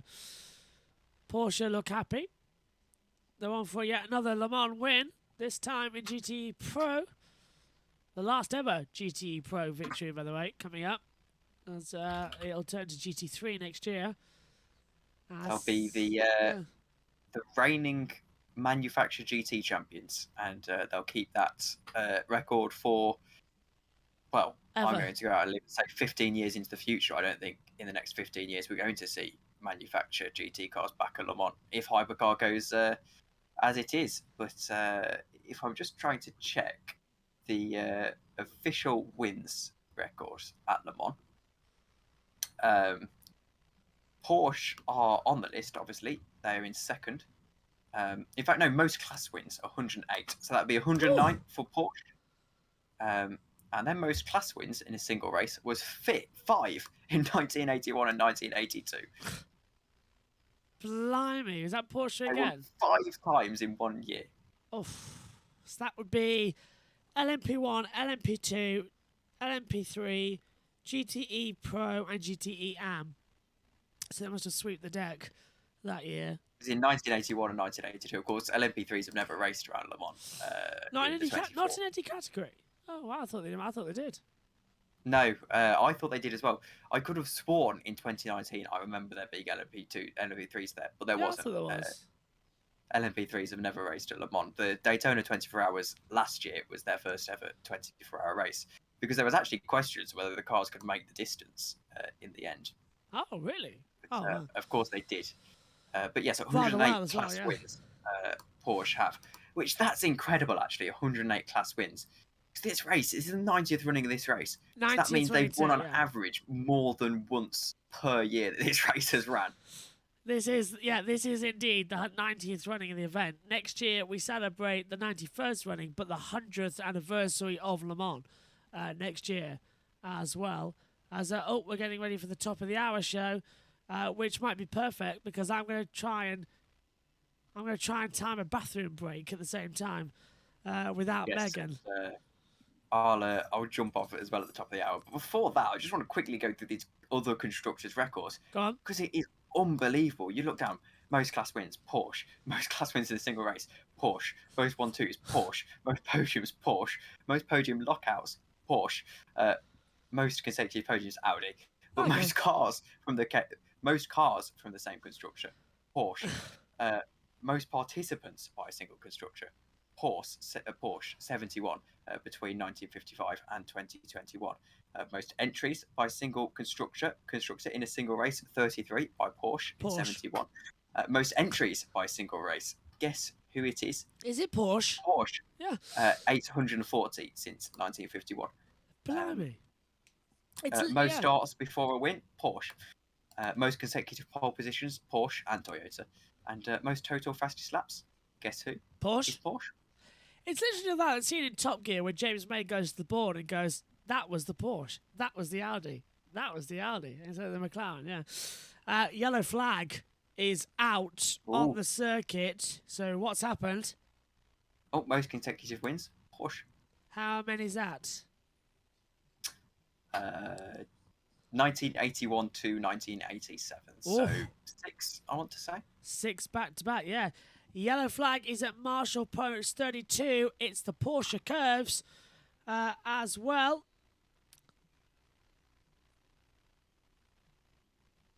Wow, we might have a safety car here because there's a board on the track and there's a... Oh, we've gone green. Okay, so never mind. Green flag is out. One of the cars has taken off the boards here and has hit the wall, but it looks to be okay. Yellow flag, I think has been retrieved.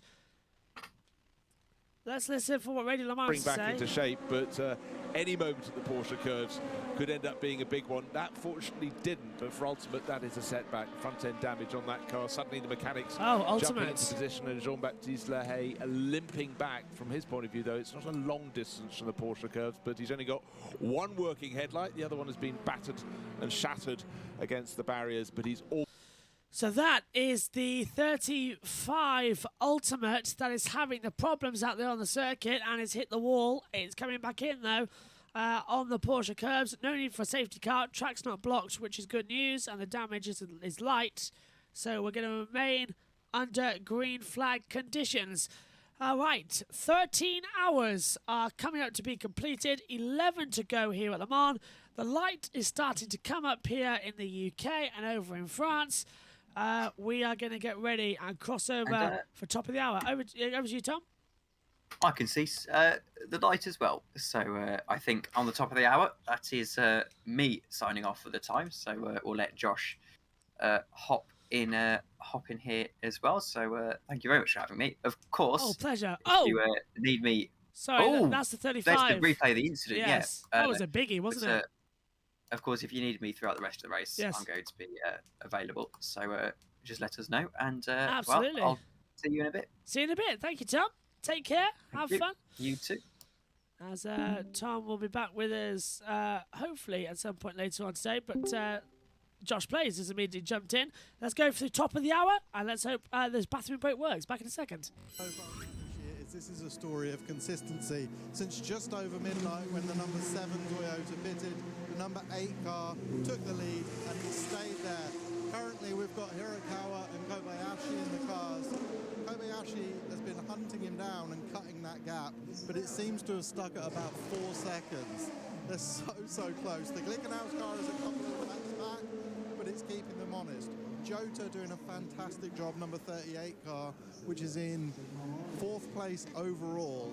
Really is doing fantastically, and they've got 2 laps on the next P2 Professor.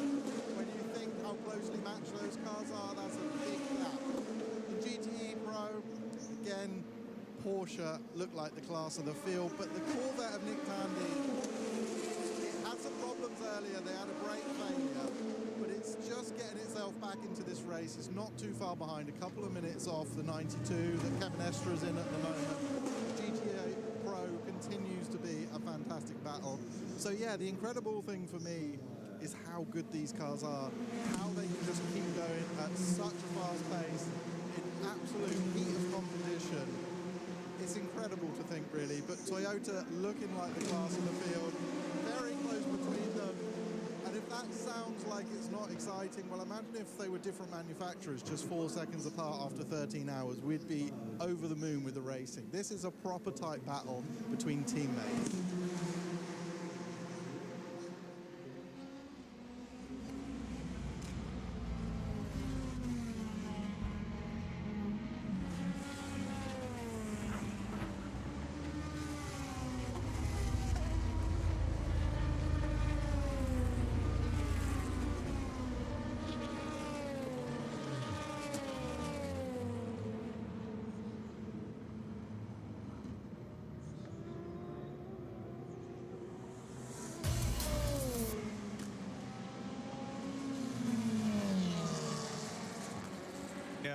It seems like the TV cameraman who's stationed right there also knows that the debris is quite apparent. It's, you know, you can see it right through the cameras.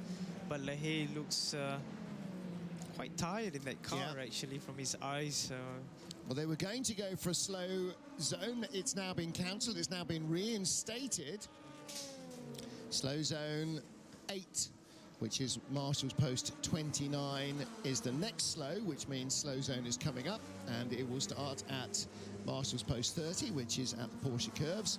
So they will instigate a slow zone. You're absolutely right. You know, they need to clear up the debris. And that might take a couple of laps, actually, because as cars are going through, so it's very hard for the marshals to be out there sweeping as well. This doesn't mean the cars stop, it means they come through at no more. Have you been commentating? I literally just said for the first 10 seconds, and then you came back. Good. Hello. Time that to perfection. Did I get back in time? It's been not top of hour for like 30 seconds to a minute. I timed that to perfection then. I had a bit of trouble getting up at the door to the house. Okay. Blaze is back with us up here in the comms box as well here. Hello, Josh. How are you doing? Look, are you doing well? Can't get you open. Where are you? Where are you? There you are. Hello, Josh. How are you? Hello. I'm back. You are. Might need to turn your mic up just a touch.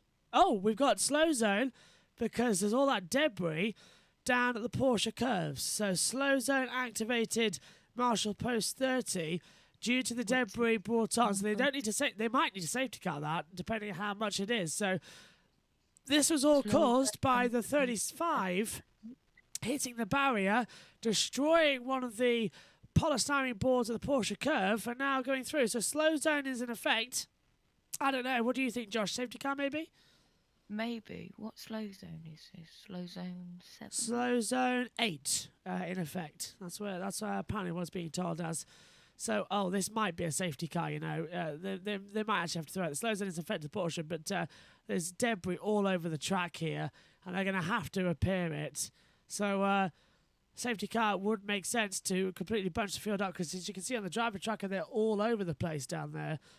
So, let's hope they don't have to throw the safety car, because so far we have gone that free. The Porsche has not had to go out there so far today, which would be beneficial. Go on, Josh.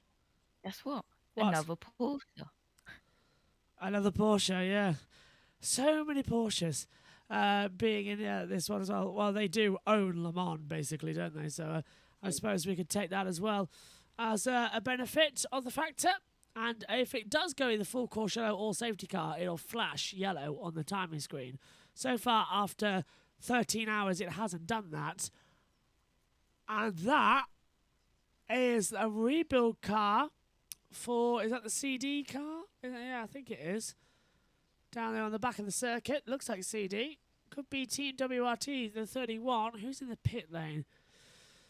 Could be. As still slow zone, so the race can continue elsewhere. So I think we should be okay, actually. As they head back down. Good nap. Good sleep. It's been 8 hours or roundabout since we last spoke. So you look very refreshed. Do you feel it? No. Tell you what, though, it doesn't seem 8 hours since you doesn't seem 8 hours since you left the commentary box. That's for sure. Has it gone quickly then? What's that? Has it gone quickly? It has. 13 hours gone, 10:53 to go, or 54 to go in many respects. So it has gone quite quick. Just quick, we've got some pit road stuff. The new GT3 announcement coming to Le Mans. I know there's some variables, it's not as straightforward as it sounds, but surely in your position, you've got to see some kind of business opportunities perhaps arising. Yeah, for sure. I'm just that short. I've kind of woke you up here, haven't I? Yeah, for sure. GT3's a big player in the world of motor racing, and it's missing here at Le Mans, and it's an exciting time for GT3 racing to be present at such an iconic track and an iconic race. The biggest problem I see is the demand. You know, there's so many GT3 cars and manufacturers out there, and it's going to be a real head scratcher to sort of fathom out how we're going to get all these cars on this track. So so it's a nice problem to have. Exciting times. I'm not sure if you're aware, Sean, but what's your thoughts on a manufacturer can't be involved with the GT3 specification unless it commits to an LMH or an LMDH. So, for instance, if Mercedes don't come in with an LMH, 59, slow, then the Mercedes amateur. AMG GT or McLaren, who you are aligned with, unless they come out with an LMH, you're not able to bring your GT3 spec McLarens. Well, that's spoilt the party now, hasn't it? Yeah, well, exactly. Yeah. So, so yeah. I mean, I'm sure the manufacturers like McLaren and many others are now redesigning things and going back to the drawing board to make sure they do have their it's not cars safety car then, it has to be present here. It's such an overwhelming experience for both teams, drivers, and those who want to race certain types of brands.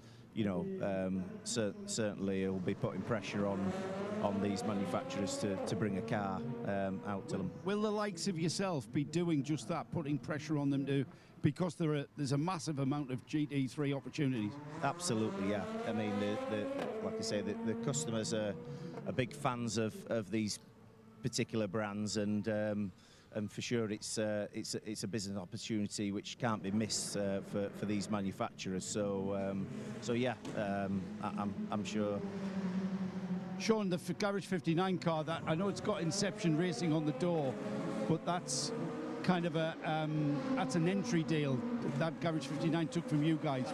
Yeah, that's correct. It's a good friend of ours, Alexander West. They're now good friends from Garage 59, which we've helped out get here at Le Mans. Wanting to wish them, better luck, really. Yeah, exactly. Yeah. Hopefully they'll just do a quick reset and get things up and running. And the main thing we'd love to see him is get to the finish line for sure. I'm sorry to doorstep you, mate, there. I know you were kind of snoozing there, and I need your business brain to click in, but I've got you thinking now, so yeah, get the coffee on, mate. You're awake for the rest of the day. Thanks, Sean. Cheers, guys. We saw the 53 of Inception Racing stopped out on the circuit as well, down towards the Porsche curves. And now, actually, we've got a yellow at Marshall Post 18, where there's a double yellow. And that, looking at the map, is just after... Yeah, who stopped down there? The 59. So it's just after the curve of Michelin, actually, before into the Mulsanne. That's where we've seen the stoppage for the 59. Double yellow at the moment. No slow zone activated, bar the one on the track as the number 7 Toyota of Kamui Kobayashi decides to come into the pit lane as things currently stand as well. It's looking good, this one, as Kobayashi dives in then. 215 laps complete here at Le Mans. And this is looking quite strong as well. As a driver change, as Mike Conway will get in away from Kamui Kobayashi as well to continue this race here today. As we wait to go through, might have something from Louise Beckett shortly as well. Prepare for slow zone and zone 5. So there's going to be 2 slow zones out the track, which is not great news. This second slow zone will be zone 5. So this will go from exit of the curve of Michelin down towards the Mulsanne corner, which is the 5th zone of the track, down towards turn 12. So that's where we're going to have it now as well on the circuit. So 2 slow zones in effect now. And this is the reason we're under one at the other half of the track. Demolish the track, boarding and loads of debris all over the circuit, with the 35 having the problems, and it's damaged the front of that car at the 35 Ultimate as well. And it's going to take a lot of work to get that back up and running, isn't it, Josh? As Mike Conway gets in the car. It really, really is. And 212 laps was done 10 minutes ago. That's quite good. Sorry, say that again. You're quite low on my end. 212 laps done in 10 minutes ago. That's quite good. It's really good, yeah. Not going to make it to the full 400 odd, but 215, that's good. We might break 350, which I think is what we all want to see at the moment, as everyone now goes through the order. Most of the world asleep now, as some of it does wake up. Sunrise is in 18 minutes here in the UK. If I look at my comment books window, I can see starts of sunshine. So looks all good for me. As Marshall Post 17 is now going to have a slow zone as well. Marshall Post, next slow Marshall Point 16. Where's that on the circuit? That is still, yeah, down here. Yeah. That's preparing for zone 5. So 2 slow zones activated on the driver tracker as we fly through. Go on. It's already cleared, so that will be a quick slow zone. Should go to green now then. Down on the zone 5 to be removed. Porsche curves could take some time, as there's a lot of damage down there. Look, 80 kilometers an hour through these parts of the track. This is on board with the Richard Mille Racing, which I think is just coming through the Porsche curves at the moment, which is where these yellows are. Gap of 4 tenths to 12th position into Europol Competition 34. Jolter 30, Jolter third, Jolter 28 pits, and 37 Cool Racing pits as well. Josh, you've got some stats for us, I believe, coming up. I just saw, so I'll wait for you to get those ready, as we'll head down to the pit lane soon as well. With excuse me, 4:14 a.m., 13 hours down 10:46 to go as they fly back through here at the circuit. We're being told that the 777 might be out of the race of D-Station Racing. Need to see if it is. Yeah, the D-Station Racing 777 is 103 laps down and might be out of the race as well. The Dunquy team is 44 laps down, might be out of the race. So might be the number 63 Corvette, 40 laps down, but we're still double-checking on that before we add them to the official retirements. Only 2 have retired from this race, and that is the 71 Spirit of Race and the 46 Team Project 1. Josh, for the first time in a number of hours, you have your own screen and some graphics for us. Zone 5 slow zone removed, by the way. Ah, great. So that's one slow zone of the Porsche curves. Yeah, and if I do that, Michelin is developing an endurance racing tyre that contains 53% recycled or biosourced raw. Wow. That's amazing. So pure recycled tyres and pure rubber as well. That's amazing. Car combination, 53%. Brave, and I think doable as well, actually. So good shot there from Michelin. A lot of their tyres from Formula E now no longer being used there. So they get to use it on the deck there. Now, where on earth is the social areas with the little driver tracker up here as well? Okay, let's go down to the pit lane. We're going to have some info, I believe.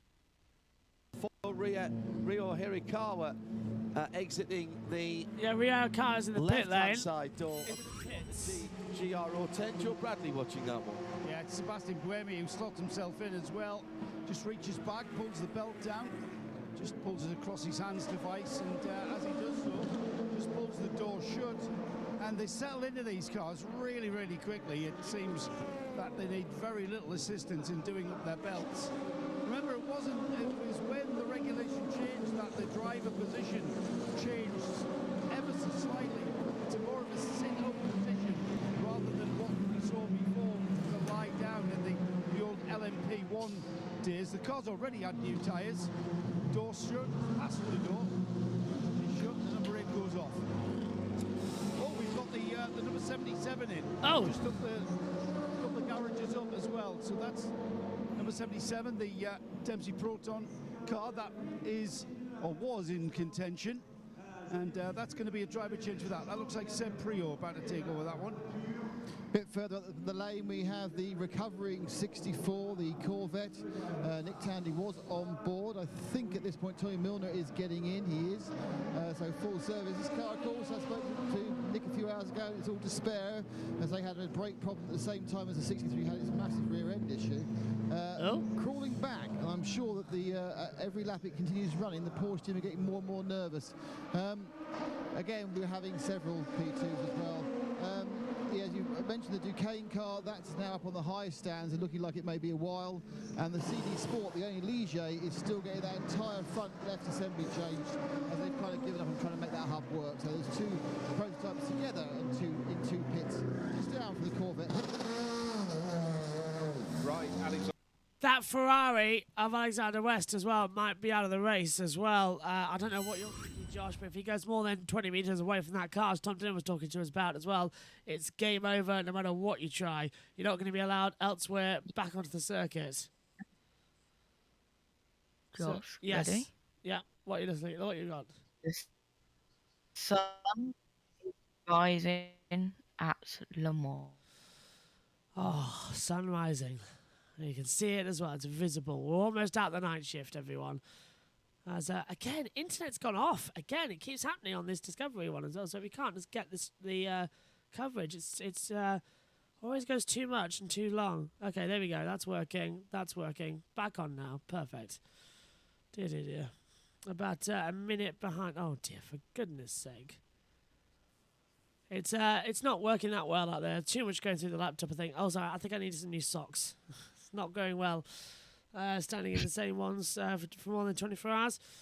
Look at that. Beautiful sunrise at the Dunlop. Look at that, the juxtaposition. One camera angle, it's pitch black. The other camera angle, it's golden sunshine at the top. That is just perfect. A juxtaposition for the two. As the fields swing round still. Slow zone still in effect. Down at the Porsche curves, probably will be for a little bit, but at least we haven't had a safety car. And we've kept the race going. If this race goes safety car free, that is amazing. I'm surprised they've not had to throw a safety car for anything out there. Well, first? Say again, Josh? Probably not a first. First what? First safety car free 24-hour Le Mans. Since it got introduced? Probably not. No, it is the first since it got introduced. Since the safety car got introduced into Le Mans, it's the first time it hasn't been deployed so far. There's still 10 hours 40 to go, but yeah, you're right. Knowing my luck, it'll be when Megan's commentating that the safety car get deployed. Yep. Which will be fun. Megan takes over at 7 a.m., by the way. Sorry, 7:45 a.m. Megan takes over as well on the YouTube. Then I'm off at 6, I want to say. Looks like it, yeah. Yeah. I think Tom's coming back in then, if he's still around. As well, but it's going to be fun. If not, I can handle that. Yeah, but I'm going at 6. Then... Oh, lockup 23. 23 having a lockup, sorry. That is the Energy Sports USA down into Mulsanne. Nearly going straight onto the gravel. Just got out of there, okay. As they run the through. Yeah, slow zone 8 still activated, by the way. They haven't changed it, as Josh says. On the straight. As, yeah, we're nearly there, aren't we? Not long left then of the Le Mans 24. And also the F1 race looks absolutely amazing coming up shortly. I'll say shortly. No further action, I believe, for the qualifying one incidents. I haven't seen anything. No idea.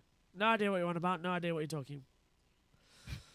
I should really try and catch up on the qualifying for the race, although I think I won't have time, so I'm going to literally just skip into the F1 race, having no idea what's going to happen. Pit road, down to Damon. Your emotions and where do you stand just now? Clearly nowhere. He's not talking.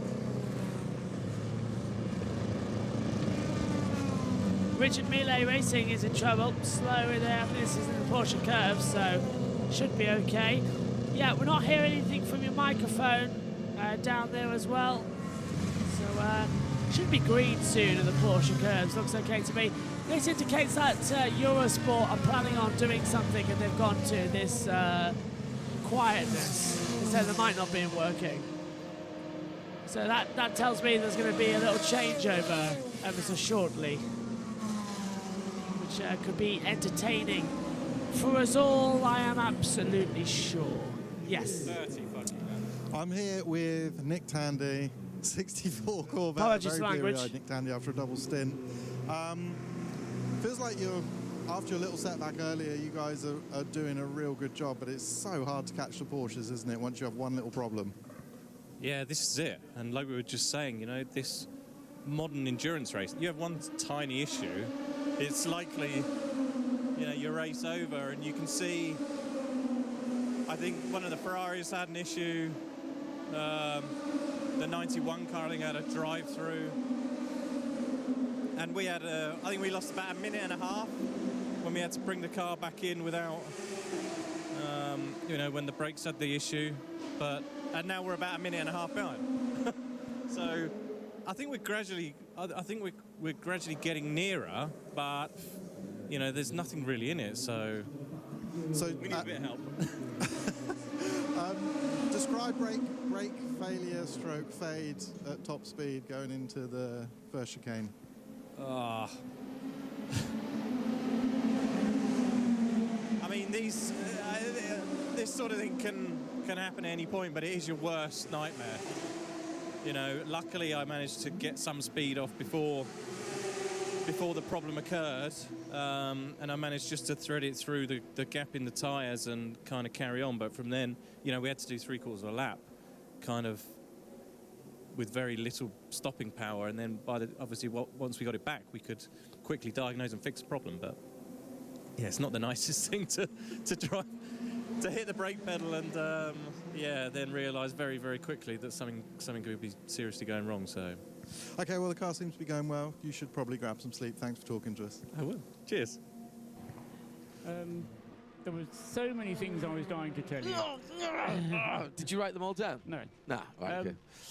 And there were a couple of them that I have, that I do remember what I want to tell you, but I'm not going to tell you yet because you'll accuse me of jinxing it if I do. Okay. So just think about the way the race is going and things that have happened. And part of the reason for that slow zone, repair to the barrier in the Porsche curves, because it was hit quite hard, sort of nose in as well. And it's an area of barrier that doesn't get hit very often, so I think that one would have broken quite easily, and therefore we've got an extended slow zone at the moment. So it's all very Nürburgring, isn't it, with all the equipment out there. Just before I pass down to Graham, James Muscat. Hello, So that's James. what's happening Thanks down for there, the being slow up zone. this hour Okay. of the morning. Thanks for all your help as usual. On the entry, I've always preferred the term, says Jay, standing invitation rather than automatic entry, for exactly that reason. You still need to be invited. Yes, you are absolutely right. And if the invitation committee or the ACO decide that even if you are in a full season WEC entrant, but you aren't perhaps upholding the right sort of attitude that they like, then they can not invite you. Let's go to Nick Damon down in the pit lane. with Nick Tandy. Nick, I was chatting to you I think about 6 hours ago, and it's all doom and gloom. When 63 was out, you had brake problems, but well, what a difference a few hours makes. You're slowly eking back those Porsches. Well, we are. Yeah. I think we've got the fastest car. You know, it was good at the start, and we're good in the night when the temps are down. So we're getting back, but when you lose a minute and a half in a class like GTE Pro, it's very difficult to get it back when there's tenths and half a seconds and bits and pieces. But we'll keep going. I think we're just over halfway now, I believe. It must be because the sun's coming up, so it's got to be nearly 6 o'clock. I've got no idea what is the time. It's nearly 6. It's about 5:30-ish. So yeah, there's a few more hours left. Anything can happen. Look what's happened to the other cars. You know, there could be something stupid. The 92 can catch an unlucky safety car and lose a minute, like happens very often in these races. So we'll keep plugging around. Well, the good news is they also think they're good at the night and not so good during the day. So it sounds like you could carry on eking towards them. Well, we'll have to see when it comes sort of 2-3 o'clock time, won't we? Hopefully we'll keep the pressure on them and see what happens. I mean, it's not like you don't know the opposition machine. It's not like you haven't driven it for so long anyway. Yeah, well, this is it. You know, I know. You know, Porsche know how to run an endurance race, but fortunately, so do we. So hopefully, it's going to be one of those classics, a nail biter to the end, with the vet coming back and hopefully stealing the victory. Hope so. Thanks, Nick. Cheers. Nick Tandy there down there on the stream as well. And now, also, it's all go here at the moment. Me and Josh having the easiest morning ever as the sun begins to rise here at Le Mans. It's time to go over for the Le Mans update as well. This time with John Handel, and then me and Josh will be back for another bit of broadcasting. Let's have an update if you're waking up with us today morning.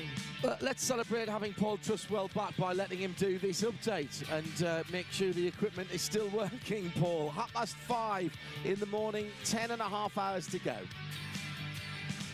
And the race still being led by the two Toyotas. The gap having been down to next to nothing at all has gone out again to 25 seconds, but it's gone out in favour of the number 7, which now leads ahead of the number 8. And the reason for that, purely bad luck, because of the way that the slow zones happened.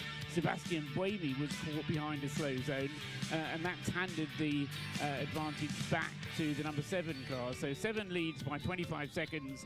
Mike Conway at the wheel from number 8 is Sebastian Buemi. And then in 3rd place is still the Glickenhaus, number 709, and that's Frank Meyer at the wheel, 2 laps behind the two Toyotas. Then we get the LMP2 cars, at least we do mostly. 38, the Jota, the mighty 38. Antonio Felix da Costa leads the way in the LMP2 class. But he has immediately behind him and about to overtake him the 708 Glickenhaus, which has been playing catch-up for some time, is still 6 laps behind, but is about to make it an all-hypercar top 4. And then we'll be able to work out what the gap is between 38 and 9, because Prema Orlan team with the number 9 car, Lorenzo Colombo, currently in 2nd place in LMP2, I reckon is about a minute and a half behind the Jota car. So the Jota's lead is substantial. Also good for Jota because they have 3rd place in LMP2 with Jonathan Aberdeen at the wheel of the 28 car. In 4th place in P2 is the Penske Orica, number 5, Emmanuel Pollard, making up for time that he didn't spend behind the wheel earlier on in the race. And in 5th place in P2, number 65, Panis Racing with Nicolas Jamin behind the wheel. And the top 6 in P2 rounded out by the number 37 Cool Racing car, Yifye Ye behind the wheel of that one now. In Pro-Am in P2, ARC Bratislava lead the way with the number 44 car. Tristan Gauthier is the driver. 2nd in Pro-Am is the 45 Algarve Pro Racing car, James Allen driving it. And in 3rd in the Pro-Am class, Nielsen Racing, car number 24, Ben Hanley driving that car at the moment. GTE Pro, pretty close, but Porsche lead the way. Kevin Estra at the wheel of the 92 car has a minute and 3/4 of an advantage over the AF Corsa Ferrari Alessandro Pierguidi at the wheel of the 51 car, but that losing time at the moment, having a routine pit stop, so the gap will be more than 2 minutes, I think, by the time that evens itself out. 3rd in GTE Pro is the Corvette, as we were just hearing. Tommy Milner is driving that car, and it's a further minute and a half behind the Ferrari. 4th in Pro, in GTE Pro, is the other Porsche, number 91, Jimmy Bruni driving, and then 5th is AF Corsa with Antonio Cuoca driving the number 52 car. GTE AM, TF Sport leads the way for Aston Martin, and Marco Sorensen, he has 3/4 of a minute of an advantage over WeatherTech Racing, car number 79, Julian Andlauer in 2nd place. In 3rd place in GTE AM, Hardpoint Motorsport with their Porsche, Alessio Picciarello at the wheel, number 99. And in 4th place in AM, that's the Northwest Aston Martin, David Pittard driving, that's car number 98. And they're a further 17 seconds behind the Hardpoint Porsche.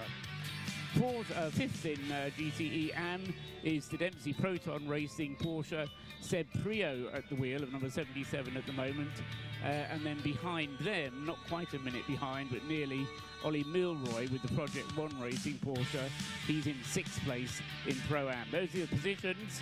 We've had 13 and a half hours of the race elapsed, just 10 and a half to go. Not a bad run at the moment as you back up with myself and Josh Plays up in the commentary box here. We've done the whole I've done the whole 24 hours so far. Josh Plays as well, just getting ready as well. He's got a day at Brands Hatch coming up as well, Josh. So it's getting all action at the front. And what are you having for breakfast, by the way? That's a random question. What are you having for breakfast? Well, we won't have time for anything here, so I'm hoping a cheeky McDonald's. Oh, perfect for a Sunday morning to a racetrack as well. Nice McDonald's breakfast. When we go to a motorsport track, that isn't what we normally have. Sounds good to me as they come through. Slow zone still out on the track in Marshall Point 30 as well. And unfortunately, it looks like we're going to have a long one as the barrier is being repaired. As you heard Paul Trustwell say a few moments ago. But Alvio out on the track is green, which is great news. And I've got a feeling that when we come back here to your sport, here we go. Light is still on, but I've looked outside the commentary box when Paul was doing that update for us as well. And sun has risen here in the UK, and we've got 16 hours and 55 minutes of daylight from now. And do you know what? I'm going to see all of that because when the sun sets, I'm going to bed. So I've got another 17 hours of being awake left, and I've already been awake just about 20 hours or so covering this one as well of Le Mans. So it's going to be a big one. Right, enough of the comcam because Josh has got some images to show us. Yes, this is the final chicane, the number 44, the number 51. Yes, and that would be the Ferrari, of course, who had the accident out there. So I'm just going to start a sweetie while you do this because I need some vocal things back. My throat's starting to go. As well as, look at this, sunshine at the back. Good morning. I tell you what have you got any other great shots, Josh? Yeah, number 52, teammate. Of course, once again. And they've been having a bit of an off day as well, the AF Corsa 52. They've been off everywhere around on the circuit. Looks like we're going to have a green flag soon at the Porsche Coast, though, which is good news as they fly through. Then the number 37. That is the 37. Cool Racing LMP2 squad as well, with Yiffy Yi, Ryan Taylor and Nicky Cruton at the wheel as well. And what's it like over where you are, by the way, Josh? Is it sunny yet? Are we getting ready for some sunshine, or is it all still a bit dark and gloomy over there? Ah, okay. Yeah. Sun has risen. Yep, okay. That's good news then. I was worried it hadn't. As things will start. Okay, let's go to Radio Le Mans. They're going to head down to the lane, I believe. More than even the first vestiges of sunlight now. Tell me that Mother Nature isn't a sports car fan when you see the Etruscan orange and eggshell blue in the sky. That has to be the Gulf colours, doesn't it? And we get that at Le Mans every year around about this time. We had a bright orange harvest moon last night, hovering just to the right when we were looking up the camera from the bottom of the Forest S. It's just to the right of the Dunlop Bridge. It looked like it was a staged or photoshopped picture. It wasn't. Phenomenal, absolutely beautiful. Clear skies. The temperature has stayed high enough overnight and is still hovering around 14 degrees in the air on the official readout over the start-finish line. It stayed high enough to make sure we haven't had the fog that we had yesterday morning. Yes, and I think the only other thing, it's chilly enough, though, when I went out at about half distance to find myself a delicious hot dog. I must admit, that was great. Really get me going again. It's quite chilly. You wouldn't want to be out there in shorts and t-shirt, at least I wouldn't, for very long. If you're just dashing from one side to the other, yes, but... It is, that's exactly what I've done in the 24 hours, Josh, as well. Shorts and a shirt, I suppose. Is this the reason we're under the slow zone, Josh? Yes, it is. This happened just a while ago. I'm delighted we can show you it as well, so brilliant to have you back, Josh. Let's take a look at it. As we see this as well, we're going to listen to the Iron Dames as well from Radio Le Mans. Let's see this. Oh, it stinks. It's sort of cut close. It smells really unpleasant. They've done a little bit of a rear pad change. Interesting, just the pads. They haven't changed the discs. And the car absolutely smells like something is... it smells like carbon fibre. It smells like burning... you know, when glass fibre or carbon fibre goes up, when that catches fire, it's that kind of the glue. It's that actually goes up, the bonding resin. Resin, that's the word I want. It's really hard to find words. Oh, thank you. God, I was retching that off the back of my head. So somewhere, there's resin melting on this car, an unmistakable smell. And there's a man, or two of them mechanics, having a right old look in the footwork and where's this smell coming from, because driving with that stink is very difficult. We had that solvent issue for Alex Brundle, of course, this morning in the warm-up. They are now happy they've managed to clear the problem up, and the car will go away again with new rear brakes. We also had a couple of cars rejoin, both the 30 Duquesne and the 27 CD Sport, who spent a while in the pits having various things fixed. The CD Sport, its front left, and I think Duquesne was having a good old clean-up, but they've both rejoined, so there is a massive resistance about retiring, really. I think we've only got 4 cars at Van der Moor at the moment, interception. Ferrari doesn't get there, which must get close to record. I mean, Paul, now he's back, he can talk to us. We must talk about highest finishing percentages. I don't want to jinx it. We must have a good chance of making that one this time. We certainly should. 60, yeah. I don't think we're going to go quite back to the best ever, which I believe way back in the first ever race, 1923, when we only had 3 retirements. Out of 33 starters, was it? Out of something like that, yes.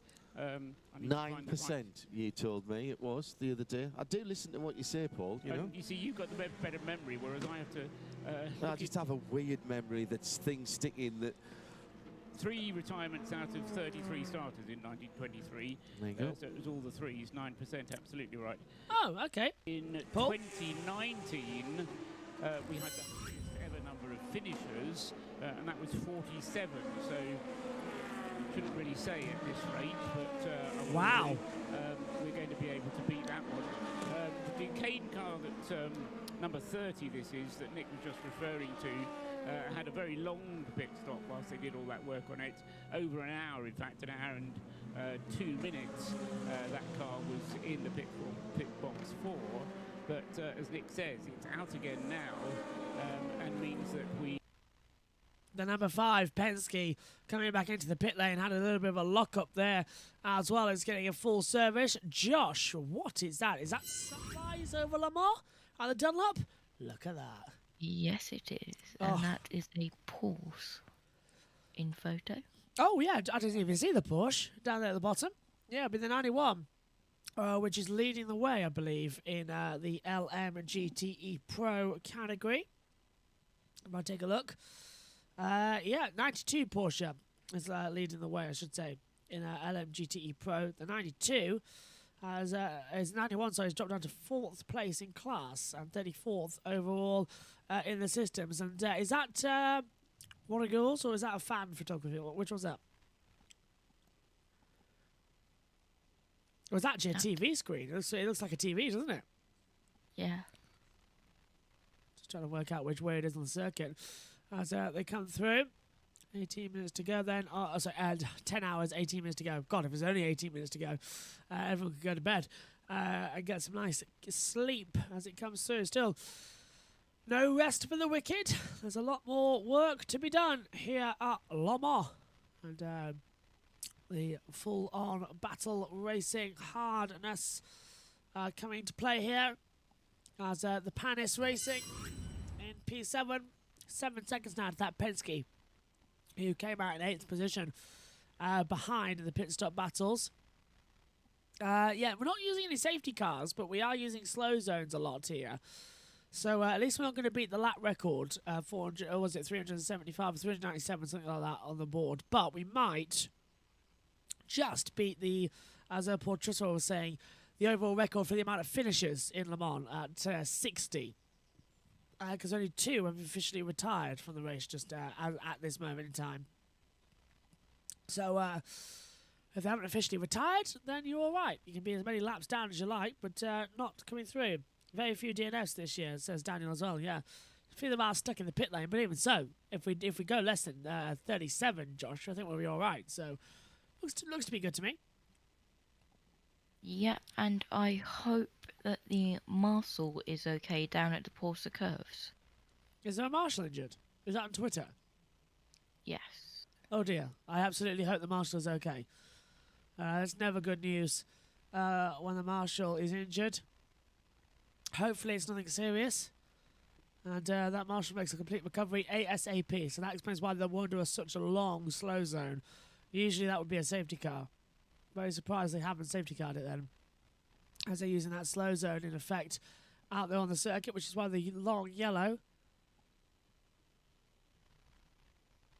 As they swing back round, just to get hearing some information in my ears as well about that Marshal. No word on who it is yet or how the condition is, but as soon as we'll hear it, we will tell you. Here's 35th overall, but 5th in class in the GTE Pros, the 52 Ferrari AF Corsa, and down to Radio Le Mans. See? No, Patrick Dempsey. It seems like your friend Mr. Fassbender has had the full Le Mans experience. How's he doing? Yeah, it's been rough for him. He's learning a lot, certainly. He's got a few more hours to go, He's just got to get out there and battle it out. You know, I mean, the learning curve is very steep here. It's a big transition from the European Le Mans Series. It's just so competitive, and the intensity, I think, of the week, and also just the whole overall experience is a lot to process. But, you know, he's here to learn. He's got to get it back out there. You know, that's the next thing to do. I mean, you've got great experience around here and seen success, so what words of advice can you give to someone at their first time here? You just have to breathe, relax, hit your marks, stay focused, and just get the confidence back. You know, situational awareness is key. There's so much traffic. Really unfortunate what happened to him, really not his fault. Really tough place to pass, and then that starts spiraling, you know, and then snowballs. So it's a big hole you got to dig yourself out of, and he'll do it. You know, he's got to do it. So what do you think is the Hollywood fascination with Le Mans? I mean, you have a personal fascination, but do you think this place just lends itself to the storytelling that you guys are so into? Oh, motor racing in general has so much drama to it, and there's always conflict. You just have to wait for it to unfold. You never know what to expect. I think it's always been something that everybody loves motor racing for the most part. If you're a fan, and certainly the celebrities and the movie stars with Paul Newman, Steve McQueen, of course, with Le Mans, the movie, really brought a lot of attention to this, and that mystique and the romance behind it. But it's a lot of work. It's no joke. So when you get here, it's very serious business, and it takes a lot of dedication, focus, and sacrifice to be competitive. And I think that's part of the challenge of it, is really the camaraderie and the fellowship and the real test of your own individual will and focus.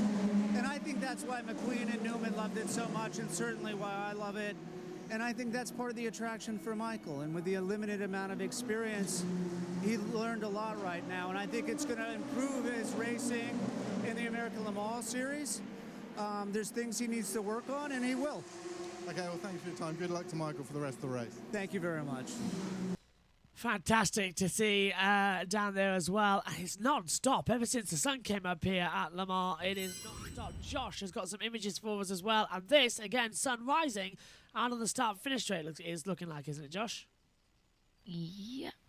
Only photo I've got currently, as that is the number 9 Prima coming in for a pit stop. Driver change, it looks like. Yes. No, maybe. Not too sure. I think it would be. No, driver fluid bottle. Okay, so I thought they were going to change over as well.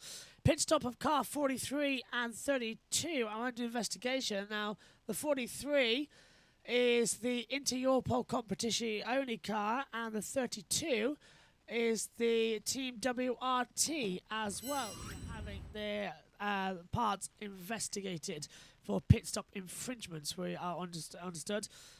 Slow zone is still under at turns, well, the Porsche curves out there on the circuit, so they're still not going to improve there for the time being.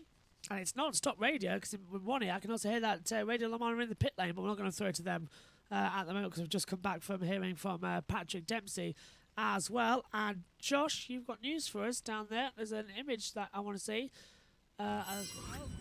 And that is number 59 absolutely gutted after stopping out on track. And the 59 in the AM category is Inception Racing, and he hasn't left actually yet the wheel. That is, I think, West as well, isn't it? Who's just he's standing there. Yeah, it's West. He's not allowed to go 20 metres away from the car. If it does, you've officially retired, and I don't know if he has or not just yet. Inception Racing has stopped, and I think that's it, you know. So yeah, Inception Racing is out of the race.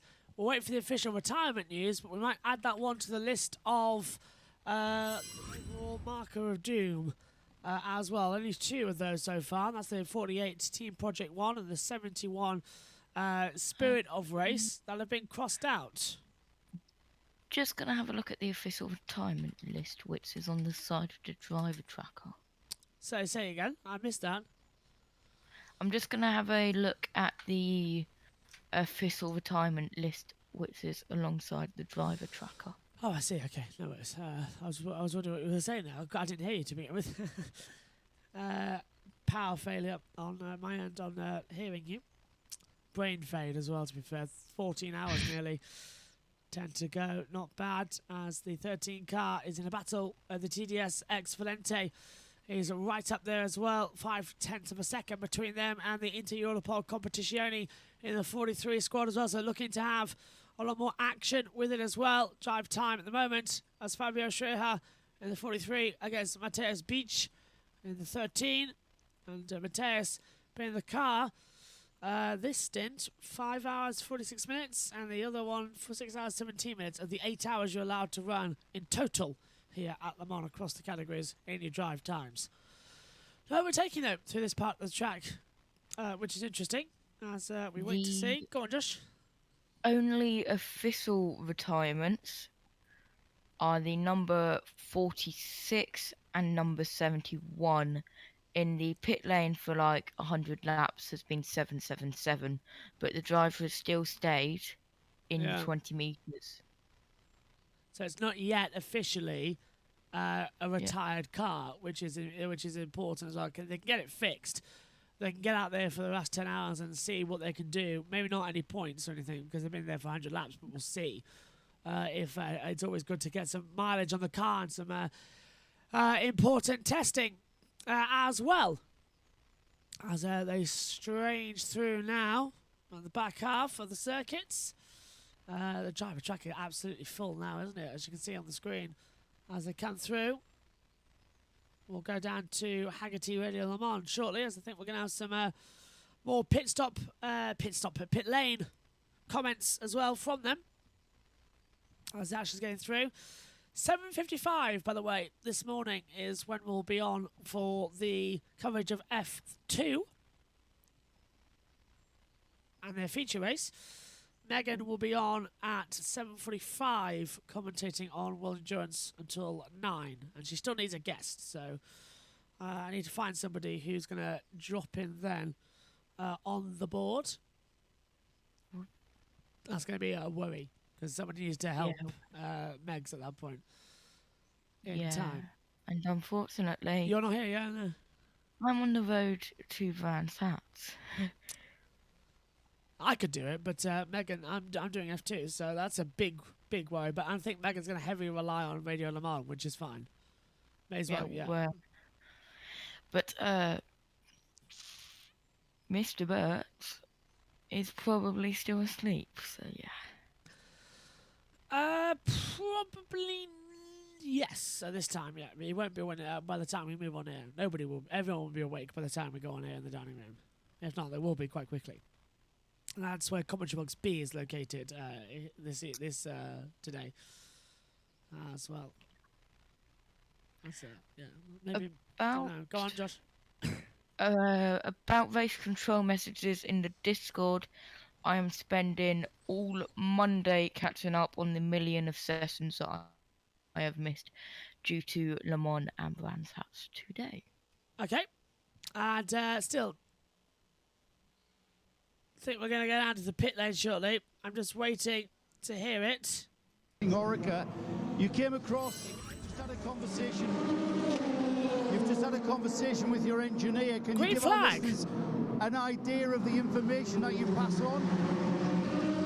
Well, I mean, yeah, I just did a quads and I mean, with the full course yellow and stuff, or like the slow zone, it was a tough one, but still, it's getting day again, so we survived the night, but still trying to get the gap back again, which we lost in the first 10 minutes of the race. Yeah, when you lose that gap after just 10 minutes, do you kind of lose a little bit of motivation, or do you realise you have to keep pushing?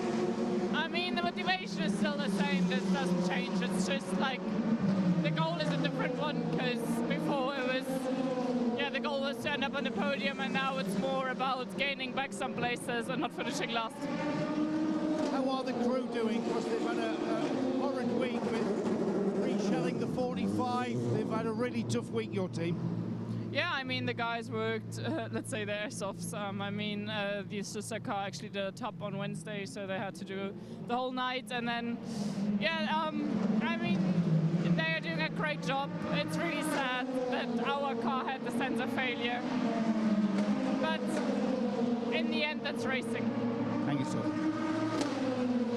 Well, you know, give them their due. They've plugged on, and indeed, that is racing out there on the circuit. As there's something else going on now, I believe, from Eurosport. Non-stop on fuel strategy, lap times, and positions, and so on and so forth. So. Yeah, it's never-ending, and it's also to keep you sharp to know where you are. It is never-ending as the 91 Porsche comes into the pit lane then for a change over, new windscreen, tear off as well, clear of all windows, and no tyres, it looks like. They're just double-checking them. They're only fueling it then, Josh, to go forward. That looks like that is correct. And fastest lap for Patrick Pillet as well on a 3:31.907. That's in the LMP2 category to do a fastest overall lap time as well. At 3:31.907, as I said, in the IDEX Sport number 48, sorry, P16 in class over that time, which is good. We are back to full green flag running, by the way. We were under that slow zone for around about 40-odd minutes, was it, Josh? I think it must have been. I think so. Yeah, slow zone at Marshall. Yes, perfect slow zone. Yeah, 42 minutes we were under that slow zone. That's insane, according to the race control messages as well. Slow zone procedures, I'm being told, are under investigation. How bizarre, Paul. Actually lasted over 38 minutes, and that was by far the longest slow zone of all that we've had so far, and it brings the total time spent under slow zone to 1 hour and 22 minutes of slow zones at various points. That's slightly unfair because some of them were simultaneous with one another, so the actual time spent under slow zone is slightly less than that. Hello to Toby Manton, who's looking for an update on the number 80 Iron Lynx. And we heard from the Iron Dames just a few moments ago, and the... Yeah, it looks okay to me, as I've changed over from a headset to a handheld mic again to give my ears a big rest, which needs to be. And Josh, you've got some info for us as well down there. Yeah, very, very quick from the Porsche Motorsport Twitter account, posting this very quickly of the 91 in the pit lane having a pit stop with some adjustments on the front and rear. Yeah, remarkably quick and very well done as well, in my opinion, to get that out so fast as they head back out on the circuit. Over to you. I believe it's some refueling at the back. There we go. Yeah, it looks okay to me. Looks quite fun. Look at that. Fueling on the at the front of the car, changing over some things at the back. All looks okay to me, and very strong indeed. Okay, so here we go then. This is a situation as I take a seat as well in the comms box for a little bit. Shoot me, it needs to be done. We've lost driver tracker. That's annoying. Why is the driver tracker's going funny? So that could be a problem. It's been fine for a number of hours. And now it's going a little bit funny. And no, oh, and so's the other one. So just, is it an internet problem? Josh, can you hear me? Josh? Well, I think you know what that means, don't you? The internet's going a bit dodgy on the laptop. Let us know in the oh, you can't because the comment section won't be working. Okay, so we've got an hour 2 to go as things stand. Sorry, an hour 2. 10 hours and 2 minutes to go of this session as we continue to reboot there out on the circuit. A lot more pressure and action coming through at the top. And overall, it's Mike Conway leading the way. Oh, and there goes the encoder. Having a problem as well. Yeah, there goes the encoder having a problem. And then suddenly, everything's starting to go wrong up here. In the comms box, got no Josh as well, and well, it's not going to work, Josh. No matter what you try, because it's a problem coming through.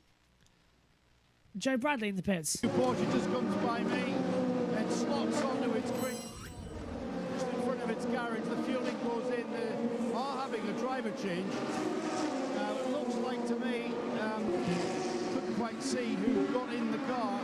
You guys will be able to tell me as soon as he crosses the beam. I'm just looking to see if they've got tyres ready. They haven't got tyres on the apron, but I do see personnel kind of like in a ready for the sprint. Now they come. Yeah, problems. The 92 up on the jacks, dollies underneath, swiveled round, and it's the class leader. Let's not forget GTE Pro. This might be just a brake service. I'll head up there and check it out. It is indeed a break update as we're getting in for 10 hours to go here at Le Mans. Let's get a weather update with Radio Le Mans on all the action. A very pleasant 24 today is what's in the forecast, with little or no cloud, and at the moment it actually says no chance of rain. Well, yeah, surely there's some chance of rain. A drop or two here and there. Perfectly clear skies at the moment. We were expecting the temperature to drop down to around about 10 or 11 overnight. It's stayed at least 2 or 3 degrees, nearly 4 degrees above that. And as it stands at the moment, there's a little bit of wind coming in from the north, which is making things feel a little chillier than the 13.8 degrees that is the official temperature here at the Circuit de la Sarthe. The most... 10 hours to go then here. And there we go. 10 hours to go of the Le Mans 24 hours in 2022. 14 hours have now been completed. A lot more action is ahead of us. Mike Conway in the pit lane as well for the number 7 Toyota squad. Looks to have a big improvement over there as well. I think there are now brake changes for the 92 Porsche as well. He was leading in the Pro category as things stand. And yeah, everything seems to have frozen on the laptop. Well, we knew it was going to happen eventually. We'll get that sorted. Let's head down pit road. That with my own eyes.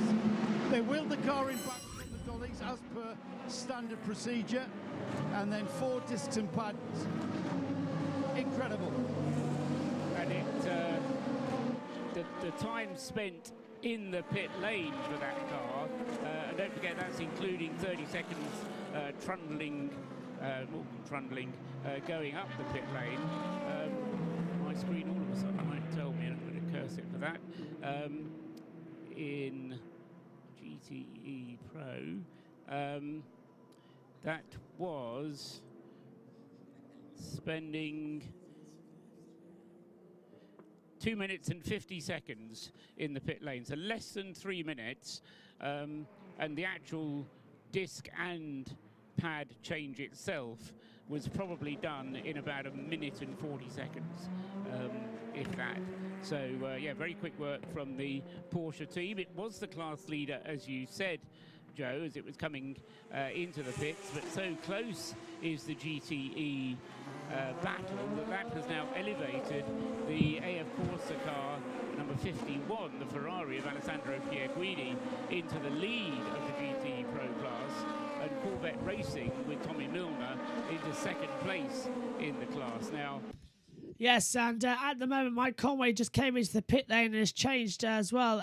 New set of tyres. He's done 227 laps so far, but Conway is the race leader. Buemi still second. Now, Buemi will probably be pitting in the next lap or so to try and keep up with what we've been seeing so far here today across the sessions, as our sun has well and truly risen here at Le Mans, as there's the golf course as well, the restaurant just on the outside as well. Beautiful atmosphere, beautiful situation. The lights will be turned off soon as well, and we'll go back into normal conditions. So hopefully we're going to have all the action back in just a moment as well of what we need to see.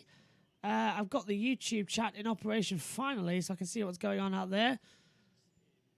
Oh, Mr. Freds as well. I must admit, goodbye. If that's all I'm going to say. You don't like it, you don't have to be here. Go away. As they come through. So track temperature looking okay out there. 18.4 degrees. Air temperature 13.7.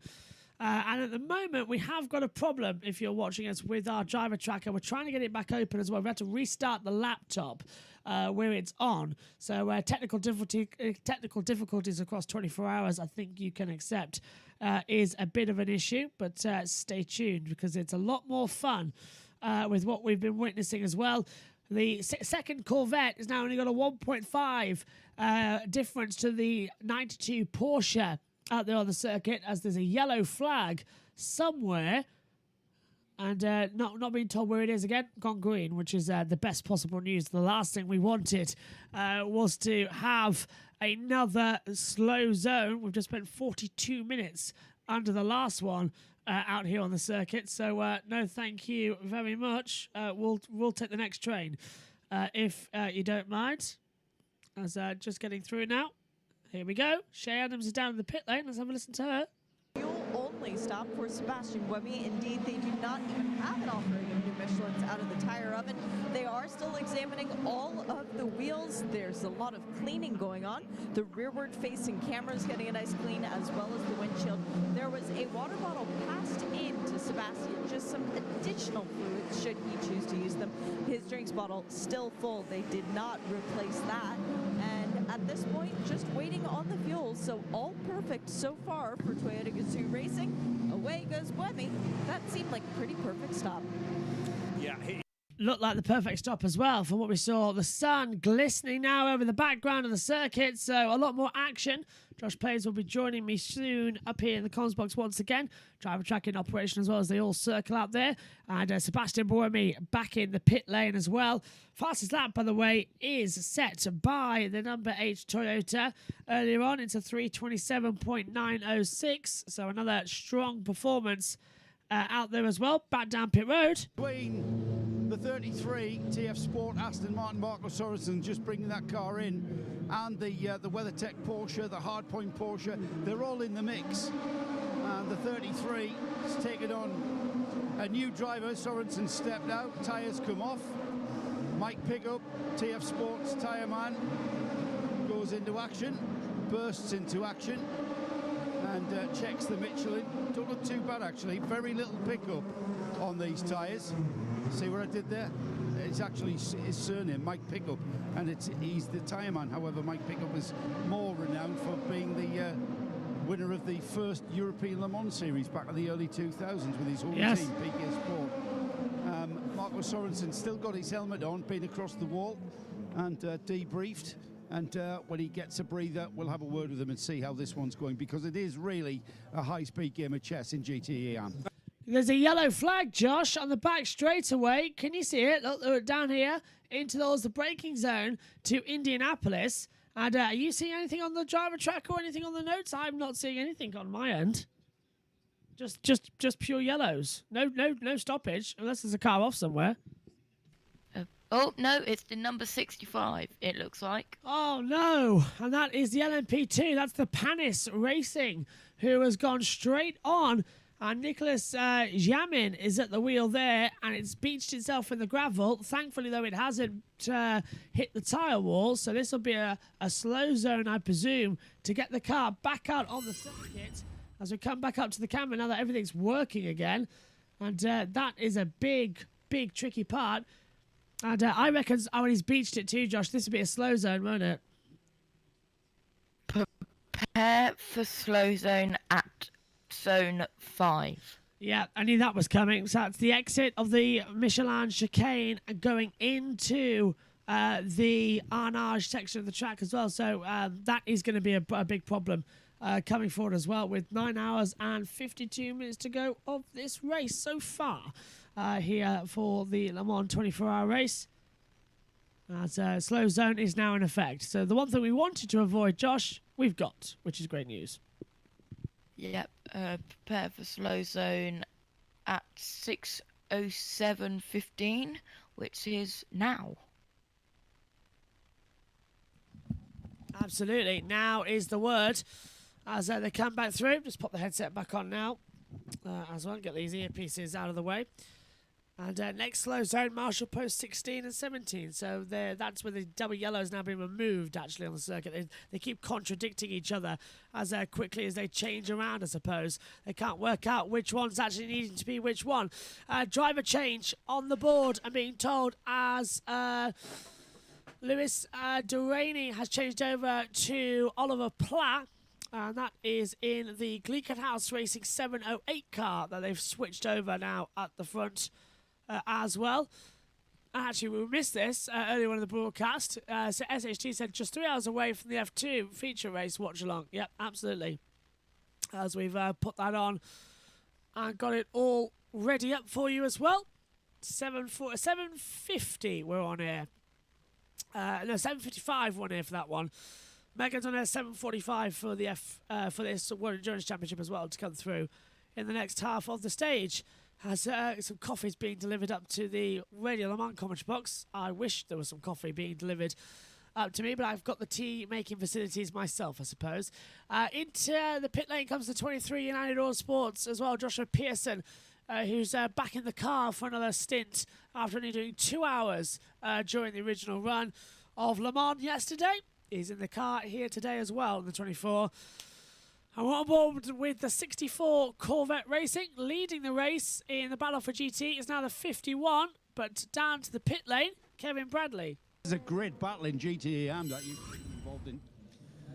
It definitely is. It's intense out there. We're out of sync in the pit stops right now, so sometimes we're leading, sometimes we're not.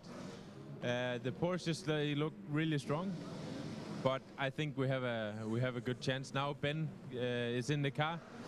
He showed some really good lap times last night, and now it's going to be really hard for him because now he's going to do or have to do a lot of driving until the end of the race. So I just hope he keeps it obviously clean and keep on pushing like he did early on. And then I think we're in a good position when it comes to closer to the end of the race. And the car working well, the tyres working well. The tyres that came off the car there was zero pickup on there, so they must have been good. It seems to actually be working really, really well right now. I think the compound we've chosen is the right one for our setup, our car right now. So yeah, it's just to push on. Get some rest now. That's for sure. Absolutely. Thanks, Marco. Good call as the 65, Josh, is now finally taken out of the back of the track and will be head out onto the circuit once again. And I think the most there would be nose damage. Although, is he out of the car because the door's open? I think he is out of the car. And here's a replay. Big lock up all the way into the braking zone.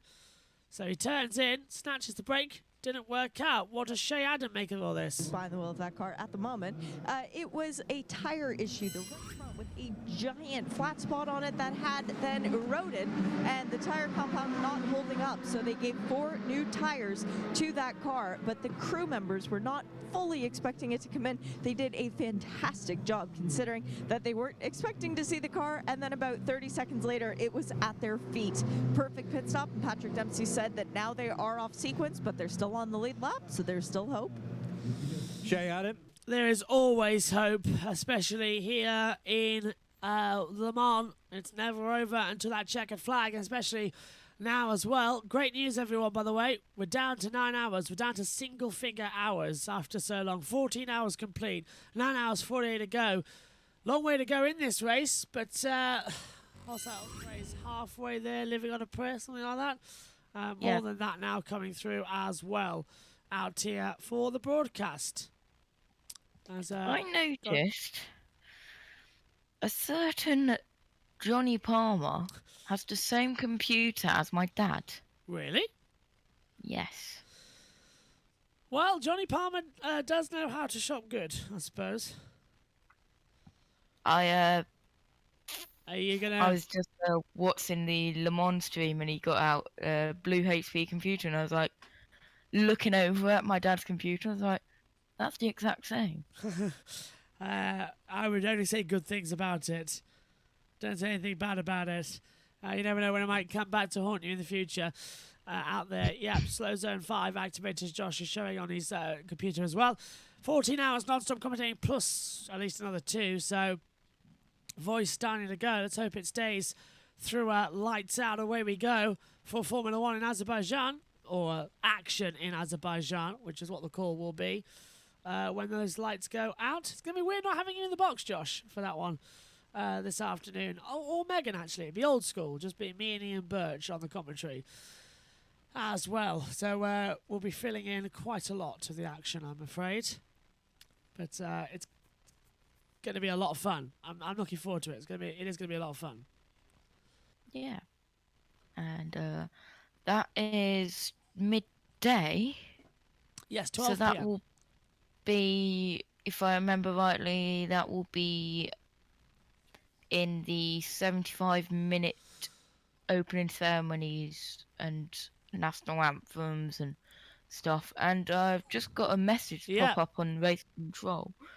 5 seconds added to the next pit stop of car 43 and car 52 for pit stop infringements. Now, the 43 is the Inter-Europol competition car, and the 52 is the Ferrari AF Corsa, who's running in 5th place in the Pro category.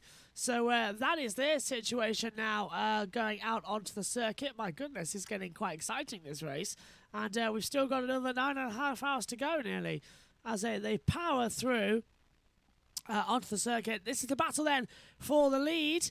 But they've hit the slow zone. The AF Corsa and Porsche GTE starting to meet each other for the first times out on the circuit here as well.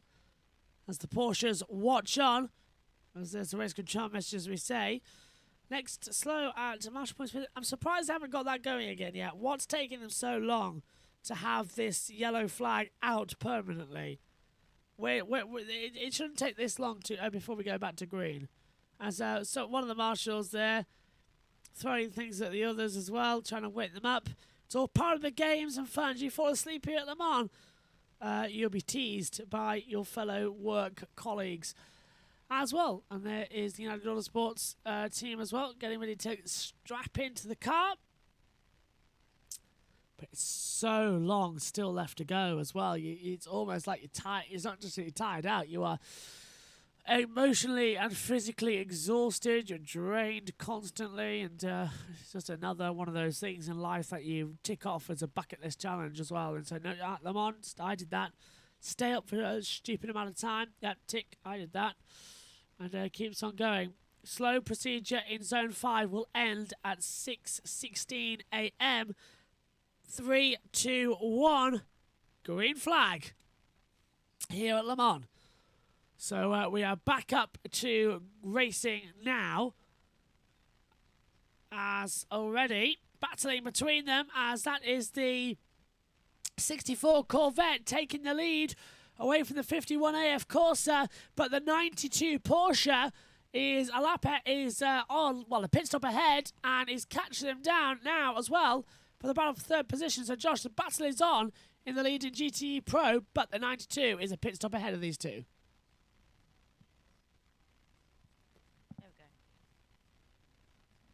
Can't hear you, Josh.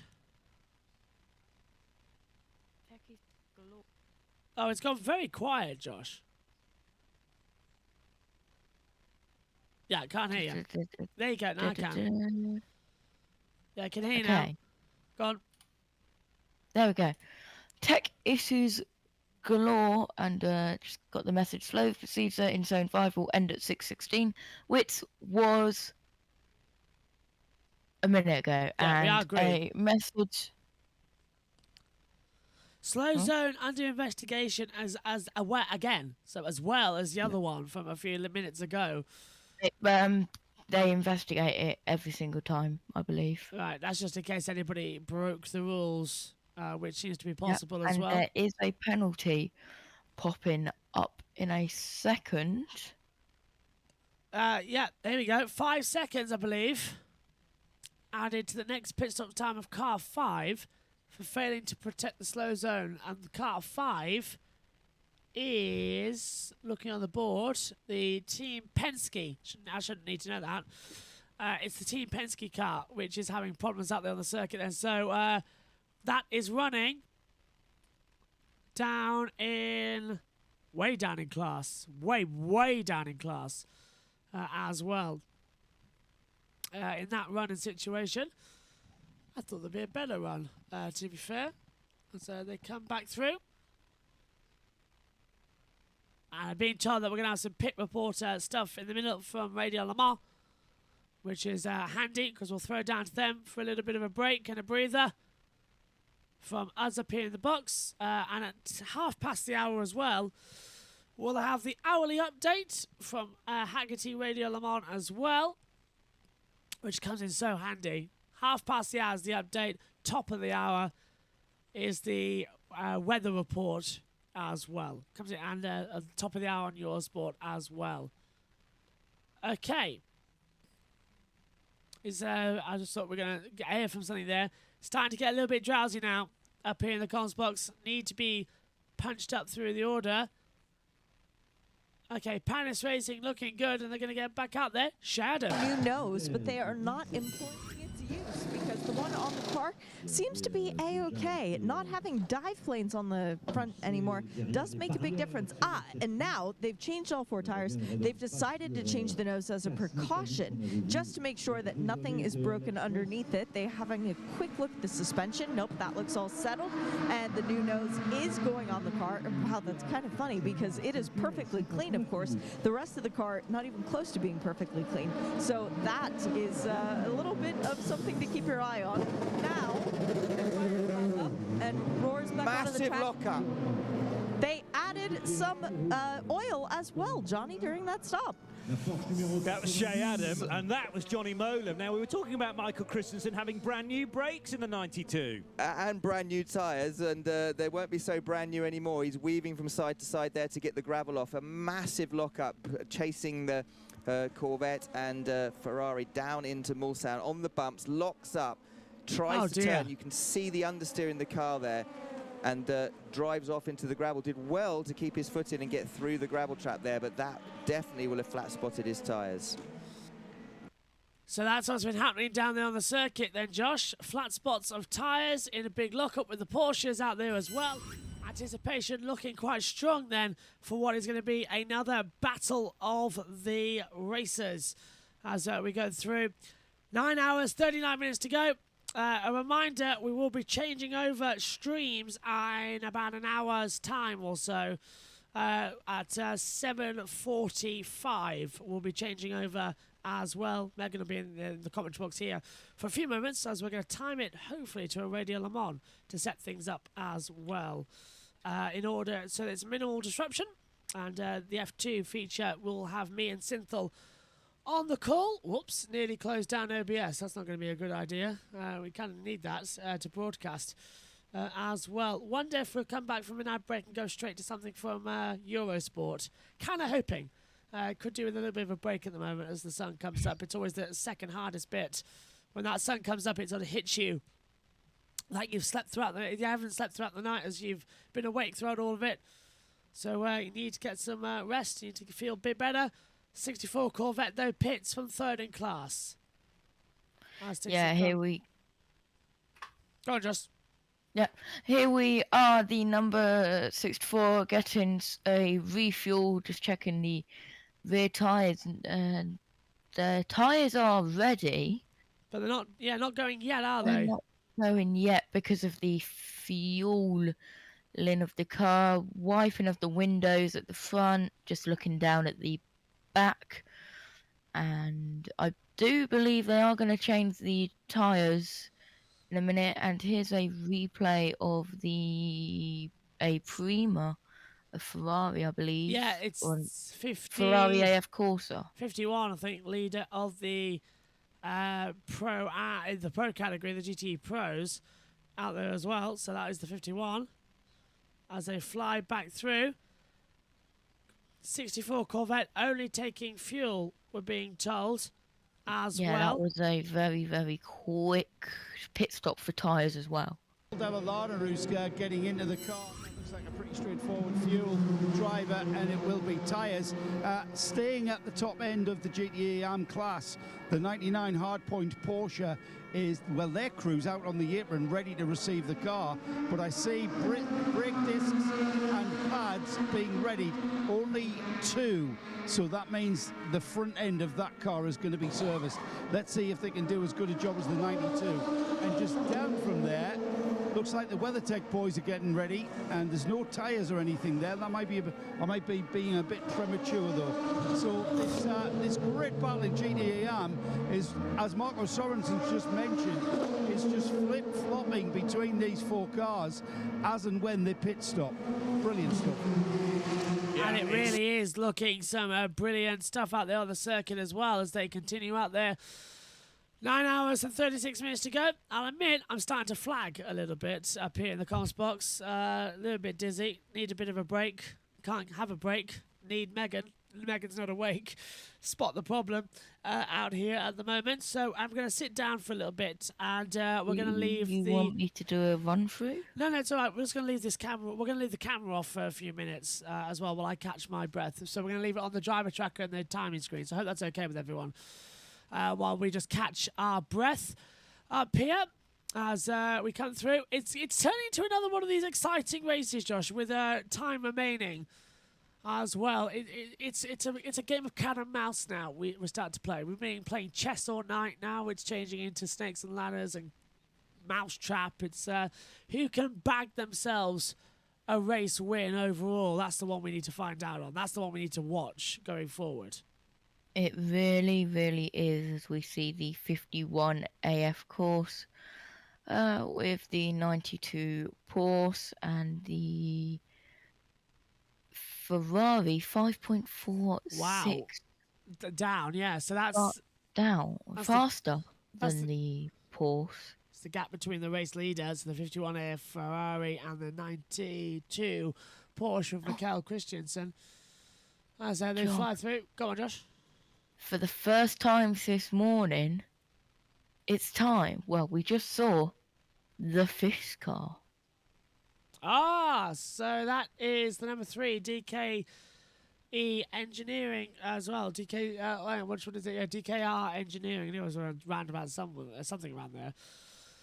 As they come through, someone suggested to me have some coffee. No, I'll crash harder. I need something else quickly as well to get the brain activated with some water. I've got some on the side of the box I'm going to pour and have a glass of myself as well, because a healthy body is a healthy mind, as that's what we need up here in the comms box, as we are waiting at the moment as well for all of the action and the situation from Eurosport to have another run. Here is Michael Christensen though. Josh, second in GTE Pro, looking quite strong to begin with. Yeah, coming down the back straight now, going towards the Daytona chicane. I believe on board now, coming off board as soon as I say that. Typical Eurosport and typical timing. 2 seconds, Josh. Joe Bradley's in the pit lane. Brake discs readied. I'm not sure. Yeah, that's still going to happen. They're going to do it on the apron. And you know what? Just 4 garages down, the WeatherTech boys have come out. They're about to receive their car, but for now, they're watching on in earnest. No, they haven't got the stopwatch quite out. The Hardpoint team, the Hardpoint Motors Porsche team, go to work, and it's the brake discs and pads that are going to be changed. Now then, I can't quite see over the shoulder, but it's not one of the it's not one of the setups where the disc has the caliper attached. They're going to knock the caliper out the way, put in the new. No, sorry, I got that wrong. It is caliper already attached to the disc. Dry brake system on the hydraulic part of the cable, the pipage, I should say, and already the left-hand side's on. I suspect the right-hand side's going to be on as well. I know Paul's got the stopwatch on this, and we just get the pop the pads in there. That's already done. Wheel going on left front. That's the gun drilling it up. Right front going on now. So the 99 ready and able to go to the finish on this current brake setup. And that's it out. What does the stopwatch say, Paul? 2 minutes and 8 seconds. Plus whatever it takes him to get to the pit exit. So that's a good call, don't you think there, Josh, actually? 2 minutes and 8 seconds for a complete pit stop is something that does very well, yeah. So we are a couple of minutes away from the hourly report from Haggerty Radio Le Mans. And at that point as well, we'll let them go through it, and then we'll come back up to the comments box. So I just need a few moments sat down and catching breath, personally myself. And I don't think anybody minds looking at the timing screen and a driver tracker instead of me and Josh up here in the comments box. So we'll keep our distance for a few minutes and stay with you in voice. And at least this week I still see everything. Look at that track temperature now. It's starting to rise. 18.4. It was 14.3 earlier on as well. Air temperature 13.6, which is increasing as well. Hopefully everyone's enjoying this one. We'll be back up with the comment box camera in a little bit as well. But to see the cars circulating out there. The ones flashing, by the way, are the drivers who are leading the races. So it's the 7 car is leading overall in Hyper, and the 24 is the next one to be lapped on the board. Josh. The 709 is having a full new rear wing, and for matters of lights and lights panels, the night will deem to finish at 7 a.m. So in 32 minutes, so top of the hour. That is local time, by the way, so France time. So that will be 6 a.m. here in the UK, if I'm correct on my mathematical skills. As we feel through into the pit lane comes the 51 Ferrari as well. So good stop. It just missed the pit box. That needs a new brake pad, in my opinion, as well. They are getting tired now as well, these drivers. The fatigue starts to come in here at Le Mans. As they come in, new drivers go in. So changing over from everybody. It's time, though, for the... 2 seconds, Joe, down to you. 79, WeatherTech racing car is in. Yeah, he's handing that car over to Thomas Merrill. We're talking about the WeatherTech car in from the lead of GTE. It really is turning into a fist fight, this one, isn't it? So as the fueling goes in, Julian Andlauer steps aside. Great job from him to keep this car in contention. We've got brand new rubber as well, Michelin, unscrubbed Michelin's going on, fueling still happening. Fueler indicates something, not quite sure what that means. Waving his hand there. Still got the fueling pipe inserted into the tank filler, and he pulls it away. Jacks go up. And Jacks come down as well, yeah. Attached now. Off come the right rear, left front. So they're kind of doing a diagonal. Okay, let's say good morning to Eurosport now with 9:29 to go. In the Danish camp, how was it? It was good. It was very good, and got to a little bit around the track to see during the night, which was obviously fantastic. I got a beer to sleep on, first a little champagne and a small sandwich, but the night was incredibly short. Yeah, but now many coffees for this day. Why do we say that sunrise is such a magical moment for drivers? It's a key moment. There's this thing called happy hour, and happy hour is when we start to see a bit of the daylight. So the drivers have been really through the great time at the moment. The thing about the sunrise is obviously when you come through karting, and particularly when you come out of Dunlop over the crest under the Dunlop Bridge, you are again blindfolded with the sun straight into your eyes, and it's pretty scary because you actually have to travel left and then right, but with more than 280 at that time. So it's pretty demanding for in these circumstances. And the fatigue is there also, but you need to remain concentrated, of course, because there's so many hours to go. Yeah, fatigue, there's still 9 hours to go. Many endurance races is not even half of that, so there's a long way to go. And of course, some have a setback, are struggling to find the right determination and motivation. Maybe they take too high risk to gain time back they have lost. Others have something to protect. Some can maybe the dream of the victory here. So there's a lot of mental processes which are happening at the moment. And never forget the mechanics, the real heart and soul of this race. They have been up for a very long time. So it's demanding, but nevertheless, fatigue is the key word, as you said.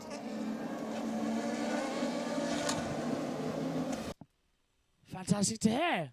And let's go straight to the report. Jonathan Aberdeen is next in P2, also for Jota, number 28, and it's Matthias Besch and Fabio Scherer, 5th and 6th in class for TDS Racing and Inter-Europol competition.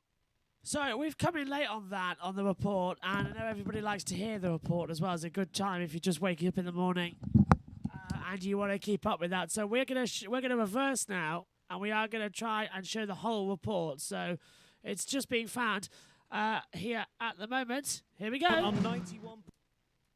So let's go through then. We'll hand back over to Haggerty Radio for the full hourly update here from Le Mans. If you're just waking up and just stretching, here's what you've missed during the night shift. Over to Johnny Palmer.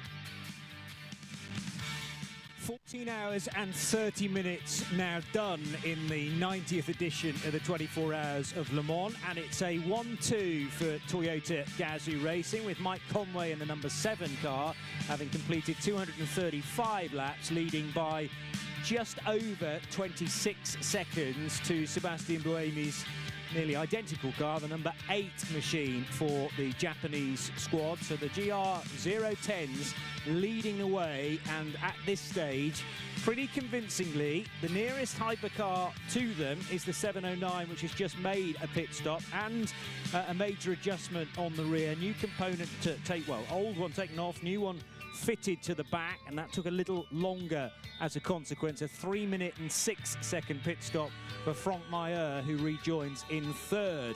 LMP2 is led by the mighty 38 for Jota. Roberto Gonzalez, who is the silver driver in that combination, took over, or rather brought the car back out again about 5 or so minutes ago. Olivier Pla in the 708, trying his hardest to make it 4 hypercars in the overall top 4. He's got a bit of way to go yet, but at least that 708 has recovered the situation from earlier when a spin lost that car a lot of time. It's back up to 5th overall. 2nd position in LMP2, therefore behind the mighty 38, and 2 places behind is the number 9 of Robert Kubica for Prema All-In team. Then in 3rd position and 7th overall is the 31 Rene Rast-driven Team WRT Orica. Jonathan Aberdeen is next in P2, also for Jota, number 28, and it's Matthias Besch and Fabio Scherer, 5th and 6th in class for TDS Racing and Inter-Europol competition, respectively. Quite a bit further down in 22nd overall is the Pro-Am LMP2 leader. That's still James Allen for Algarve Pro Racing, number 45. It's been that way for many hours. Matt Bell for Nielsen Racing in their debut in LMP2, running 2nd, number 24. And Francois Perrodo, AF Corsa's car, number 83, still looking good for a podium at this stage in Pro-Am. GTE Pro, talking about a dogfight. Well, yes, the gloves are off and have been for several hours now, with Porsche, Corvette and Ferrari all involved. Michael Christensen with his new brakes, despite that very scary moment at Mulsanne a couple of laps ago for the Dane, is leading the class. They're 19 laps back from the hypercars, to give you an idea. Car 92 leading by just over a minute from Tommy Milner's 64 Corvette. 3rd is the 51, the rejoining Daniel Serra for AF Corsa. Another Porsche 4th, that's the number 91 of Jean-Marie Bruni. Davide Rigon is 5th for the 52 AF Corsa car. Sam Bird in 6th position for Riley Motorsports, Ferrari number 74. And in GTE Am, here's the top 4. 33 for the time being, TF Sports Aston Martin, and Ben Keating goes to the lead because the previous class leader, number 79, with the WeatherTech Racing Porsche, has just pitted, with Thomas Morel taking over. Paul Dalla Lana almost losing it completely on the run into the pit stop previously, but the Canadian is still very much in the fight. Car 98, the Northwest AMR Vantage, ahead of the Hardpoint Motorsport Porsche for currently Alessio Picariello, the mighty Belgian, number 99, in 4th place in GTE Am.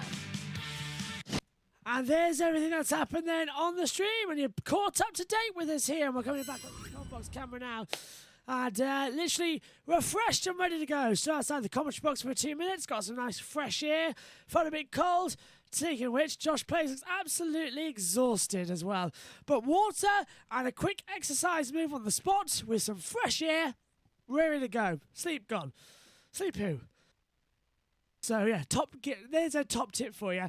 If you are feeling a bit tired, go stand out in the morning weather as well. Get some air, breathe in, then come back into the commentary box, drink some water, and then start jogging up and down on the spot as well. Pushing your arms out the front, getting your legs moving, getting the blood pumping as well. A surge of adrenaline is what I was after, and we're ready to go. Right. 9 hours and 21 minutes, easy. We've done 14 hours and 38 minutes to go already. The atmosphere is tense. Mike Conway leads the way from Sebastian Buemi, the 7 Toyota leading the 8 Toyota as things currently stand. Hello, Abby. You're back. Hello as well. Well, we've just had a little bit of a break of around about, how long was it, Josh? About 10 minutes? Yeah, 10 minutes. Yeah, we've had Eurosport doing something, and then we went for the hourly update to Haggerty Radio as well. In that time, I was suffering a little bit. It started to get to me during the race as well. So I went outside, took in some fresh air, and I came back in the commentary box, drank some water, and started some jogs on the spots as well, and punching the air going forward as well like that. So really getting the blood pumping. I feel a bit better now, actually. Oh my God, you look so tired. I do feel it. But I've got like a surge of energy at the moment, so I'll just keep doing that throughout the day, and hopefully my heart can take it and start pumping the blood through and the adrenaline.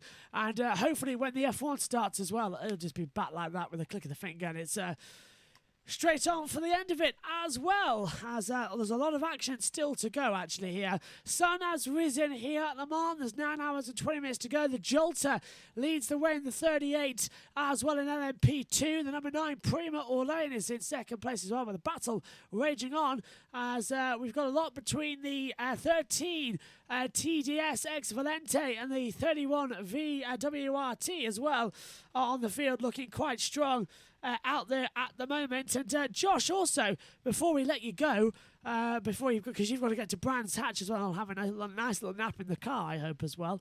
What are you expecting then to the man? Who do you think is going to win this one? Is it going to be number 7 or number 8 Toyota? 8. 8 Toyota, good call. Abby says, I slept and you're still here. Laffy, Laffy, yes. Of course we're still here. Not going to go anywhere. 9 hours left. 14 hours all done. And this is part 2 of the stream. And this is the DKI Engineering, who's on the screen. He was on the screen right now, actually. With that clownfish rear of the car. Kofgar got on the way, and Hoare goes through as well. I believe it's a horse as well as it comes through. What do you? That clown car's amazing, isn't it, Josh? It really is. Looking good out there as well. So 9 hours to go with this one. A lot of action, a lot of anticipation, a lot of pressure. And this is the crunch point now. Drivers are tired, fatigue starts to hit everybody. Not just the broadcast stuff, everybody starts to feel it up here. So who's going to be the first one to make it to the checkered flag and take home the prize as well? When are you leaving, actually, Josh? 6 o'clock? Yeah. To and Hatch. then I'm having a shower, which will not make me tired, which is good. And then I'm going to Brands. Good call. Sounds all good to me. And then I'm back at 7, I want to say, because it ends at 6:30. Yes, tonight, yeah. So I probably won't be back until like 9:30. Well, I'll be doing the touring car races, so it's all right if you miss them as well. But, yeah.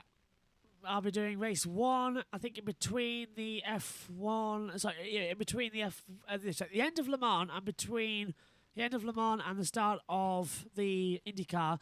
Maybe able to squeeze race 2 in then if that's the case. And then I can do race 3, and then maybe I can get to bed an hour early. My goodness, I might be early to bed as well with the prediction. Let's take a look. Abby has said as well, but as I was talking about my F1 suggestion last night, it's actually not only F1 that celebrates with champagne. Football teams, cricket teams, and also it's so sad to see some players and drinkers left out. Yeah, I agree there. Josh, do you live with your parents? Which one? There's 2 of us here. Well, obviously he does. Well, he does. I do as well. Technically, though, it's a complicated situation. But yes, Megan, that's how Megan's with me, and Ian Birch as well. My dad is with us as well. But yes, I do. Yeah, this is my garage convert into a box that I wear at work. COVID sort of put me here as well, and I can't really escape. It's kind of like that situation as well. I say put me here, I was already here. COVID stuck me here for 2 years. So you make the best of a bad situation. Plus, anyway, I enjoy it here for now. The commentary box. Yes, this is the garage where we converted into it as well. This is the commentary box. But yeah, as we come through, Josh, how did your parents give you permission to commentate so long? Oh, you! It's you now, Josh. It's you. How did they commentate? Oh no, Josh went to sleep. Josh had been here all night. He went to sleep. It's me. I'm the one who's been all over the place as well. Which one are you on? Ali, you're gonna have to narrow it down here. There's two of us. We need to know which Josh you're talking about in the thing. And don't just say you, Josh, because that's counterproductive. Either Josh P or Josh B. That way we know which one. Otherwise it gets a bit confusing. As a hypercar still in the way. Still though, a 3:27.960 is a fast lap by the number 8 Toyota as well. As they come through. On board with that number 7 Toyota with Mike Conway. As they come through. Oh, yellow flag is out there as well. Play Games YouTube. What's your living? I Write Books says Play Games TV. What's your living situation and your height racing? Yeah, so everybody wants to fall. The guy that's in the commentary box, Josh P. Oh, it's you, Josh. You. Yes. How? Well, it's contact 31 as spin spun round with the number 10 Vector Sport down at the Daytona chicane. They came together. They're okay. They've got going again. Right. Josh P. As into the pit lane comes Mike Conway. Yes. How on earth are you commentating at what was 4 a.m. when you rejoined the box? I've done my planning. Fair dues. Fair dues. I'm actually in the living room. I did that. And again, as I said, got kicked out to the box. As well. I Write Books says both. Abby's 12, yeah. Coming through out there as well, the situation. This is looking interesting. And change to the front. Yeah, sorry, go on. Oh, sorry. And I thought that was a race control message. It was just about the Le Mans app. Yeah, I thought it was. We've got lead change. The number 8 Toyota has taken the lead in with Sebastian Buemi. Now, there was a 14-second gap between the two of Conway and Buemi, the 7 and 8 Toyota, so they've switched over. So what's the gap now? 44.752 seconds is now the gap between Buemi and Conway. So Buemi's now got a free pit stop. Well, nearly. It's a 54-second stop here, so that was just fuel then for Conway, no tyres. Otherwise, it would have been longer.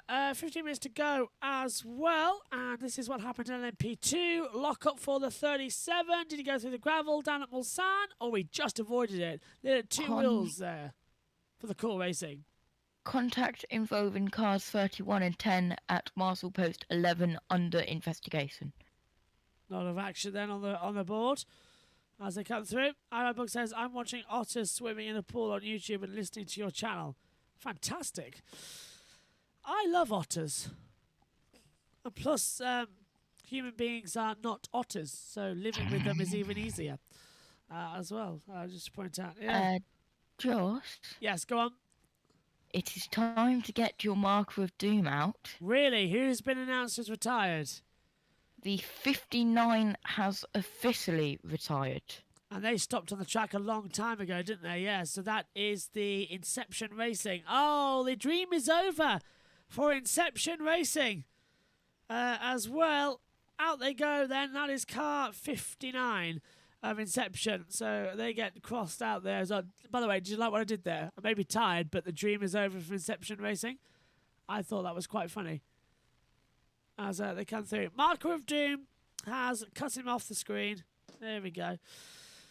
All right, book says, I also am writing a book. It's called The Universe for Beginners. It's actually a very big book. It should have 8 to 10 chapters. I quit writing it because I'm on a vacation and got bored. Don't blame you.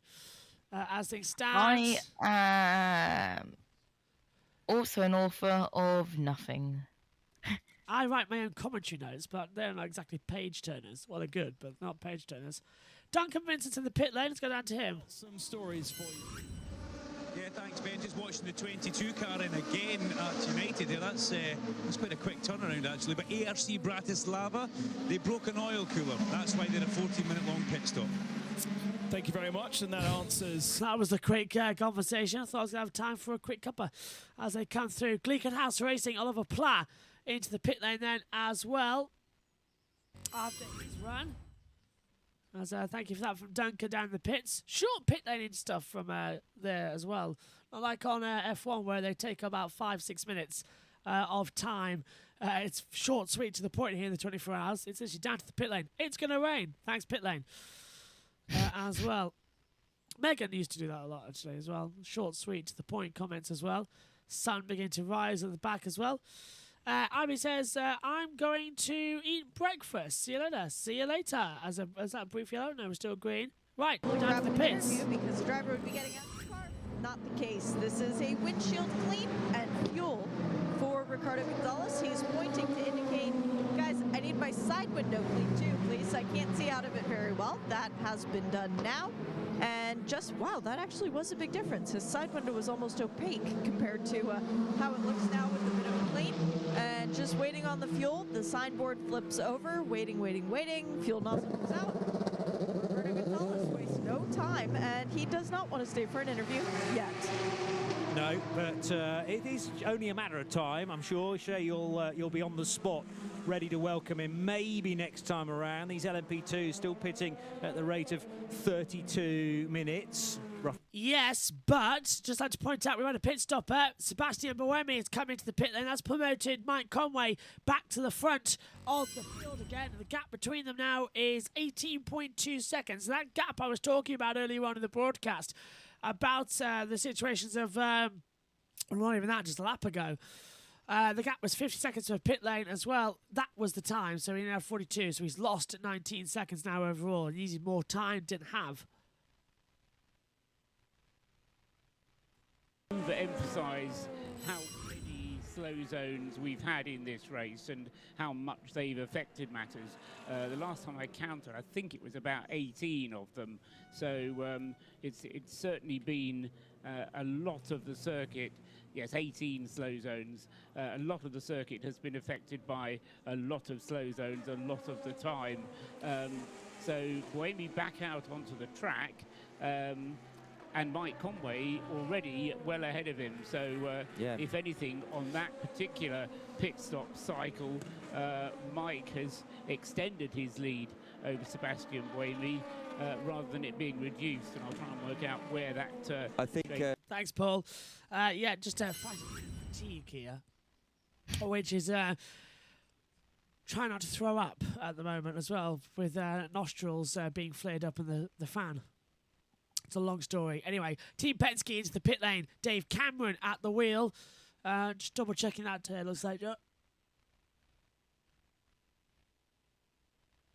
And it was because Buemi had to be pushed backwards and forwards in the pit box on his pit stop. There wasn't enough room so he could get in, but then they had to push him back before they could get him out again because either United was there, no, it must have been United was there, and they were blocking the way in for Sebastian, and that just lost him about 10 seconds. That's a lot, actually, to lose in that, yeah. Actually, it wasn't as much as 10, it was 7. Yeah. But then that, plus a slow zone, which Sebastian Buemi got unlucky and had to go through the same slow zone twice, whereas Mike Conway did his pit stop. Yeah, and only had to go through it once overall. So I'm trying to get my point out as well, which is as well the action that we're seeing here. What is Abby on about? Go have breakfast. So you can't go to the 186,000 miles per second. Yes, I know. There's nothing at the end of and space universe expands at the speed of light. So you can't possibly go to the end of the universe if it keeps expanding unless you go faster than the speed of light. Our book says yes, but what's on the cusp of the expansion? It expands and becomes space and stars and hundreds of galaxies born like newborn babies in my own worlds. Good evening. Hello, Joe. Our book says that has to be space, expand into it. Well, it's one of the great ethological questions, isn't it, at the moment, as what is beyond space? This has Go on. turned from Le Mans commentary to book commentating. It is, isn't it? It's fun. What is beyond space and what is beyond time and everything else as well? It's simple what's beyond there as well. You don't know. And that's the great advantage. If we knew everything, life would be boring. The great unknown is what humans love to explore to. So why do you think we're after to colonise the moon? Why do you think we want to go to Mars? Expand our horizons, leave the solar system, develop, find out if there's more than just us in the universe as well, which is there bound to be because the universe keeps on expanding. As I often point out as well, we are on in the UK, we're on one small island, on one continent, in one part of the world, in so many different time zones, surrounded by so many different seas and oceans as well, and life forms and planets of decades of history. The Earth getting bigger and bigger and bigger as the years goes on. More gets put into it as well, and we're constantly growing. We're expanding new technologies, new horizons. We're expanding. We go to the moon, Mars, Jupiter, the rest of the galaxy as well. We move on past the galaxy into the solar system, the Milky Way, ever and ever and ever. It's one small rock as well in the centre of a much bigger universe. And after that universe is probably the gateway to another universe and several others as well. Add in parallel dimensions as well. It is so mad to think what could happen out there. And that went very off topic, but it's kept my brain active. So thanks for that, Abby, and I write books out there as well. This planet as well is just one small speck in the universe, and it's so much fun that right now what we're doing, all of us watching this YouTube stream as well and commentating and watching them on, we're watching drivers in the pursuit of speed, which the entire universe revolves around.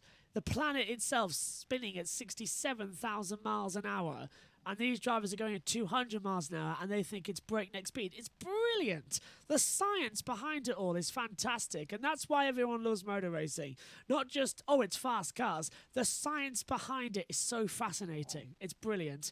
9 hours left in this race coming up, yes, as well, as they say. I write books, but the Bible says as well, heavens are there for us to know that God is the creator and the possibility of anything else is impossibility as well. Who knows what could be out there as well. That's another thing as well. That's what I do enjoy about it as well. It's everything. It's a mystery, and I love the mystery. I don't want to solve the mystery. I love the mystery. I want to explore.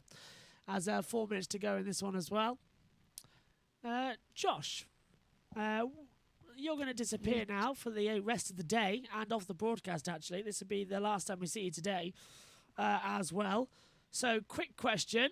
Who's going to win the touring car races as well later on today, the 3 touring cars we've got coming up? Because I think we've got Ingram on pole, haven't we, in one of the sessions. So, it's all going to be action up front. Absolutely no idea. I have watched 0 touring cars this weekend, but let's just go with Ingram.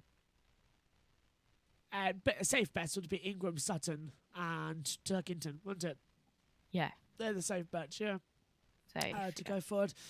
Okay, we're gonna let you go, Josh. A bit early, as we're gonna get ready to change over for the top of the hour report from ESPN. And then we might get Tom in. ESPN? Sorry, I meant Eurosport. It's been a long night. Yeah, and then we're going to go over for Radio Le Mans as well. Tom? I honestly have no idea. It's been a long night and my brain's just going backwards. Anyway, thank you, Josh, so much for being on the broadcast here as well and on Formula One yesterday as well. Have a great day at Brands Hatch. I'm not at all jealous that you're going to go there as well. Looks like a dry day as well. Anyway, thanks, Josh. I'll let you go. We'll see you later on. Bye. And Joe's asking who's in your lineup. I think Tom's up next, but I'm not too sure. Joe, if you want to pop on for a bit, well, we've got room for you as well. As just trying to take over these as well as get back over with that driver tracker. That's what I'm after to come through. At the moment, well, we've had Adam on earlier on in the day, and I'm not sure who's on next as well, so it might just be me for a little bit. But right now, we've got the update coming on. Josh Plays, don't forget, pick a winner for F1, IndyCar, NASCAR. Yeah, Josh, remember that on Twitter. And I gave my pick a winner, by the way, earlier on, Joe, with Adam. I don't know if you saw it or not. At the end of that broadcast, so just before he left the commentary box, he asked me who the picker winners are, and I gave them out as well. So, we're coming up on 9 hours to go. 15 hours would be completed of the Le Mans 24-hour, and then we have a total of 9 left as well. Who's going to be the key?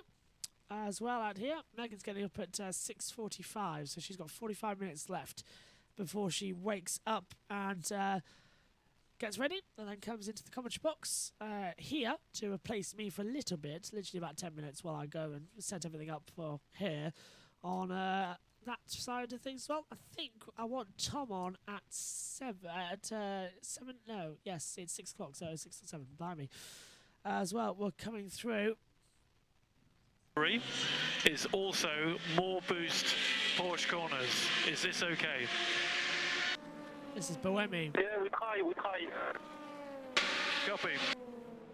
That's the reduced base as well, so they're desperately trying to find out if that car is okay to deal with, considering the last time Boemi was in the car a couple of hours ago, he did not like the setup and actually changed over altogether as well. He's let Conway and Hartley do the night shift, and Boemi did not like the cars, and he said, honestly guys, I'm sorry, I'm not giving you my best, he said as well. So it's looking quite important, quite strong out there as well as things stand. So here we go then, coming up on 9 hours to go, and I believe Eurosport will have something, as that is a slow moving LMP2 car coming down the back half of the circuit. Can't tell which one it is. It's the 35 out there as well. The Ultimate gone straight on the Porsche curves, so there's a problem here for the Ultimate. And this is, as I said, car 35. I'm trying to work out where it was in the standings actually, as it's not in the top 18, I don't think, on the board. Can it make it back to the pits? That's a worry if it can't. Right, let's go down then to look at the track overall. 9 hours to go here at Le Mans. 15 down, 9 to go.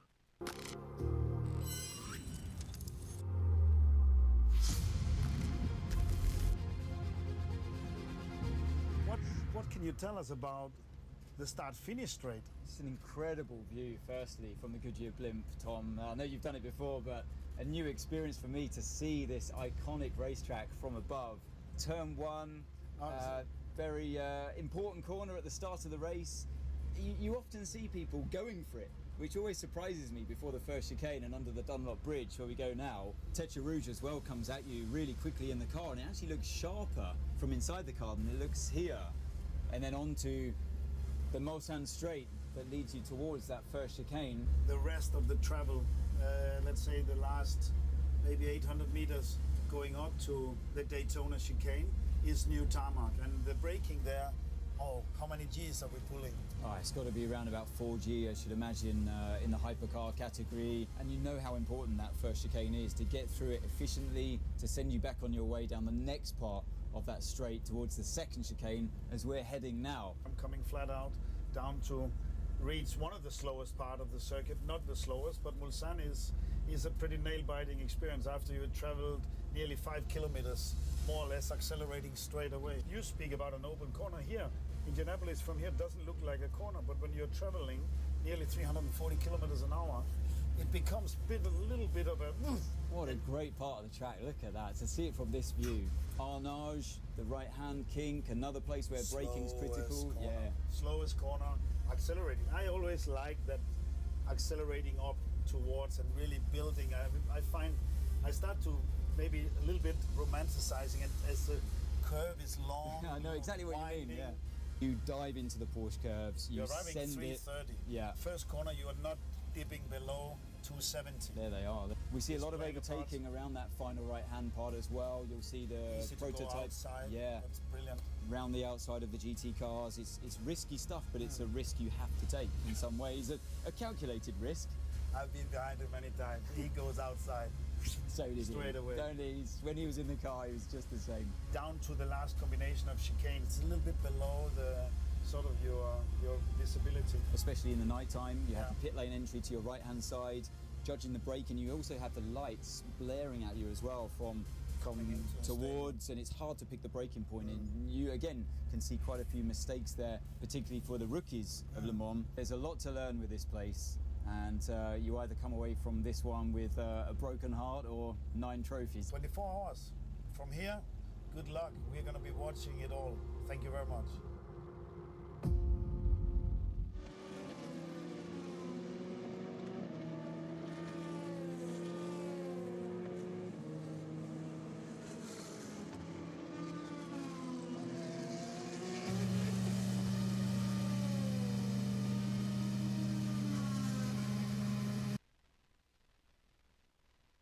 A lot of action then happening out on the circuit as we see back of the half.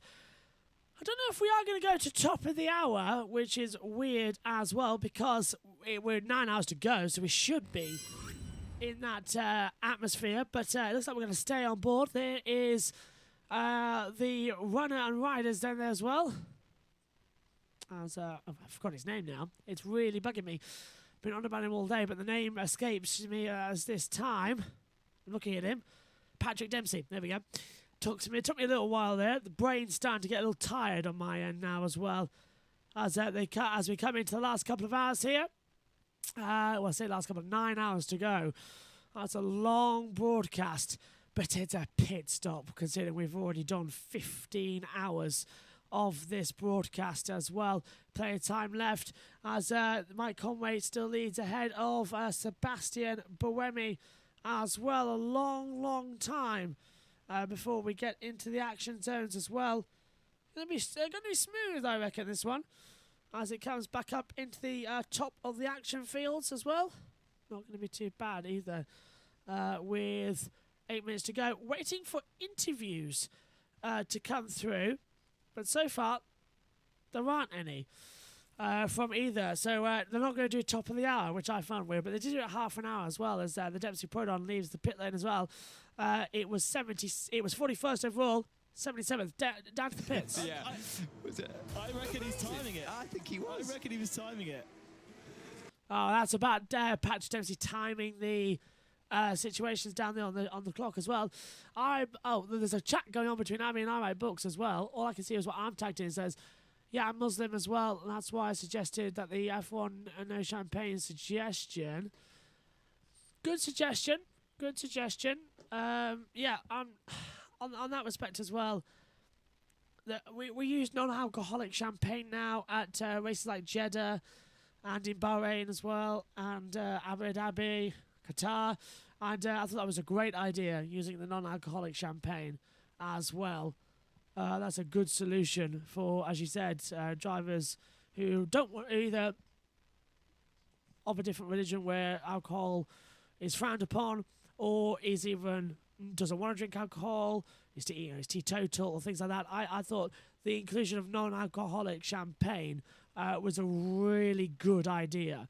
That was brought in at Jeddah earlier on this year. Okay, we've got some live stuff coming through as well.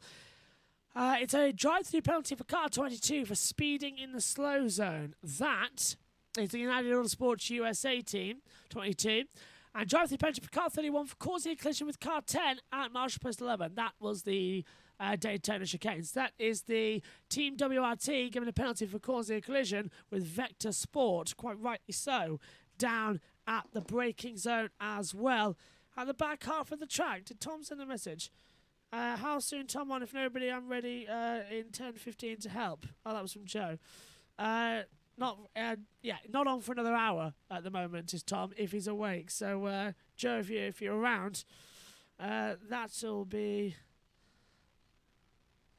a big help as well. Nobody on nobody on yet. Nobody on till 8, my time. And that's 8 a.m. That's 2 hours. So that's when Megan takes over. And this was the penalty. Oops, don't like the look of that. With the TV signal breaking up. That's the last thing we need up here. Please don't break up. Thank you. TV pictures nearly broke up there from Sky as it's got back racing again. 8:52 on the board as they run back through. Dempsey Proton now rejoining 41st position as things currently stand. Problem with having Discord in as well is you can't see who's where at the moment on the running order. So a lot of action, a lot of power as we look at the aerial camera. Battle for 6th between the 37 Cool Racing and 5 Team Penske. Interval is 0.962 between them at the moment as well on the back straightaway as they come in towards Mulsanne and the run down towards one of my favourite corners on the track, Indianapolis. True best power part on the circuit. Down in the pits, let's go down to Duncan. Yeah, equally cool, Patrick Dempsey and Larry Holt. Larry, first of all, we'll come to yourself. There's not a lot of pad left on that 77 brake change there. No, that when we knew when to do it. So we had it scheduled for either this stop or the next stop because we have a pretty good idea of what the pad wear is. They're all pre-bled. And I think we're the only guys who have done it in the lane because the factory guys, which we were about 25 seconds faster than. I'm just saying. There's no competition there. Yeah, we did it in the lane. Does the driver give you feedback in the car about maybe a long pedal? Yeah, no, he's not getting a long pedal, but he can feel that you're losing the brake bite, and he started reporting he's losing the brake bite. And Patrick, we see you filming or timing every stop, and then a little smile and a nod of the head. Yeah, it's great to see how fast the guys go, you know, and it's just exciting and really, you know, just all-inspiring to see how they're dedicated and the timing of it. But Larry, it's all about checking the performance of everything. It's about Tag Heuer, really. You guys seem to have an awful lot of fun, you know, and if you're having fun, usually you end up being fast as well. Well, when I first started racing, Larry was the first guy I met back in the Panos days. So that was 2005, I think. When we were both young men. So it's great. I mean, it's just fantastic. 88 car going out of the pits right now. Yeah, it's just great to be around everybody, all the history, and just, it's a sense of family, you know, and of course with Chris and his family, it's just an extension of that. And everybody's passionate, and we love to be here, and we're grateful to be here.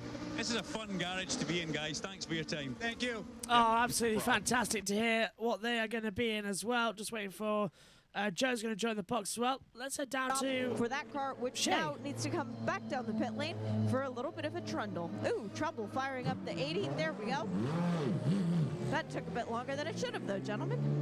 Thank you, Shay. Yeah, looks like that the refire, the cars down there in the pit said Alex Brundle is in the pit lane, 16th overall, 12th in class for the number 34 into Europol Competizione as well.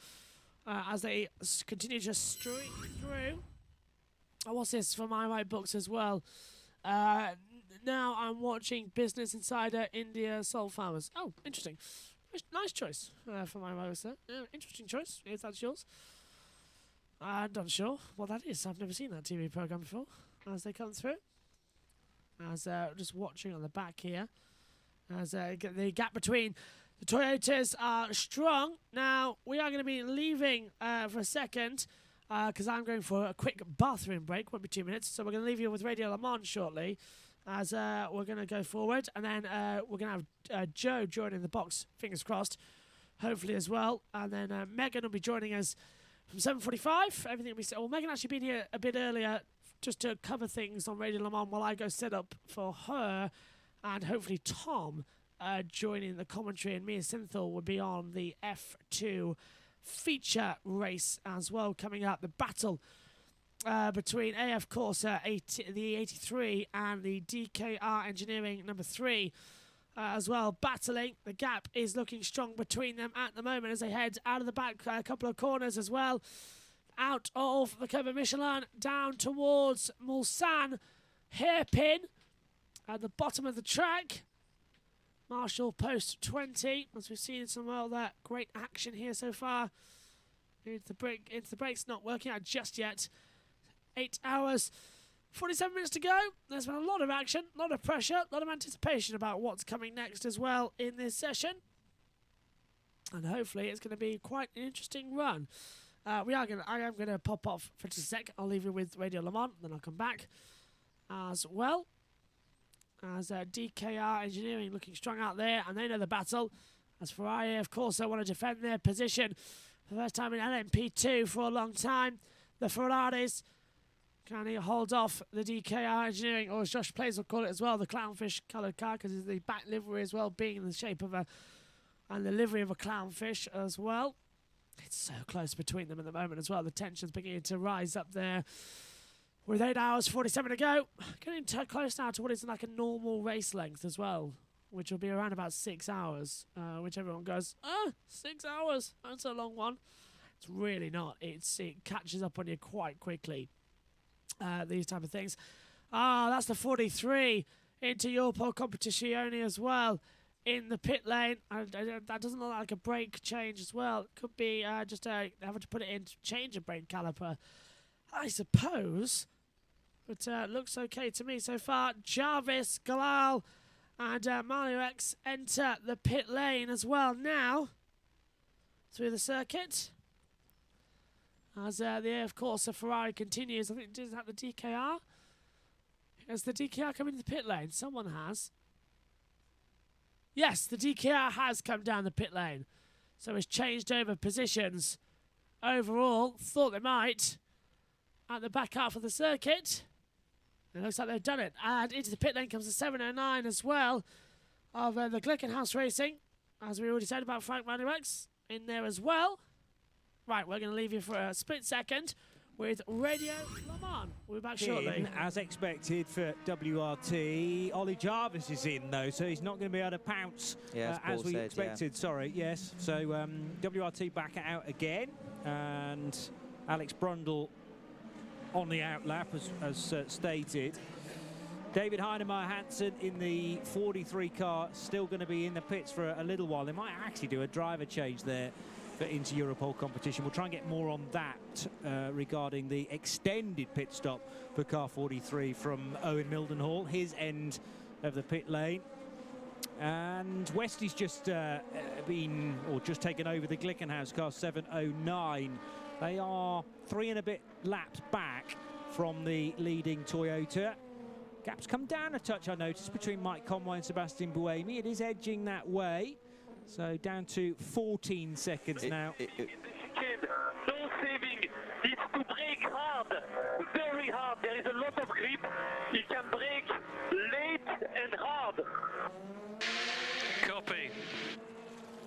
Okay, so that's encouraging. There is lots of grip, braking late and hard on the number 8 car. And he was talking about no saving there, wasn't he? No energy saving there. So obviously they're adjusting as they go. Yes. Of course, it's the brakes that generate the electric power, which then go into the hybrid system, which gives him the four-wheel drive Toyota that he likes to have so much. And the problem, at least the problem that I remember reading about in great detail on the previous hybrid Toyota, is how they balance that delivery of power to all 4 wheels at the same time, because they're 2 very independent systems, and if you're not careful you end up with 2 different deliveries of power, and you don't want to be spinning the front wheels and not the back or anything silly like that. Yeah, absolutely, Paul. And again, with the track grip ramping up and the fact that he's able to brake so much later in certain corners, maybe even do a little lift and coast occasionally into those corners, then brake incredibly late.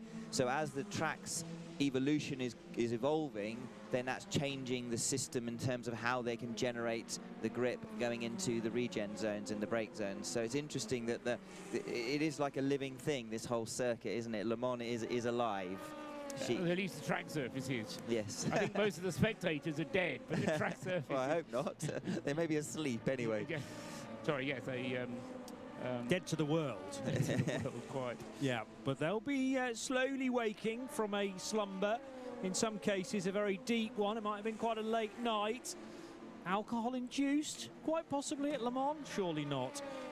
It's been fascinating to me to kind of work out where the Toyota is able to gain that extra power from the hybrid. There's only a couple of spots around the Le Mans circuit where it can do so, where it's north of 190 kilometers per hour. So exit of Tertre Rouge, and then obviously parts of the Mulsanne Straight. But whereas previously, well, in LMP1 days, you got so much extra drive at low speed through those front wheels in the Toyotas. And then when Hypercar first came into the regulations last year, the Toyota was able to pick up the extra power at 120 kph, but they've now got to wait till something like 120 miles per hour, there or thereabouts, before that hybrid can be engaged, and it's all very cleverly electrically managed, but that is adjustable, and they're going through that process with Sebastian Buemi. Back to LMP2, close still. Dane Cameron still, we were talking about it earlier, he's now 0.637 tenths behind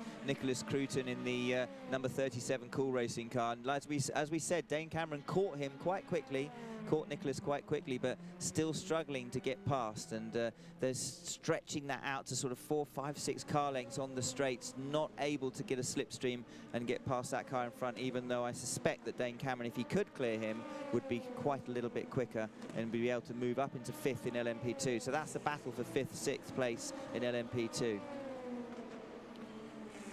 And in GTE Pro, Tommy Milner expected in at the end of this pit stop.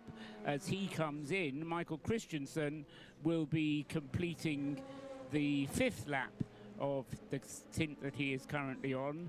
The gap between the two of them at the moment is just 10 seconds, so Michael Christensen will be able to take over the lead of GTE Pro at that point. Daniel Serra at the wheel of the 51 AF Corsa Ferrari is a further 6 seconds behind, so he'll be hot on Christensen's tail, taking over in 2nd place in GTE Pro as the pit stop for Tommy Milner unwinds. But have to say, all credit and hats off to the number 64 Corvette. We thought that was going to be out of the race, or at least struggling to get itself back into the race, and here it is, not just challenging for a podium position, Challenging for the win, I would say, Paul. Yeah, absolutely right. Absolutely, and I think that just shows that the Corvette does have the edge. They're very closely matched, the GTE Pro cars, but the Corvettes do, and now the one Corvette left at the sharp end does have the pace of the other manufacturers in this race this particular year, and it seems to, as we get back out into the heat of the day, I suspect that pace will become even more apparent. Side-by-side Porsches a couple of minutes ago into Arnage. That was the 88 car on the outside, locking a brake. So a big puff of tyre smoke into that tricky T-junction right-hander. And in from 3rd position on the road in GTE AM, the 98 Northwest AMR Paul Dalla driven car. So we reckon that might be the end of his driving duties for the time being. He's certainly just done a double, because there was that slight error on his route into pit lane last time around. Now he's going to stay at the wheel. Paul Dalla happy to plough on and tick off the best part of another hour of his bronze driving time. And the 57 car guy Ferrari just not looking in his mirrors then going into the Dunlop chicane. Didn't see Dane Cameron chasing through, still desperately trying to catch Nicholas Cruton in front and pass him.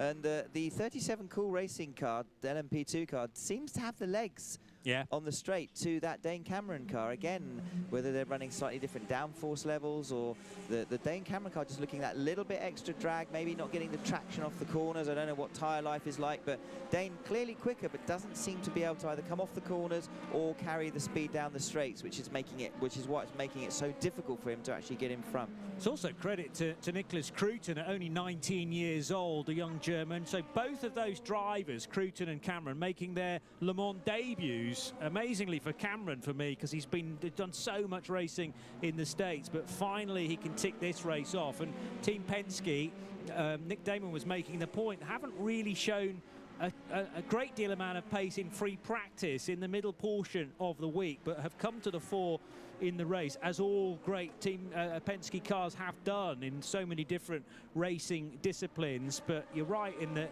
he's getting close, but not quite close enough to fashion this opportunity to get through.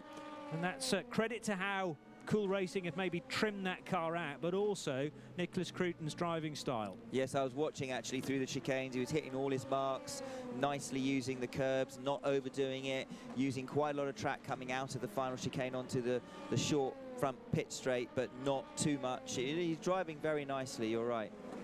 Just going back to Paul Dalla Lana, staying in, as you say, Johnny, for a double stint this time. It's his first double stint that Dalla Lana has done, but he does need to catch up on his drive time, because he did a single stint early on in the race. He did another single stint in the night, and as you say, he's just done a further single and is now embarking on his first double stint of the race, but he's still yet to do 3 hours of the race. You're back with us here on the channel. Can't wait to get going. Just having a bit of fun with the driver tracker there, as you can see. I'm back with you. We're going to have someone join the comments box in a second as well. That's going to be Joe Samiego as well from the Grid Network. Let's go down, first of all, though, to your sport. It's actually where the drivers can rest and have lunch, have breakfast, because it's really important in the morning. And with Josh Pearson. Thank you, Josh, for giving That's Josh Pearson, not me. A little word of. It's been a pretty hard first experience for you so far, this 24 Hours of Le Mans. Remember the guys who were 16 years old. Yeah, you know, I think we've had an interesting couple of stints here. You know, we started off and we had some tire dramas early. We had 2 sets of tires that Alex had a delamination on both sets. So we started off kind of rough, and we're getting back into the swing of things now. But we've been dealing with it okay. Just as I was getting out in my second stint here, we had the radio button fall off as well, so we tried to change the steering wheel, but it wouldn't come off. So we've had some dramas, but it's 24 hours, that's going to happen. Well, how has it been? Your very first time here on this fantastic circuit. What has impressed you most by being here in the race? I think, you know, it's a mixture of things, really. It's a very historic event, very special event, and, you know, to me, I've grown up watching and always wanted to race it, so it has a lot of history, and it's very special to me and to lots of people. The circuit itself is, you know, a difficult, challenging circuit. Where is the toughest? What do you find the toughest on the track? Where is that? I would say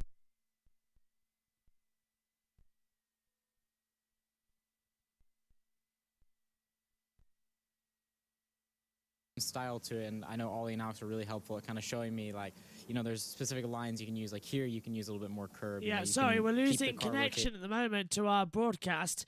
Not our fault. Stay with us as we're trying to get the things back operational.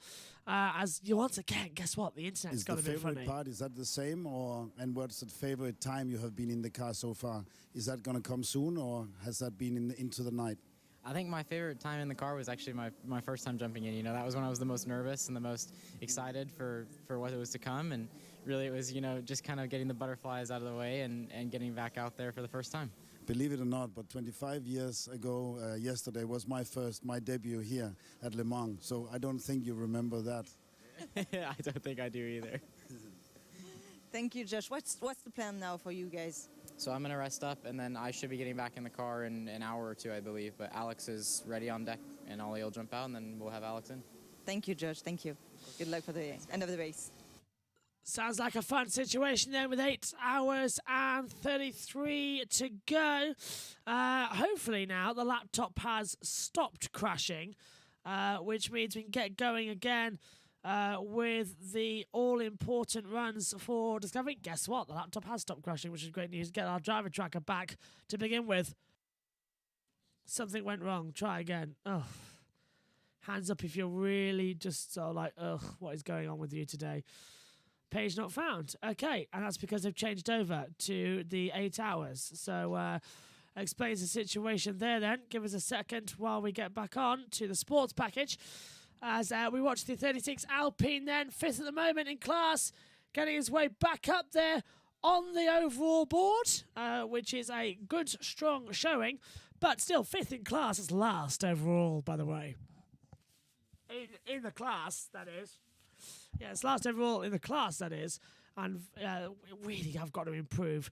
Major improvements for Alpine coming hopefully soon in the next couple of weeks. As it had it there and it's disappeared on me again. The driver tracker map. Here we go. Map positions. Watch live as well. So here we go. Get the map back on for you in full operation. There we go. It's not Le Mans without a track map, is it? We need a good map to get forward as well. And thanks to everybody for sticking with us over here on the channel while we just get this sorted after a few issues. And with that, we're going to now hopefully get Joe Samaniego. I haven't been to score forever, says Joe as well. So even he's a bit like, getting back in there on the top of the hour. But it's perfectly well to have you back in as well up here. It's all a bit of a mess, actually. So we're going to go to the hourly update shortly from Hagerty Radio Le Mans in about 2 minutes' time. And then when we come back, we'll get in through. Yes, here we go. I can hear you coming through now. So 2 seconds, then Joe's going to come back in, hopefully, in a few seconds' time. Hello, Joe. I can hear you perfectly. I can see you perfectly as well. Just get everything sorted here as well. Back to Eurosport with Will Stevens, quickly. 8 leading the way to the LMP2 class. Will Stevens, you're about to go to replace Roberto Gonzalez. How are things going so far for you guys? It's been a really short night for you. Yeah, we've been, so far everything's been running pretty smoothly. We've prioritised doing some longer stints in the night to try and get Roberto back out in the daylight, so the plan seemed to work quite nicely. So Roberto's done a really good job out there at the moment, and then I'm back in the next stint. So far so good. Let's hope it continues in that way. How long did you manage to sleep? I got about an hour and a half after my last stint, so it's actually relatively good sleep, so I was quite happy with that. So full of energy, ready for the last. I've got 2 more times back in the car now before the end of the race, so we're in good shape. Let's just hope it stays that way. I know you love coffee. How many coffees did you have already? I'm trying to limit myself to 1 before I drive, so I've just had 1. So that should kick in the next 20-30 minutes when I'm back in the car. So after this stint, then I'll start having some more, that's for sure. Thank you, Will. Wish you good luck. Thank you. And I'm delighted to say, joining me now in the commentary box is the head of the Grid Network as well, Joe Samaniego. Hello, Joe. Just getting you in here. Hang on a second. This is taking forever. Can't find the correct position. There you are. Hello, Joe. How are you doing? Doing well? So far, so good. Just a normal evening here in Portland. It's only 10:30 p.m. Big kudos to you. I know you've been up a long time, and hello to everyone that's still awake over in Europe. It's been a long race, but seeing we're already getting some crazy action going on with the Porsche going off track.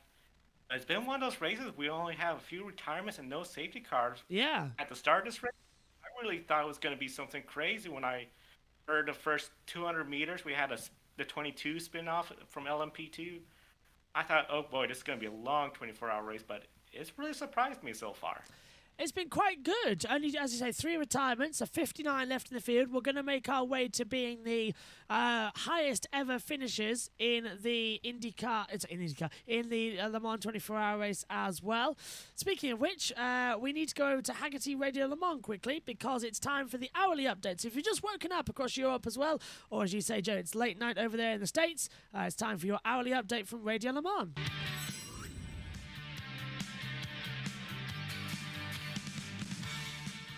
15 hours and 30 minutes now gone, so that leaves 8.5 still to go, and an unusual situation in that the Toyotas have pitted the other way around just now. Car 8 in before car 7, and there's still 20 seconds between them, but Jose Maria Lopez will still lead the motor race at car number 7, and he is in front of the sister GR010 of Brendan Hartley in car number 8. Richard Westbrook is in third in the 709 Glickenhaus, the GR010. The 007 LMH is the Glickenhaus car running in third position. And remember, the sister car was attempting to catch up with the 708, as in the 708 driven by Olivier Pla. Well, that's now in 8th position. So getting closer at times during the pit stop cycle, but it will take a bit more performance from 708 Glickenhaus to catch up with the sister Truly and be into 4th place, because there are 4 LMP2s that stand in its way. The class leader remains the mighty 38 for Jota and Roberto Gonzalez, 3 laps back from the first of the Glickenhauses. Then it is Robert Kubica in the Prema All-In team, number 9, having just made a stop, 2nd in LMP2.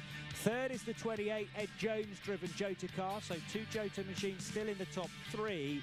And Cool Racing's Nicholas Cruton makes it up to 4th now for Cool Racing, but he'll be close to needing a fuel stop. Then the Glickenhaus number 708 is 8th, as mentioned, driven by Pla. Sean Galale in the WRT car could be further up the order, but because of that error that he made into the Daytona chicane, making contact with Sebastian Bourdais' Vector Sport car, he had to take a drive-through right after a standard pit stop, and that's put him back to 9th. Tymon van der Helm strapped in for a 2nd stint in a row for TDS Racing by Vaillant. Car 13 is in 6th position. In the Pro-Ams in LMP2, here's the numbers: 45 ahead of 83 and car 3. So that's Algarve Pro Racing for Stephen Thomas, number 45, ahead of Francois Perraudot's AF Corsa Orica and the DKR Engineering Laurence Rowe machine, number 3. Perraudot's just come in for a pit stop. GTE Pro, still all 3 manufacturers represented in the overall top 3 there. So Porsche, Corvette and Ferrari, 1st, 2nd, 3rd. The 92 Michael Christensen driven 911 RSR 19 ahead of the Corvette by 71 seconds, and then a further 17 seconds back, Daniel Serra in the 51. Richard Leitz in the 91 Porsche is 4th, ahead of the 2nd of the AF Corsa Ferraris for Davide Rigon. And in GTE AM, TF Sports Aston Martin Ben Keating leads, number 33, ahead of Andrew Harrianto for Hardpoint Motorsport in their Porsche, number 99. WeatherTech Racing's Porsche Thomas Morel, former class leader, number 79, dropping to 3rd for the time being. And Paul Dall'Alana, this will be 3 stints in a row, I reckon, for the Northwest AMR driver, number 98. He is 4th. There are 8 hours and 26 minutes still to go. Yeah, once again, an amazing run then from Radio Le Mans, giving us a complete rundown of what's happened so far in the race. And there's a second wind now that sort of blows over you. We're talking about it throughout the race as well. The sun comes up, you get a little bit of energy, you start walking around a bit as well, and you start feeling more awake. But I must admit, making connections in the brain is getting harder and harder as the time goes on for the entire one. I can't tell you, we're doing 15 hours, 34 minutes commentating non-stop for me in the box. As well. I am, however, approaching what will be the first of 3 hours I miss. 7:45 until 9 o'clock. I'm not in the commentary box. Megan will be taking you through that as well. And then I am back until 11:45 UK time, when me and Ian Birch will start commentary on F1 in Azerbaijan.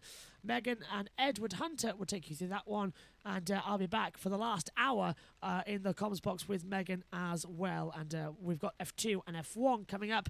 We've got 3 British Touring Car races, all of them delayed, unfortunately, but we've got live coverage of IndyCar, so there's all sorts going on there. And if you're just joining us, Joe Samiego's with me now in the comms box. So then, Joe, where do you want to start? First of all, I asked Adam this question. How was the Grid Network show last night? Was it good? It was a lot of fun. We got a lot of discussion about the Formula One, Azerbaijan. Especially, it looks like the big discussion was the start. We got Perez. He's going to have Carlos Sainz behind him. Max Verstappen is behind Charles Leclerc. Leclerc has a better start. Easily, Verstappen's going to go get 2nd place. But if Perez has a better start, does Max really push it and try to cut in behind him? Or Carlos Sainz really shut the door? It could be a really exciting start. And that's really going to dictate the strategy we felt in that race. It's so annoying. The fact is that I have not actually seen anything from qualifying. I think I've seen 2 minutes of it as well. And I know that Stroll crashed. I know Vettel did something similar.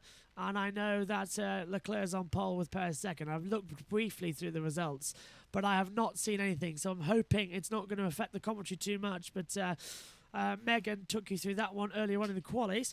Yeah, I'm really hoping as well that Charles Leclerc is going to get the win. I think he could be someone who hasn't won since Australia, can finally get through. Adam's gone for Sergio Perez. I'm eager to know who you've gone for as your pick a winner. I went with Verstappen. He almost won the race last year. That blown tire ruined his day. But if Charles Leclerc was to get a win, that would send a statement because, as he said, last win, Australia. If he doesn't get a win, you know there's going to be more questions. Is Ferrari really up there mentally as a team to compete with the Red Bulls? Are they in that position to bring the season-long fight? Because everyone's going to be raising questions. Okay, there's your Perez. Red Bull winning streak is continuing on, or Max Verstappen. I feel like he really has a point to prove to go out there, win Azerbaijan. And, of course, if he does that, I believe he'll be the 6th different winner at that track. Yeah, Megan's nicked my book. I've just realised. Let's see how good I am with my memory. Nico Rosberg, Danny Ricciardo, Valtteri... No, hang on a minute, that's wrong.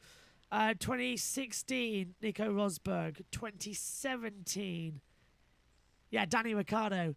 2018, Lewis Hamilton, maybe. 2019, Valtteri Bottas. 2020, Sergio Perez. So I think that makes the more sense as the 5 different winners. I swear Lewis has won here. And I swear it was 18, yeah.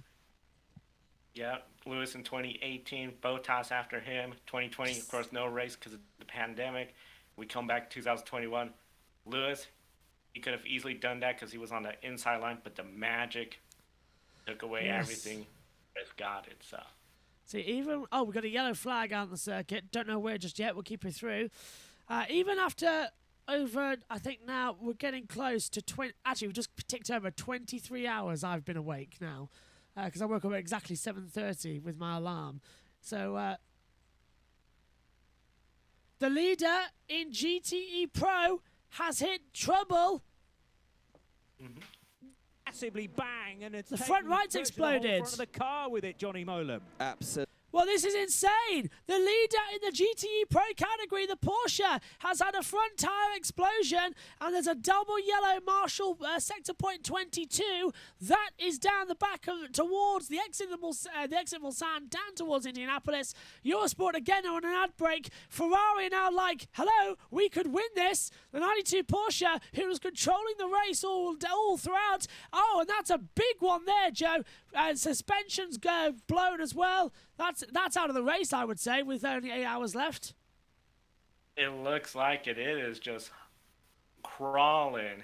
And I know with only 8 hours left, even if they could get that going again, they're going to lose a lot of time.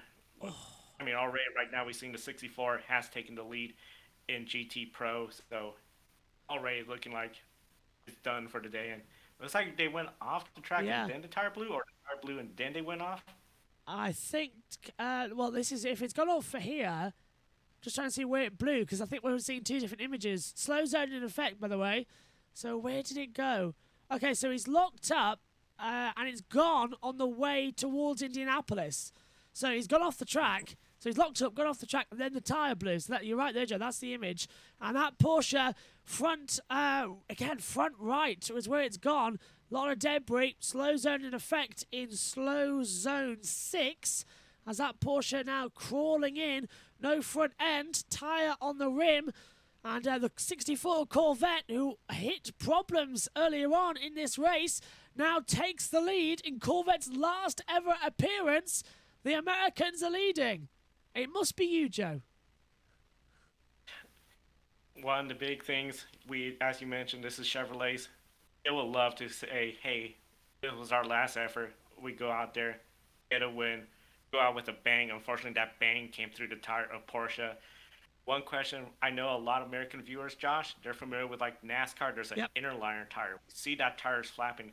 Do these vehicles have inner liners, or is he just trying to nurse that back to make sure it doesn't go down to the rim?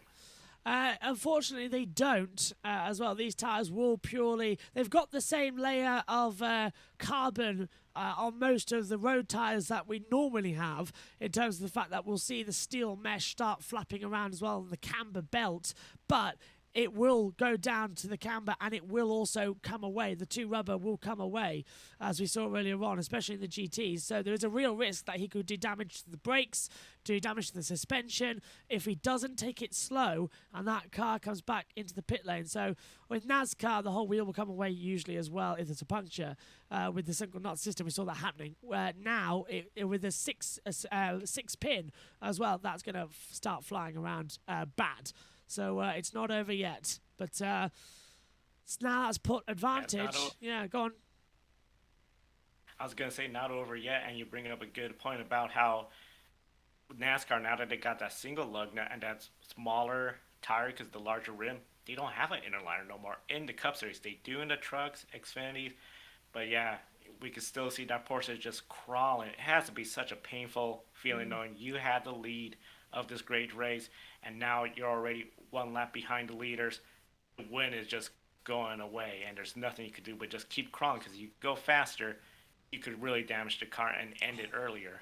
And that is the 92 Porsche team looking on, and they know it. That's Van Horth as well, who was next in the car, who was supposed to come in this lap as well.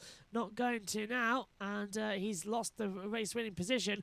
So Ferrari, AF Corsa and Corvette Racing are in a big opportunity here to take the race win in the last ever GTE Pro category. The gap between them is 26 seconds. So we have a race on our hands in the Pro category again. Remember back in 2017, the Corvette Aston Martin versus Ford battle went down to the last lap. In fact, it didn't go down to the last corner, if I'm not mistaken as well. That was a great. I mean, it's still. I mean, you got right now the Corvette, the Corsica, Ferrari. They're on lap 233. Yeah, because still anything can happen in this race. We've seen it time and time again. It's just something where I wouldn't count anybody out yet, but you just know, if you're especially in that Porsche team, you're relying on somebody else, bad luck, misfortune, maybe a safety car. It's out of your control. You're just hoping for luck and to come your way. Let's take a look then at what happened. Oh no, this is not a replay I thought we were going to see as we come through. Abby says, oh, new guy in the commentary box. Yes, this is Joe Samiego, boss at Grid Network and all-around great presenter as well as they come through. Abby's going about 2017 Danny Ricciardo as well coming through. All right, Book says the new Corvette looks hideous. I see them often where I live. I quite like the look of the new Corvettes, to be fair. I think it's a bit of a B feel. What's your thoughts, Joe? I like the new look. I know there's a lot of fans that love the fact that it was a front engine supercar, sports car, but I personally love the new look. It looks really great. I've seen a sky blue Corvette. My goodness, that is something. You take my favorite color, put down that Corvette, magnificent. So yeah, it's something where I personally like it, but I just know there's some of those true diehard fans that's like, front engine, that's the way it has been. Now you're changing it to something totally different. Slow zone has been removed. We are back to green flag running. 8 hours, 14 minutes left of this session. And now another yellow. My God, what now? Out there on the circuit.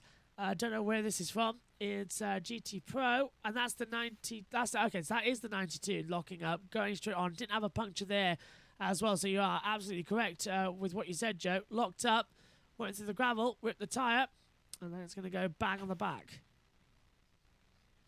Oof. Yeah, very unfortunate to see. Oh, now we're just seeing the replay of when it blew, just ripped off that front bumper big time. But yeah, we are seeing there is a caution out there. We don't know exactly what yet, because we know the 92 did make it into the pits already. Wonder if maybe the brake came across. Porsche Curves is where it's at. So it's Marshall Point Sector 31. And slow zone procedure will be in effect. Nope, that's been removed. So why is there a yellow at Marshall Point 31? Is there debris that they're picking up in that part of the track? We'll take a look at it. Now, how quick can they get that Porsche back out if it's got damage? I'm hoping that we're going to have some pit lane soon as to who's going to hear it. Who's going to get there first then? Will it be Radio Le Mans or will it be the world feed? Neither of them. Neither of them are down there. That's not good news. Okay. So they're taking off the floor of the Porsche. It's too damaged anyway. It's lost one of the wheel covers. Scraped to high heavens as well. And they'll replace it with a brand new underfloor. Brake disc needs changing. New winglet, new bonnet probably as well. That's about a 10, 20, 15, maybe 15-minute jump. By then, there'll be laps down on the field. So that's bad. Upsetting as well. Very upsetting. Right now, they're being shown in 5th place, but we just know they're going to be losing, as we can see. Essentially, the 74 Riley Motorsports are going to come around. That's Shane Van Gisbergen, still up there in 6th place. Oh! Overall. Jose, that's the race leader! Jose Maria Lopez has stopped! And this is... Oh, he's got the car restarted again. That's great news. And now the number 8... He stopped again. It's happened again. This happened 4 years ago to the number 7 Toyota. And now it's happened here again in the same part of the track coming out of the Mulsanne. And now the number 7 Toyota has to do a control-alt-delete. And the number 8 takes the lead. I can't believe it. Drama happening as the sun rises in Le Mans, Joe. When I said anything could happen, I saw the clip earlier of 3 minutes to go in the Le Mans 24 hours and the Toyota just stalling the front stretch. I just can't believe this has happened literally minutes as we got on the air to start off this hour. Boy, the Toyota team, they look just disgusted, and I don't blame them. Going again, but let's see if we could get full speed and if we could keep going now. So. Recycle energy, I'm hearing. There's a double yellow where it was. I think they've got it. Jose Maria Lopez has restarted. He looks like he's up to speed again. So this is what happened at Spa as well. It happened last time out at the Spa 6 hours. The car just cut out on the number 7, and it happened to the number 8 as well. So there's now a big worry. If we can happen to one, it can happen to the other. And Glickenhaus Racing are suddenly starting to lick their lips as they could have a race win. Kobe says, oh heck, now the overall race leading number 7 Toyota stalled. What is happening there as well? Well, I hope Kobe's watching, because it's all kicked off since you've joined, Joe. So you've chosen the right time to join the box. This is person insane. that seems to call all the NASCAR races that go crazy show up here. Yeah. Yeah. Oh, they're pitting. They're pitting. Now, they've only just been in a couple of laps ago. So this is possibly going to the garage? What? I want to know who's... yeah. I'm hearing they're going to the garage. So it's coming in. Stops on the deck. They want to do a control-alt-delete in the pit lane, presumably. They can plug a laptop into it. Jose Maria Lopez is watching on. Come on. Car switched off. Let's listen. Looks like he's having to recycle it again. All lights are off. Where's his hybrid light to suggest where the car is? That's what I mean, yeah. Hybrid lights on the front, they're amber. It's flashing red, look, at the top. Green at the side, so it's like it's confused itself. I reckon that car could be out of the race. If that is, Glickenhaus take 2-3, possibly as well. 2-3 as well on the podium. And that number 7 Toyota is hitting real problems. And it won't start, Joe. It won't start. It's dead. The battery must have died. Again. Unbelievable. You know, Glickenhaus, they're watching this because you're going to be telling their drivers, hey, keep at it, keep at it. You don't know if that number 8 is going to make it to the end. Let's keep running our race. Keep pushing it because we could steal this win.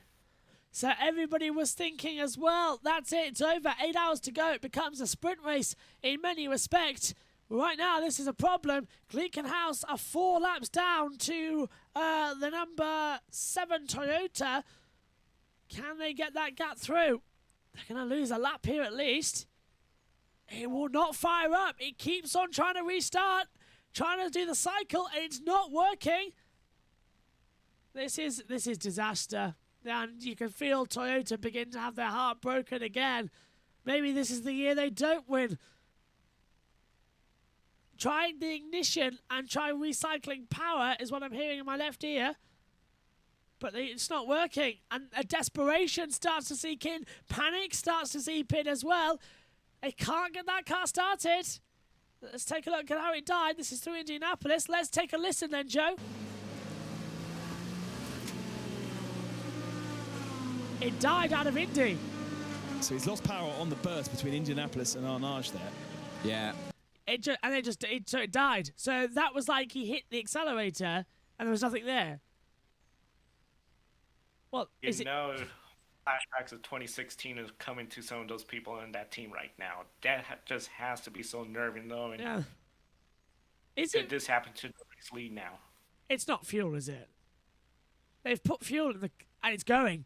It's fuel. I don't believe they underfueled it, didn't they? I don't believe it. They've put fuel in the car and they've got it restarted. You don't reckon it was the fuel? Surely not. Who's this coming down with a yellow flag out there? 76, WeatherTech's had a spin. Third in class in the Pro-Ams at the Porsche curves. Whoa, got on the dust. That was close. That's in front of several of the leaders. Just got wide into that dusty, the marble area, lost it. I find it hard to believe that they ran the car out of fuel. I wonder if there's some sort of sensor that's causing some issue. Gauge is off, something. Yeah. It just seems there's too much telemetry to let your vehicle run out of gas. I've never seen that. Yeah. Well, I reckon.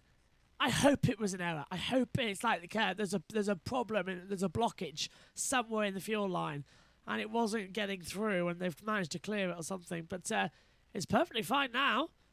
Must have been hybrid power. I've never seen that ever. Not in a Le Mans race. But that's worrying now. If it can happen to the 7, it can happen to the 8, and they have lost a lap to Glickenhaus Racing. They're now 3 laps down. This keeps happening with 8 hours to go. We are in real trouble. So 6 minutes to go until we get the top of the hour report. Now, before this, where were we? I can't remember what we were talking about before this drama kicked off with the Toyota. Anybody else remember? Get us in. Where were we? We're talking about F1 in Baku. Then we moved over. F1 in Baku, I remember we discussed, particularly Leclerc, the statement that Ferrari needs to go out there and make the win. Yeah. And then Can't remember. I wonder if Corvette we were on about. We didn't go on to Corvette. Oh, well, especially after. Yeah. I think we just been, since we got on here, we talked a little bit about the grid network, and then all of a sudden we had the Porsche go off. Yeah. Now we had the Toyota stall. Something else be happening up around the corner. It's just been chaotic, yeah. I'll ask you a question then about GT3 taking over GTE Pro for next season as well in World Endurance. I asked this question as well earlier on to Adam, and I want to get your opinion on it as well, which is always what we like to do as well. I'm thinking that it could be a little bit dangerous having GT3 cars in because it could dilute both IMSA and the World Endurance Championship. What's your thoughts on it? Is it a good thing to having GT3 cars or leave it as it is? I think the GT3 cars like that, discussion about it could dilute it. I could see that being the case. The one thing I really do see, especially like where we're seeing IMSA, WEC, Le Mans, if you have more crossover, that could be good, but it is something that this is going to be very new, and I think one of the big things is just looking at what are the teams thinking of. Budget, we know, especially the last couple months as inflation's been going up, prices for fuel has been going up, that's really changed the game. So it'll be really interesting to see what happens with this change. The big thing, if there's support for the teams and the teams support it, I think then it might be the best move because the teams are healthy, great. We got racing on the track. If they're not healthy, we're going to see smaller fields. We've got the BMW back next year, of course, in GT3.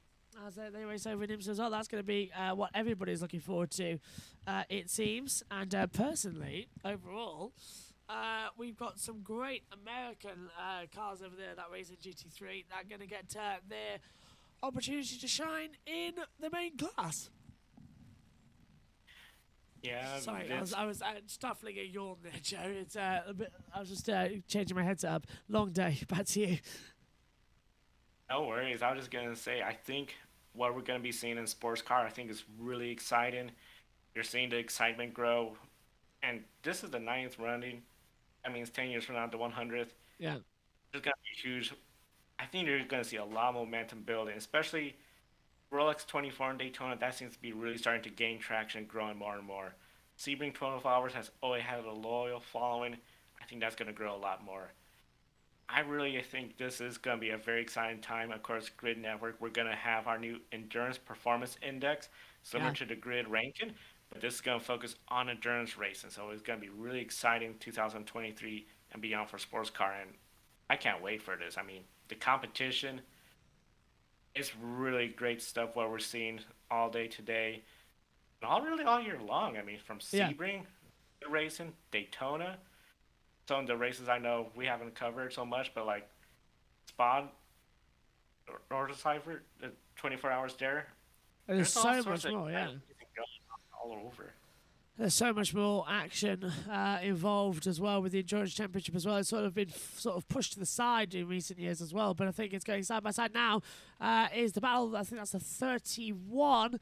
It is passing the 23, so that is the WRT.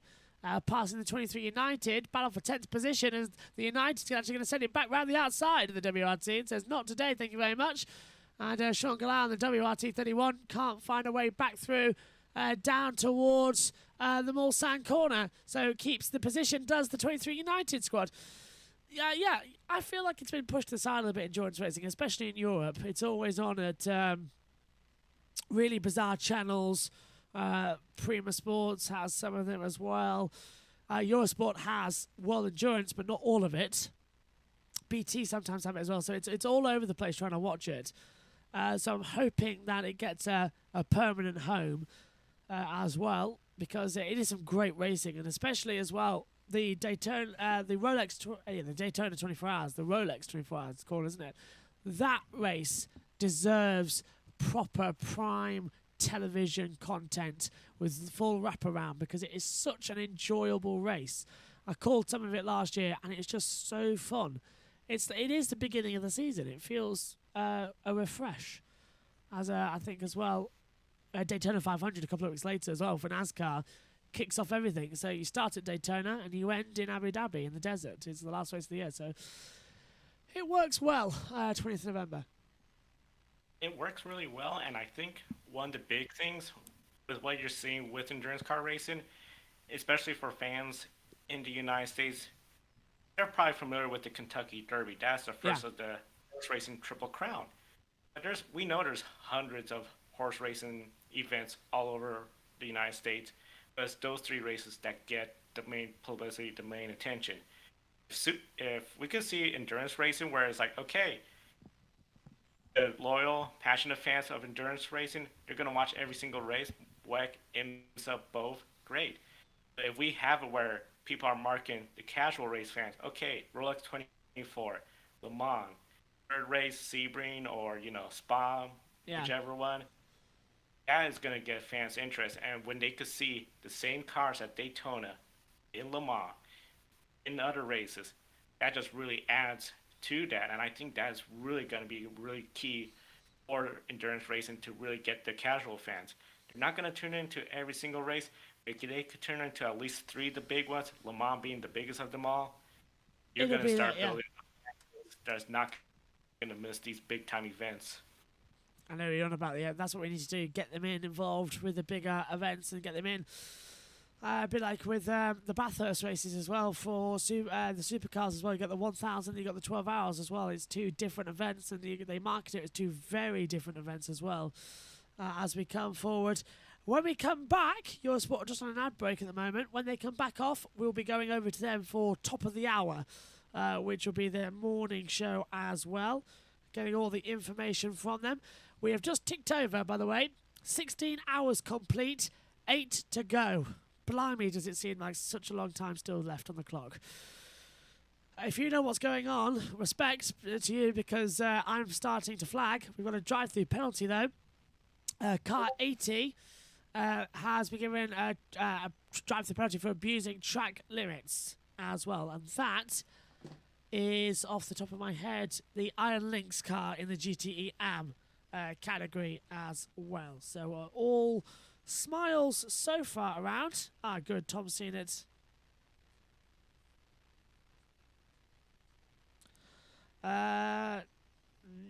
No stints after. Sorry about this as well. Come through. Oh, yes. So I'm sorry. I'm just 9 till 10. I'm just Tom's coming back on for 9 till 10. So Megan's taking over shortly as well. Not shortly, but it's like half an hour or so. And then we'll keep you on for the hour. Just organising because Megan's taking over when we start the new stream as well. And I need a bathroom break before I do Formula 2, which is coming up. I'm running out of races. NASCAR's coming up later on today, isn't it, actually, thinking about it, for their race. Where are they this weekend? NASCAR, they're over in Sonoma, wine country, of course. Road course racing. I believe it was called like Grand Am. Used to race there too as well. Yeah, it's a really old track. So it's great facility, but they're using the NASCAR. They call this area the chute. So they bypass the carousel, which is that long left-hand turn. Finally, we've been asking them to do that because IndyCar cut it off, didn't they? And I never liked that. In fact, I miss Sonoma as for an IndyCar race. That was good. Yeah, Sonoma as an IndyCar race, I felt was really good. I wish they had used the longer all the way to turn 11 to the hairpin rather than make that shorter version. But I mean, IndyCar is something else where I feel like road course, Sonoma as a season finale. That was good, yeah. It didn't exactly present the greatest passing opportunities. I remember all the hype Ray Hall versus Dixon for the championship. Oh, I remember that one. Yeah.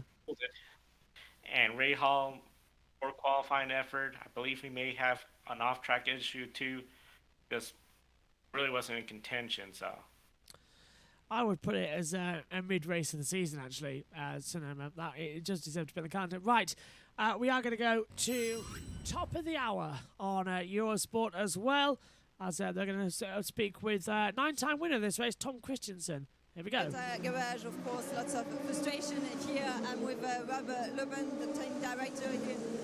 Can you tell us what happened in the car? Yes, we had an issue with the front motor, and it means that the car has to stop, has to make a power cycle. That means then the car is fully shut off, comes back to the pit. We had to do another power cycle, and now it's all fine again. It's a reset of all the electric systems, and yeah, this was necessary. I know, and after Spa as well with the other one. It was a different one this time? Yes, it's not the same issue as in Spa, but yeah, it's not what you expected, not what you hoped, and especially not for the 7. He was in the lead, and yeah, now has to fight back. Let's see. Thank you. Good news then that the car looks to be okay down there on the field. And Shay Adam is down on the track. Let's hear from her. Spirit of Race, Shay. Matt, it's been a difficult race for all of the Ferraris in the GTE AM class, but what is it about just finishing this race that keeps you guys in the Spirit of Race number 55 pushing so hard? Yeah, I mean, for us particularly, our goal is to finish. You know, Duncan, who's the amateur in the car, he made that clear. He wants to finish the race. Then let's see what happens. But we really want to finish because the last 2 years we've been very unlucky, and I've not finished the race. So yeah, we're being a bit cautious. But like you said, it's a tough race for the Ferraris. We got killed with BOP, and then Porsche turned around and in the first stint go quicker than the Hyperpole lap. So honestly, we can't change it, but it's not fair. There's this BOP game that everyone plays is just ridiculous. Porsche were nowhere. They played it better than us, Ferrari obviously. And then all of a sudden the GTE and Porsches are going quicker than the Ferrari Pro cars. So it means that we have no chance in the race, but as you said, Shay, our plan is to finish the race. Our car feels great. For me personally, I'm struggling with the super soft tire, so I'm using the soft tire, which is a bit of a harder compound. I can go quicker on it. It's not quite the right tire, but for me, it's the better tire. Now, did you get lucky in getting the morning shift, or was that you drawing the short straw coming up from sunrise and into this early morning? I don't know. I've done a lot so far, so I've done like I think I've done about 8 hours so far, so yeah, I just seem to be in the car a lot. No, it's just the way it worked out. To be honest with you, it was a really, really tough stint with slow zones. I had a huge lock-up into one slow zone, a flat spotted the 2 front tyres down to the canvas, so we had to pit and change them for safety. But also with the sun in Tete Rouge in the first corner, it's tough, but it's Le Mans. It's never easy, but it's great. This is your 11th Le Mans, I want to say off the top of my head. You've been here so many times. Has the track ever been in as good condition as it was when you got out of the car? It's a bit weird because we've had like great weather all week. The track condition is brilliant, but we're significantly slower than last year for whatever reason. The track is a bit tricky, if I'm honest. There's a lot of grip online, but if you're slightly offline, it's very, very easy to make a mistake. And you can see, thank God, we've not had any big crashes this year, but there's a lot of people making small mistakes, and I think it's down to that. But yeah, I don't know how long there's left to go in the race. Probably about 8-10 hours, something like that. Just under 8, yeah. Just under 8. So yeah, we're hoping to keep the green machine pointing forwards and be running at the end. Thanks for the chat, Griff. Good luck. Thanks, Jay. It's Matt Griffin chatting. Yeah, and I don't think at all as well, Matt, that Matt didn't know, Joe, exactly how long was left in that race. He knew as well. He's just trying to desperately hold back on the systems as well to see who's around him. Now, who's sending me Discord messages? Are you hearing that too? Here, I know I've been unmuted myself. If you're hearing the little. Oh, I see. Johnny. I thought someone was texting me as well to see who's around. Tea and drinking. Right. yeah. I hope Megan's all right. That she's gonna have. Megan's got no one in the comms box with her for the next stint as well for an hour. But we're gonna use a lot of grid network as well, which is okay. So not grid network. See, there we go. I've done it again. I meant Radio Le Mans to come through as well. Brain is not making connections anymore, so this could be very interesting. It's a day of Murrayisms, guys. Oh, hold on to your hats. The longest I think I ever been up was like 36 hours, and I know that feeling of you're feeling that exhaustion. I remember hallucinating. Oh my! During that experience, to the point where it was like, oh man, I need to get some rest. And when I crashed, I just crashed hard. It was like, boom, I was done for. But yeah, this is one of those things, and this is where I feel this is where endurance racing, if they market 24 Hours Le Mans, Daytona, Rolex 24 Hours. These are the events where it's the special occasion where, yeah, we're going to be up as long as we can. We're going to, if you're with friends, make an event, make it a party. It doesn't matter if you got the race in the background, but you got friends barbecuing, chatting, discussion, staying up late, looking at the stars, wherever. I mean, this is the kind of event where breakfast, lunch, dinner, we always talk about about Memorial Day weekend. You could do that with this race. Breakfast, lunch, dinner, and again, breakfast the next day. It's something where it's truly a unique event, and something only in motorsports to provide this kind of enjoyment. Not just for motorsports fans, but for anybody, really. This is a special occasion. I think it'd be really nice if next year, if NASCAR decides, hey, we got a car in there, we're not racing. Everyone should watch the 24 Hours of Le Mans. IndyCar racing this weekend. They should do the same, and Formula One, hopefully, they'll stick to their word and never run again with the 24 Hours Le Mans on the same day. Yeah, that was something that we were told that we've now been promised by the FAA. This will never happen again. F1 on the same weekend as Le Mans, which I say thank you very much. But I think everybody should agree that this weekend, whenever the Le Mans 24 Hours is on, we don't race anything other, not even motorcycles. Otherwise, it gets a bit too complicated. Trying to fix everything, because even the touring cars are thrown in today as well. So thanks for that, guys. It's going to be go on, Joe. Yeah, it's something where I can understand. Okay, you have the local races, local speedway, short tracks. Okay, fine. But especially, I mean, look at today. We have Shane Van Gisbergen racing. If the supercars decided they were going to be running, Shane would be out of there. Yeah. We're going to have NASCAR there with one vehicle. If they put there a Kyle Larson, Jimmy Johnson, particularly an active driver like a Chase Elliott, that's going to draw viewers, headlines. I mean, no disrespect to Jeff Gordon and Jimmy Johnson, you know, but they're not full-time NASCAR drivers no more. They're not going to have that same pull compared to a Chase Elliott, who's going to bring his active race fans to watch this race just to see him and then go back to NASCAR. You pull in Jeff Gordon, Jimmy Johnson, they'll pull their fans, but they're not going to have that same effect of essentially the mainstream NASCAR fan. Yeah, I think that's what they need to get hold of as well, don't they? They need to hook the casual fans as well. We've already got die-hard fans already hooked. Get the casual fan involved, get them liking Le Mans, and you are really in business as well for this Garage 56. Oh, drive through for car 98, abusing track limits. And that is the Northwest AMR squad, I believe. Yeah. That's on the side there. As I got a bit hopeful there. I thought Megan was walking to the side of to the back of the box, but it's not at the moment. So that's a disappointment to me, because I thought I could just pop to the bathroom quickly before I let you go, Joe. Later on. Good morning, Synthel.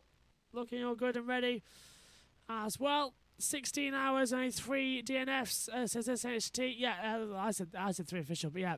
It's looking good. Alright, Book says, I'm from the NASCAR capital and I like it. And followed Earnhardt as well. Good old Dale. But I just couldn't get into it like I did IndyCar on the Indy 500 as well. Is that an often thing as well? Say what? Oh, is that an often thing as well, that people can't get involved in getting into NASCAR and they get involved in IndyCar a little bit easier? Does that happen a lot over there? I thought the split is pretty much 50-50 over there. The NASCAR Cup Series, they have the main attention of mainstream motorsports fans in the United States. IndyCar, they have their niche market of motorsports enthusiasts. The one thing is NASCAR, they do a really good job at just trying to get the casual fan, making it more accessible and more well-known. Just even a good example, we know NASCAR, they sent just their Xfinity Series to Portland International Raceway when we went to cover that race. For fans not familiar tuning in, of course, the Xfinity Series, that's like your Formula 2, your Indy Lights to the NASCAR Cup Series. Yeah. Now, IndyCar raced at the same race last September, good crowd, you know, same promoter. But then what happened with the NASCAR Cup Series, Xfinity Series, same promoter, but I felt NASCAR went the extra distance. They made a deal with the Portland Travelers Bureau. So you saw those Portland signs with the rainbow. That wasn't a pride thing that said Portland and NASCAR design. That was from the city of Portland, their Visitors Bureau, saying, hey, if you're coming to Portland, we have a NASCAR race, come visit our city. Sport Oregon, a government agency, they did partner with that. They even partnered with ODOT, so you had Xfinity Series drivers giving a little recommendation like buckle up and don't speed. So they really went out their way to market their event, and their Xfinity Series sold out crowd, bigger crowd than the IndyCar Series. Wow. I feel like where NASCAR is really good at that, their weaknesses, and of course you've heard of it through our program, is it doesn't feel like the most purest form of motorsports with the overtime rule, the stage breaks. That kind of stuff I feel some pure motorsports fans do not like. They can't go to that. That's where IndyCar comes in. The Indy 500, the only 500-mile race in the United States right now that doesn't have stage breaks. It's all the NASCAR 500-mile races do.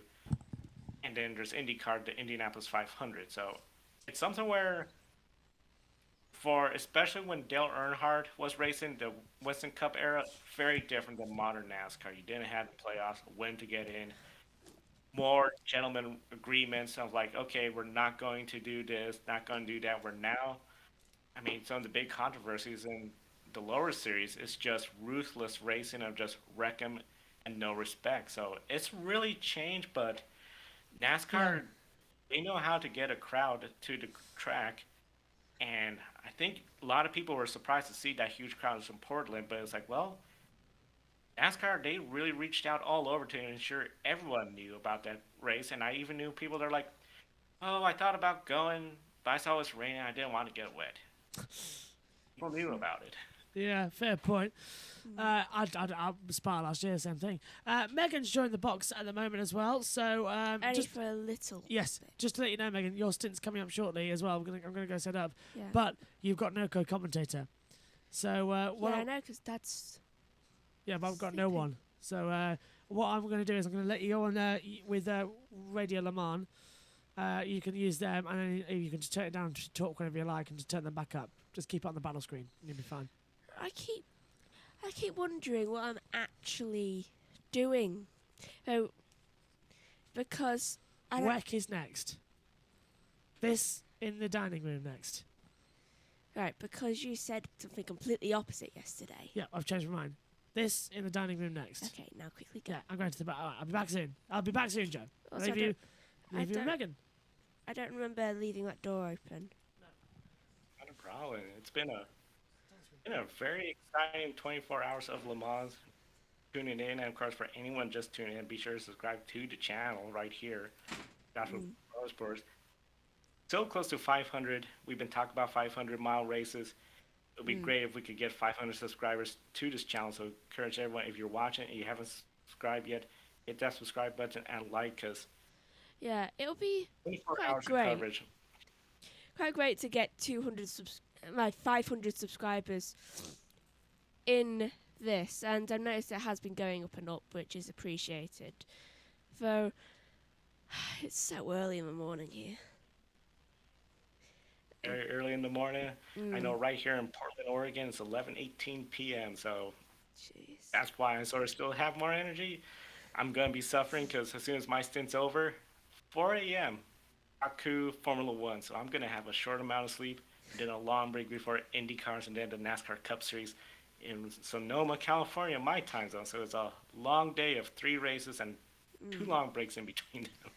I have no idea what my schedule is today, which just makes me feel even more tired than I do.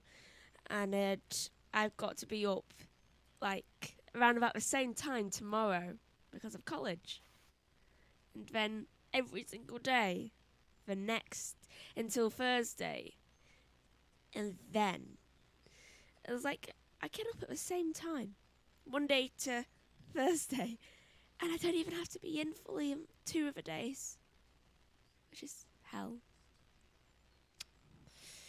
I hear you.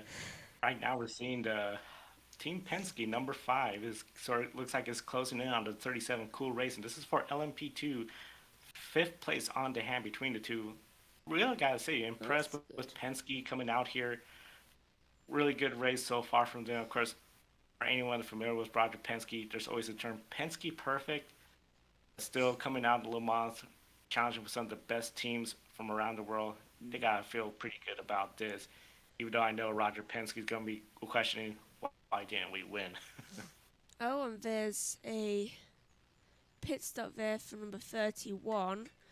No driver change.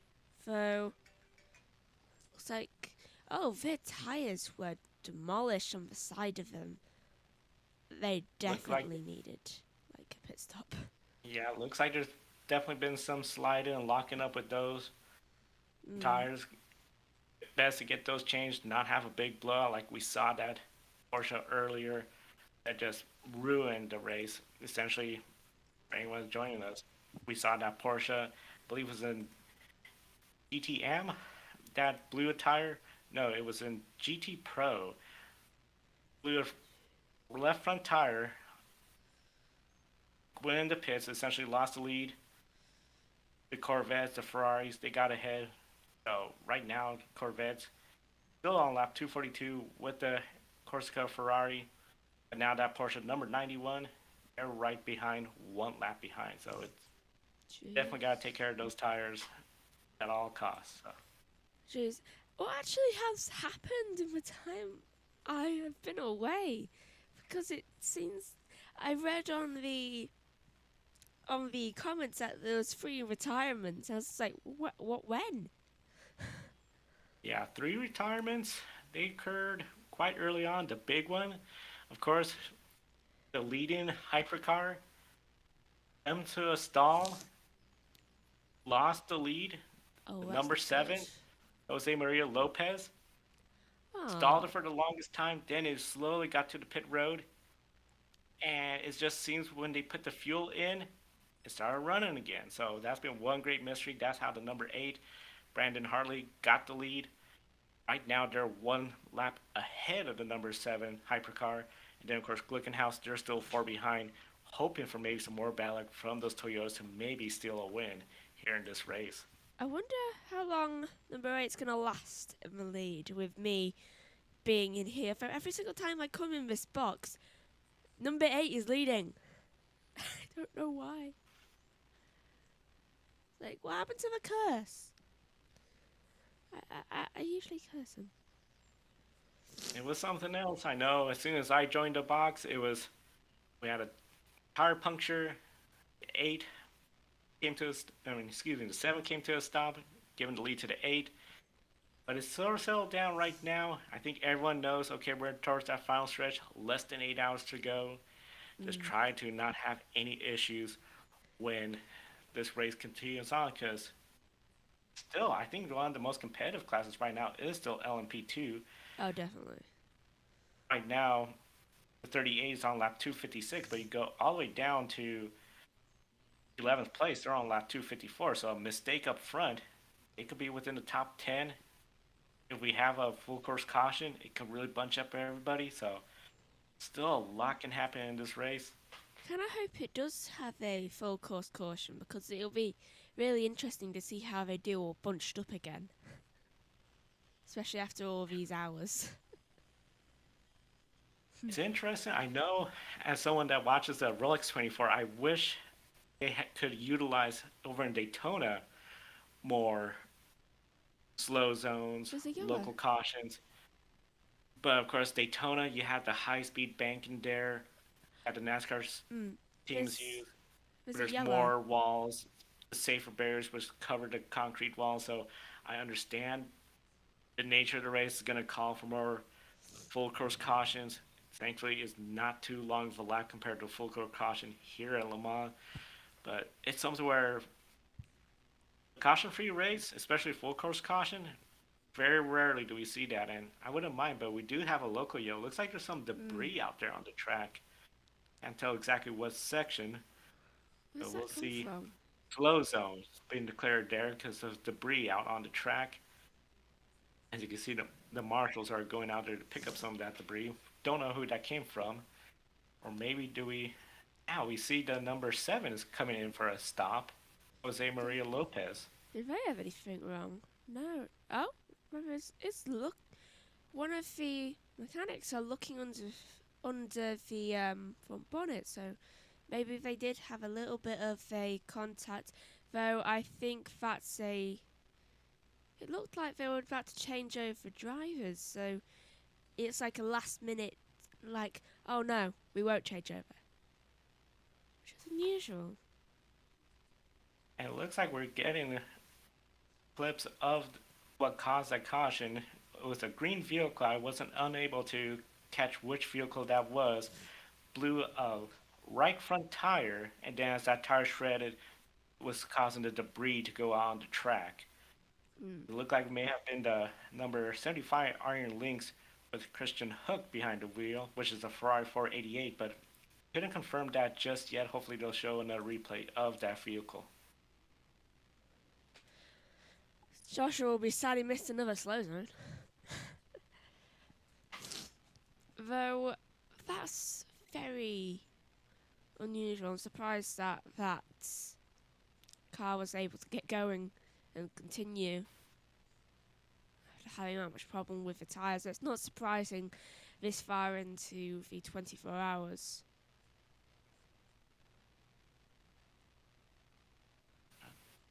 And see, it looks like there's another yellow coming out. We'll see what this yellow is. Yeah, this has been something else of a race. No full course caution, but we've had quite a number of slow zones that have occurred, local yellows as well. I don't recall not even a virtual safety car in this race just yet, so. But we still have 7 hours and 33 minutes to go in this race. That's good that there hasn't been a full course caution yet, because it doesn't really affect the timings for the lead, so that's good.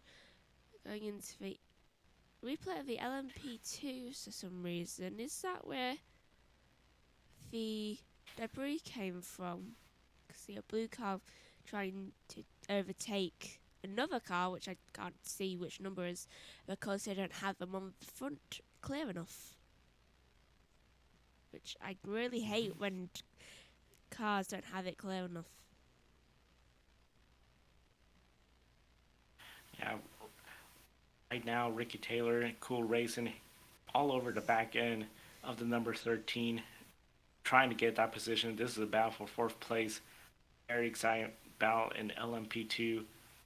LMP2, this is just one of, I think, the most fantastic classes when it comes to racing in sports cars right now. And we see Ricky trying to make a move, but doesn't come out just yet. He's still right behind, fighting for that position. I thought I heard Joshua for a sec, though there's nothing. Which is unusual because I know that sound of the door and I heard it exactly. Strange. Though, I've entered the slow zone now on the camera. I think we should stop the slow zone now because it looks to be cleared up. I think it should end. As the slow zones is definitely something, and there we see some of that green car that I mentioned that had blown the tire. And that is the 75 Christian Hooker that I did suspected. They are now finally pulling into the pits. Tough break for them. Of course, they are, I believe, let me check, they were in GTM, I believe, or no? Yeah, they were in GTM. Ooh, so they locked really up. tough break for them. They're right now being scored 19th place in their class.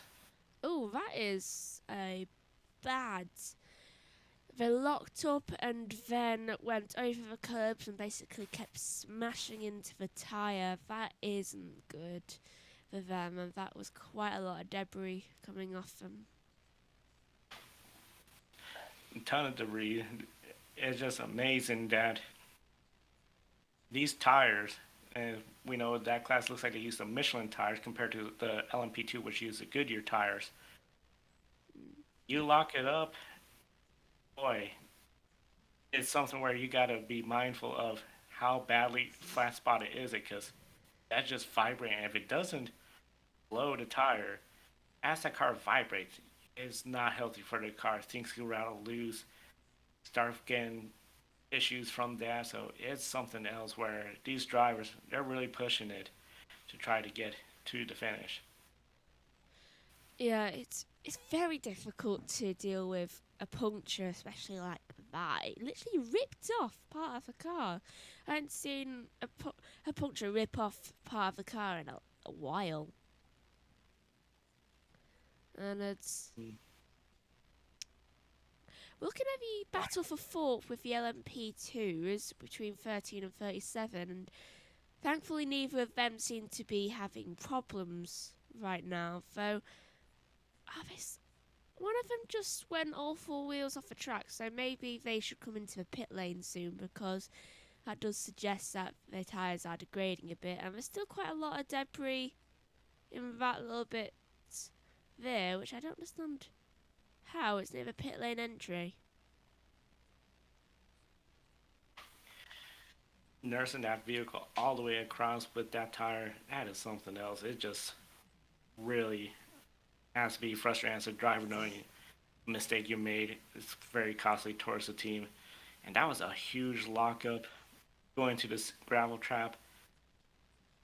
It's one of those deals where maybe just knowing you were going to go into gravel trap, let off the brake, just try to scrub the speed off, but not lock up the tires. Would have been the safest bet, but of course, that's just me being a backseat driver now at that point. Yeah. Though, coming into pit lane now is number 5. Which one? Penske number 5, and it looks like we do have a driver change going on there. Ah, about time. I wonder who's getting into the car now. Hold on, let me just find it. Who was in it before? Well, right now it says that Taylor Ricky is in it. Is it number 5? Hold on. Yeah, it's definitely number 5. Dane Cameron. Oh no, it's Dane Cameron. I cannot for the life of me work out which one is which on this thing, because literally it's a very similar number right next to each other. And this early in the morning and this tired is not good for working out numbers. Yeah, Penske came here with 3 drivers: Manuel Collard, Dane Cameron, Philippe Nasser. All of them, of course, have great experience, and it looks like it is Dane Cameron that did get out of that vehicle right now. So overall, I think he has logged 107 laps in this race. Jeez. Collard has 54 laps, and Philippe Nasser has 97 laps in this race today. That is a while. I think I would be collapsing by that point. Just like, do you know what? You two can do the rest of it. I'm just gonna nap. I feel like that's just Joshua's ideals right now, and if he could choose that, just like, do you know what? I choose nap. With the driving duties, it's always very interesting to see how the drivers are selected for which stints they run. We know some drivers, they really do prefer not to run in the nighttime. Some drivers, they feel more comfortable running in the nighttime, but they may not have the pace. This year we didn't have any weather at all, so if you know you had weather coming, particularly rain, that's how we don't that'll have any. make it where you want to just line up some, so that way the driver that could really excel in the wet has the most track time on the wet. It's really interesting to see.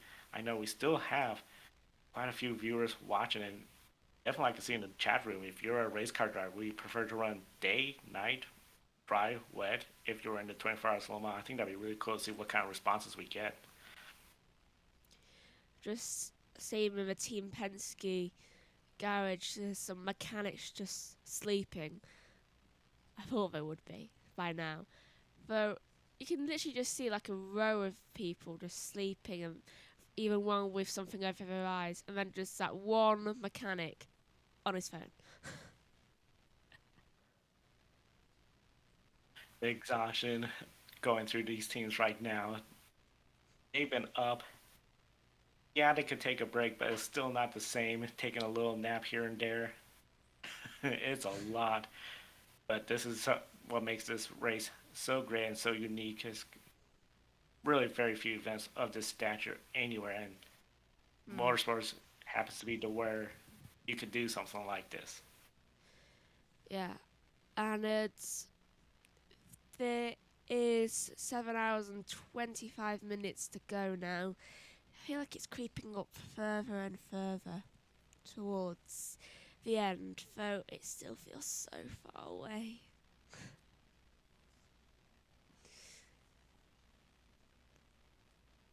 Oh. And so far, we've seen the lead hypercar right there, and of course, still Brandon Hartley on lap 267 has a 1 lap advantage over Jose Maria Lopez. Of course, the number 7 Toyota came to a stall, lost a lap in the pits, as well as being stalled out on the track. 2 Glickenhauses are 3rd and 4th. They're multiple laps behind. 4 laps down is the number 709 to the 708. 9 laps down. And then Alpine, they're right now in 5th place. 12 laps behind.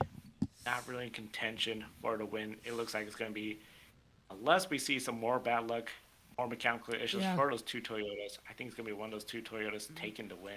It looks like it. Absolutely. Hello, Joe, and hello, Megan. Right, we're about to swap over to Formula 1. I need you to stay in the box, just swap over to Formula 2, and swap over to, it's getting close to the time. So I need you to stay in here for just a little bit. Joe, I want to thank you for all your time here over the past hour. It's been absolutely fantastic. Thank you very much for joining us. It's been fun. Who do you think the 2 Toyotas going to win? That's what I heard at the end of the convo there, yeah? How do the 2 Toyotas? I'm thinking the number 8, unless something goes horrendously wrong. So we'll see what happens. Still a lot going on. I think LMP2 is the one to watch. You got a lot of cars there that could potentially snatch a win. And yeah, overall, really excited. I know one quick thing on the chat room, I did ask the question if you could race which condition for I Brook wrote nighttime and dry weather conditions. So just wanted to share that with you all. Fab, I'll get that in. Right, thank you, Joe. I'm going to have to let you go quickly because we're going to now switch over. Thanks, Joe. I'll see you later. And Megan's going to stay in the box. We're going to switch over to Radio Le Mans while we set up, because this stream's going to continue and Megan's going to go start the other stream as well in a few moments' time. I know how to do that. Yeah, There's a yellow. I'll be there. There is a yellow briefly on the circuit. It has gone green, though, we believe, so unless it's a major problem, because we're getting quite close, you see, to the start time of the F1 race as well. So we'll keep an eye out. Thanks, Joe. We'll cross over now to Radio Network. Remember, they do have tyre pressure sensors on those cars, so as soon as they go down a little bit, they're able to bring them in. And Alistair's saying that they're not quite sure why it punctured, but it was only a slow loss of pressure. It wasn't a sudden deflation. Now, I was saying how well Team Project One were doing with Brendan Iribe's car. Oh, my word, into the first chicane. Iribe loses the car on the brakes into the Daytona chicane, and the car, rather than Michael Fassbender's incident earlier on in the week spearing right, this time it's gone left and smashed into the barrier at top speed, absolutely torn the front end of car 56 away. Johnny Molam. Such a shame, such a shame. That car was doing so well. I feel for them all, Ollie Milroy, Brendan, Ben, and that's, it's, again, I've seen that happen before. You get on the brakes, downshifting, just lose the rear in a straight line, turns you sharp left, head on into the barrier. Hopefully he's all right. I think that hopefully he will be. The cars are designed to be immensely strong, but hopefully he's okay. But that would have been a big hit. You're going pretty quickly down there, even though you've still got onto the brakes, and it happened.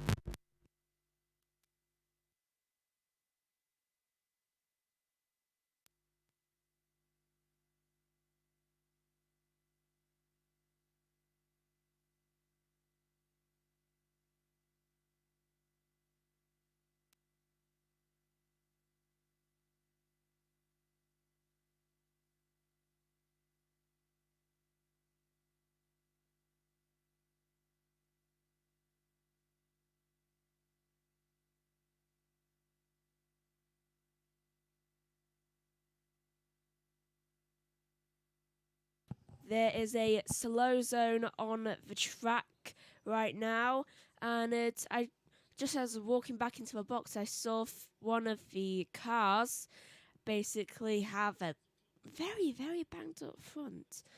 I'm not sure whether it was my imagination or just a design. Though there is a slow zone out on the track. Don't know whereabouts that is, though probably look out for that. Oh, yeah, no, I was right. Yeah, one of the cars are banged up on the front, and it looks like they're leaking something from the car, as well as putting debris everywhere. They really need to get that car. It's stopped on the track, and it says yellow, though it's definitely a slow zone, because what happened there? Replay. Oh, it smashed into the side of a wall right near where marshals were. Surprised I didn't hit anyone. And it's just completely demolished the front. That is really bad. Here's some driver. That's the driver one. That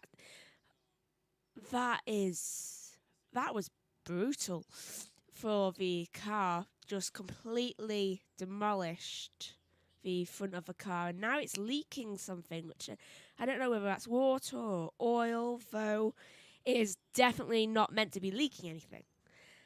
Though it's the entire front of it is just, it's just off. Like, the entire front of I think it was a Porsche, yeah. Yeah, Porsche it's in just trouble completely there. demolished, and it's leaking something. Completely forgot that for the past couple of seconds you've been completely powerless up here, because the stream stopped on the iPad, so apologies for leaving you in darkness. Let's return to you now with it. Did I You've got slow zone. Well done, Megs. Well, 3, yes.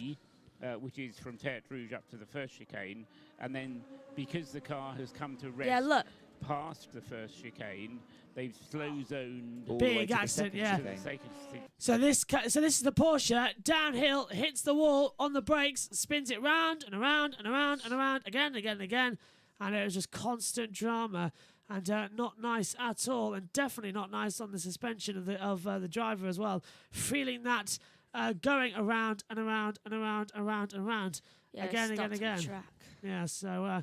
He's not going to feel all that great as well, as we're desperately now trying to get ready because we're running out of time to set all this up. Slow zone is in effect then on the back half of this track as well at the moment, so it's going to take a long time for them to recover the barrier because the barrier is damaged and needs repairing, so it looks like we're going to go over to them at the correct time actually.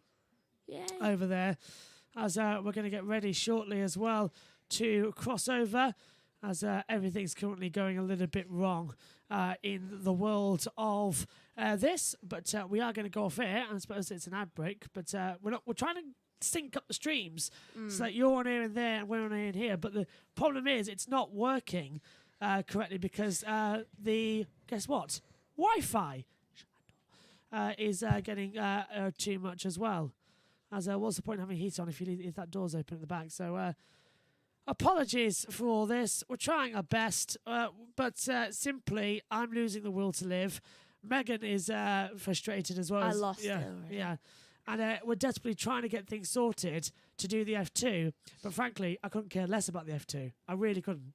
Honestly, I'd rather just focus on Le Mans and F1. And I don't care about the F2. Yeah, because the map book's now not working because I'm trying to get this sorted and it's not letting me. So I'm now going to have to go onto the computer, which I think is going to freeze up things as well, which is not good. Back to Radio Le Mans. Difficult race because you want to be out there going round and round, but for Corvette racing as a whole, it's still a good day for now. What's the impetus in trying to get the 63 back out on track? Well, it's always important. I mean, there might be a situation where you would have to decide between different tires, and we could do some test work for them, so it's always good to have both cars out. Plus, we never give up at Corvette, so we're trying to fix it and get back out there. So it's more for gathering information for the sister car than it is to test out this car for Watkins Glen in a couple weeks' time? Yeah, it's a bit of both, but right now the focus would be fully on the 64 car. They're doing a great job. Alexander Sims is in the car. He's been putting up a show, so let's see if they can keep it up and win this race, hopefully. Fingers crossed. It would be a good thing, too, because the Sebring 12-hour win earlier in the year to back it up, and that was for you guys, so that would be kind of fair, right? Yeah, I think it would be. Wouldn't you agree, Megs, on that one? Oh, there's another one off, and that's the DKR Engineering Squad in number 24. They've headed off the track as well, and that's down at where is that on the back of the track? That's under yellow. Yeah. That's at that's at Mulsanne. So catch a gravel. Crashing under yellow is a big no-no. Hey, that photographer's definitely got a brilliant day. Right Yeah. next to it. Here it is. So, replay just locks up. CCTV camera there. That's a weird one. Where is it? I can't tell who locked up and where. Oh, there it is. Really strange one. It just goes into the gravel and tries to turn it round, though. Didn't work out. Got it stuck. Yeah, ends up just going into the wall anyway. Right, down to Radio Le Mans. We'll be back shortly. GT Premium with some Evo kits being thought about to further add to the elite nature of GT cars, but as Nicky Katzberg quite rightly says, all pro lineups for next year are not going to happen. We will have GTE AM, or GTE, I suppose it will just become known as it similarly is in the European Le Mans series. So a combination of a fully pro driver plus a silver and a bronze for next year's 24 Hours of Le Mans. DKR Engineering have had a moment in their Pro-Am run LMP2 car. Is that still Laurence Roux at the wheel? Yes, it is. He's made one or two errors over the last few days. A spin in warm-up, which I thought was very uncharacteristic for the young German, and now gone straight on at what looked like Mulsanne corner, Johnny Molin. There's also extra work going to be taking place on the 51 Ferrari. James Collado has just brought it in. I think this will be brakes. We were just saying, weren't we, Paul? This is a good opportunity to come in with these slow zones, and I think Paul's absolutely right that this is going to be quite a long slow zone because of the barrier damage. So if you're going to be changing brakes, then this was a good opportunity to take. Wash, brush up, shave, everything the car needs, and by pushing it back into the garage, they can have as many people as you like working on it, and as I say, as much cleaning up as you can do whilst changing the brakes, which in itself is only about a 90-second job. They do them so efficiently, don't they? It's incredible. Did you say that the 64 car had a brake change at about 9 o'clock last night? So evening. do we think that they're good to go to the rest of the race, or are they going to need to do another? I don't know. But do they know? I think they will need another one. Because that's early to do it, so they must have had to do it. You wouldn't choose to do it that early in the race, would you? No, exactly. And you know about these things far more than I do. But, OK, now it's nice and cool. Brakes need cooling in order to be efficient. The hotter it gets, the more the brake wear will get. And Johnny's been promising us throughout with his weather forecasts that it's going to be warm and sunny soon. Oh, yeah, it's going to be a cracking day. Well, it is in the Caymans. That's going to create... Always. Like it. I see what you did there, Johnny Molam. Yes, but no, beautiful day at Le Mans as well. Barely a cloud in the sky for the second day running. Saturday was very hot, actually, and it's promising to get to a similar temperature at 4 o'clock this afternoon for the end of the race. To the pit lane, I know, in Mildenhall. Yeah, I'm down at the Inter-Europol garage, which is a little strange one. I don't know if you remember earlier on, the 43 car came in and had some new coil pack fitted, and now the 34 sister car is in the garage having the exact same thing done to that car as well. So both of those cars now received new coils. The 34 car is now getting its engine cover back on. It looks like it's going to head back out with Esteban Gutierrez still at the wheel. And whilst that was happening, 91 Porsche in and out again, but they've changed the driver. So Fred Makovici taking over the 91 Porsche, which feeds back in to third position in GTE Pro, just heading up towards Tertre Rouge now and straight into the slow zone. So Makovici needed to be briefed well to say, you'll get up to speed, but it'll be a very short process. End of the first sector, back down to 80 kilometers per hour. Yes, absolutely. And the 51 car back out again already. James Collado at the wheel. And so that was a brake change. And that was like blink and you miss it. It's incredible how quick these brake changes are on the GTE cars. Yeah. Some intense conversation going on down at AF Corsa, though. Let's hope it's all gone to plan. They were uber quick. But let's hope no corners were cut with the new set of brakes, and James Collado will have to adjust to those as quickly as possible. Again, brake bias, maybe a moot point for the first few laps. Somebody of his great deal of experience, a race winner in Pro last year, James Collado, will be able to adjust those on the fly, as we've been saying. So we've been talking about a potential Corvette brake change, a second one for the 64 car, and I would have thought now, with 7 hours and 10 minutes left to go, that if they were feeling that they were going to need one, now would maybe be a good opportunity to do it under such a long slow zone out there. Yeah. As we ride on board now with the 64 Corvette going through the left-hander just after the fast right into Indianapolis, approaching Arnage corner. So the fact that they're not choosing to do it now, because you would think they would easily, obviously, given that they did it at 9 o'clock, make it from now to the end of the race, says to me that potentially they're hoping they may not have to, but maybe I'm wrong. Okay, so Megan is commentating right now over for part 3. She started it already. This is the end of part 2. We're going now to cover the Formula 2 race. Join Megan in part 3 in the YouTube chat as well. Join us then later on. We'll see you later. Bye for now.